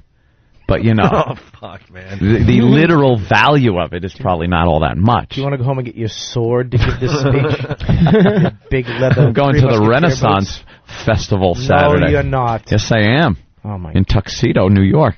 You're not wearing outfits. I might this time because I'm going to videotape a lot of it and put it on the web. Yeah, I think it'll be funny. What are you going to wear?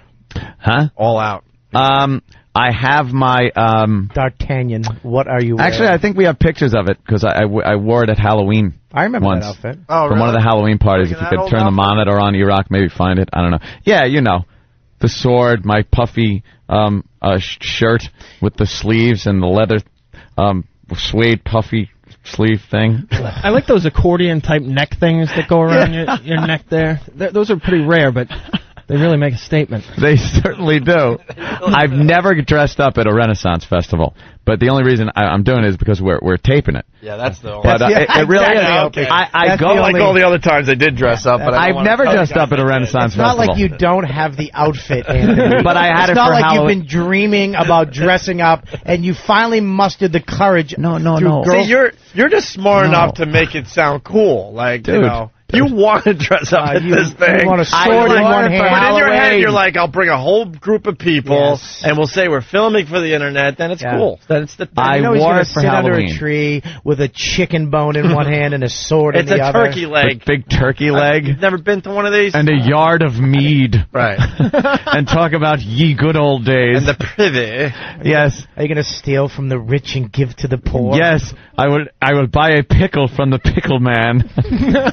And then watch the jousts. You know what aggravates me about those people, though? You can always see, like, halfway through the day, you look and you can see, like, their regular underwear, like Fruit of the Loom. It's like, if you're going to dress up, don't wear underwear. Some of them don't go all out either. They wear, like, the upper half is all ancient England, type outfit, and then they're wearing jeans. Gap jeans. It's like, come on, in sneakers. With Reeboks. I'll admit it. I got a picture, maybe I'll put up on the website, from when I was living in Rochester. I went to a Renaissance fair, and I got some kind of wacky hat on, and I'm throwing axes. Do you do the axe toss? I've thrown the axes, but never a wacky hat. And I've done the archery thing. Excuse me. The only way to throw the axes, you had to put on the wacky hat. No exception. No, see, I didn't have to wear the wacky hat. The archery thing was interesting because we grabbed a shitload of arrows, gave them a shitload of money, and they were so busy that when they weren't looking, we were taking the arrows, pulling back as far as we could on the bow, and shooting over the house that had the targets on it into the woods behind it. And you just feel like... wondering if we're hitting anything. Hitting some idiot taking a piss back there. Hey, honey. All right. We got to get out of here. We have meetings. No! No! What meetings? You forgot already the trick? Yeah, I know. All right. Jesus. I'm like, runner-up line of the day. We got a couple of these today, or a few. I don't know. Here's one of them. I want to do it. You have sweats on today? No, I don't have sweats. You always wear sweats. You could fit in jeans again. Congratulations. Can I address two things? No. I cut off your laugh. Sorry. Ooh. That was good, though. That was yours. That was yours. I love that he actually gives him. He says gold star, but he actually gives himself a gold star. I get gold stars if I get in on this thing. He was sincere when he said that to you. He was. Hey. All right. Hey, good for you. You can hear it, right? Yeah. Gary, how long have you known him? 13 years. How many times in the last 2 years? All right, 3. 3? Have you seen him wear nothing but sweats? It was about 50-50, I think. Yeah, I did wear a lot of sweats on Tourgasm. Yeah. I went to Walmart every night and just bought a new pair of sweats. Wardrobe. $9 sweats. All right, here's another runner-up line of the day. Leave the intern alone. What am I doing? I'm not doing nothing. She's a girl. Leave her alone. I whispered something to her, and she brought me the wrong thing. Oh, really? I whispered something, and she thought I said I want gum. Oh, my God. Why would you want cum? No, that's not. Forget it. You're taking it in another direction. Yeah. What is? I didn't say I want cum.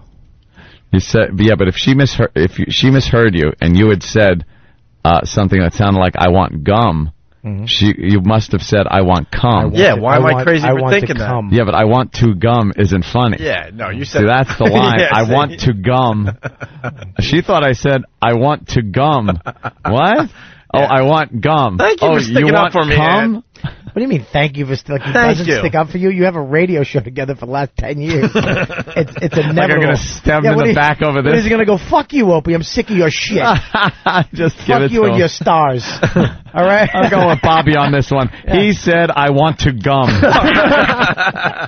How important is the board? Here's another runner-up line of the day. Why don't you have children now instead of when you're 80 like me? I'll never see my kids skateboard. That sure ain't happening. The boys are spreading the wealth today. I like that. Gary Gulman, Gotham Comedy Club, starting tonight, right? Yes, Thursday through Sunday. And thanks very much for having me on, guys. 212-367-9000. How'd you feel, your first appearance? I was 0 for 4, I think. No, you were fine, bro. When Bobby left the room, I hit a fly ball to left field, and it was didn't reach the warning track or anything like that. But, I felt good though. Gary is hilarious. Your religious stuff that I told you to your face. Oh yeah, your religious really stuff nice. when I saw you at Westbury. The old Westbury was hilarious. I was an Asian guy. Yeah, you're thinking of Jay Davis. He had all the religion stuff. And it was really, really, really good. For those playing at home, I was actually here during the Jonah interview. I just didn't say one thing the entire time. Soaking it in. Choked. Intimidated by a 21-year-old actor. I wouldn't have said anything either. The only thing he said, hey, I've seen you perform, and then it gave me some type of courage to chime in. No, but Gary, that's the smart thing to do, though, on this show. There's some people feel like, well, I have a mic in front of me. I got to talk, I got to get... Yeah. You just hang, and then it comes around to you. And you're like jumping in, you jump You know what? in. People would say, good eye, Gary. Right. See? You know what? A lot of that was close. A lot of people would have swung at that, but you laid off it. Don't be bothered by it. I think I earned a walk today. Ant and I have been doing this for 13 years, and there are times somebody comes in, and Ant interviews the guy for 20 minutes to the point where people are like, is Opie even there anymore? That's what you got to do. That's because you're about to jump over the console and strangle them. All right, good point. Valid point, sir. Valid point. You were about to ruin everything. No, I've been. Yeah, what you? I'm better. Yeah, you have. Bob Kelly's gonna be at Mohegan Sun this weekend. Mohegan Sun all weekend, man. All right, here's your line of the day. Oh, nice to hear Jimmy's voice. Line of the day. Line of the day.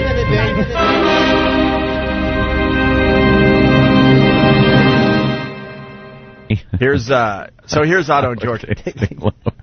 So here's Mujan. Takes an apple in a pool for a week. There you go. Brilliant. I'm queer every day. Oh. That's the outro. That was very good, Bobby. Steve. All right. Yes. We're out of here. Everyone had fun today. It was a good show. Hey, we're going to do the Strauss read? The Spanish Strauss read bit next? Okay.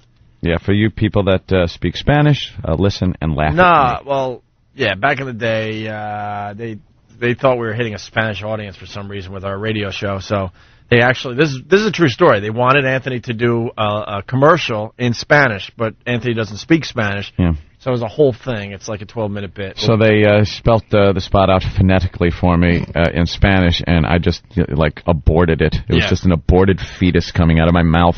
And there you go. Isolate that clip. And it doesn't even resemble Spanish. It's a mess. Funny. We'll play the whole thing next after the quick break. Right. Thanks, guys.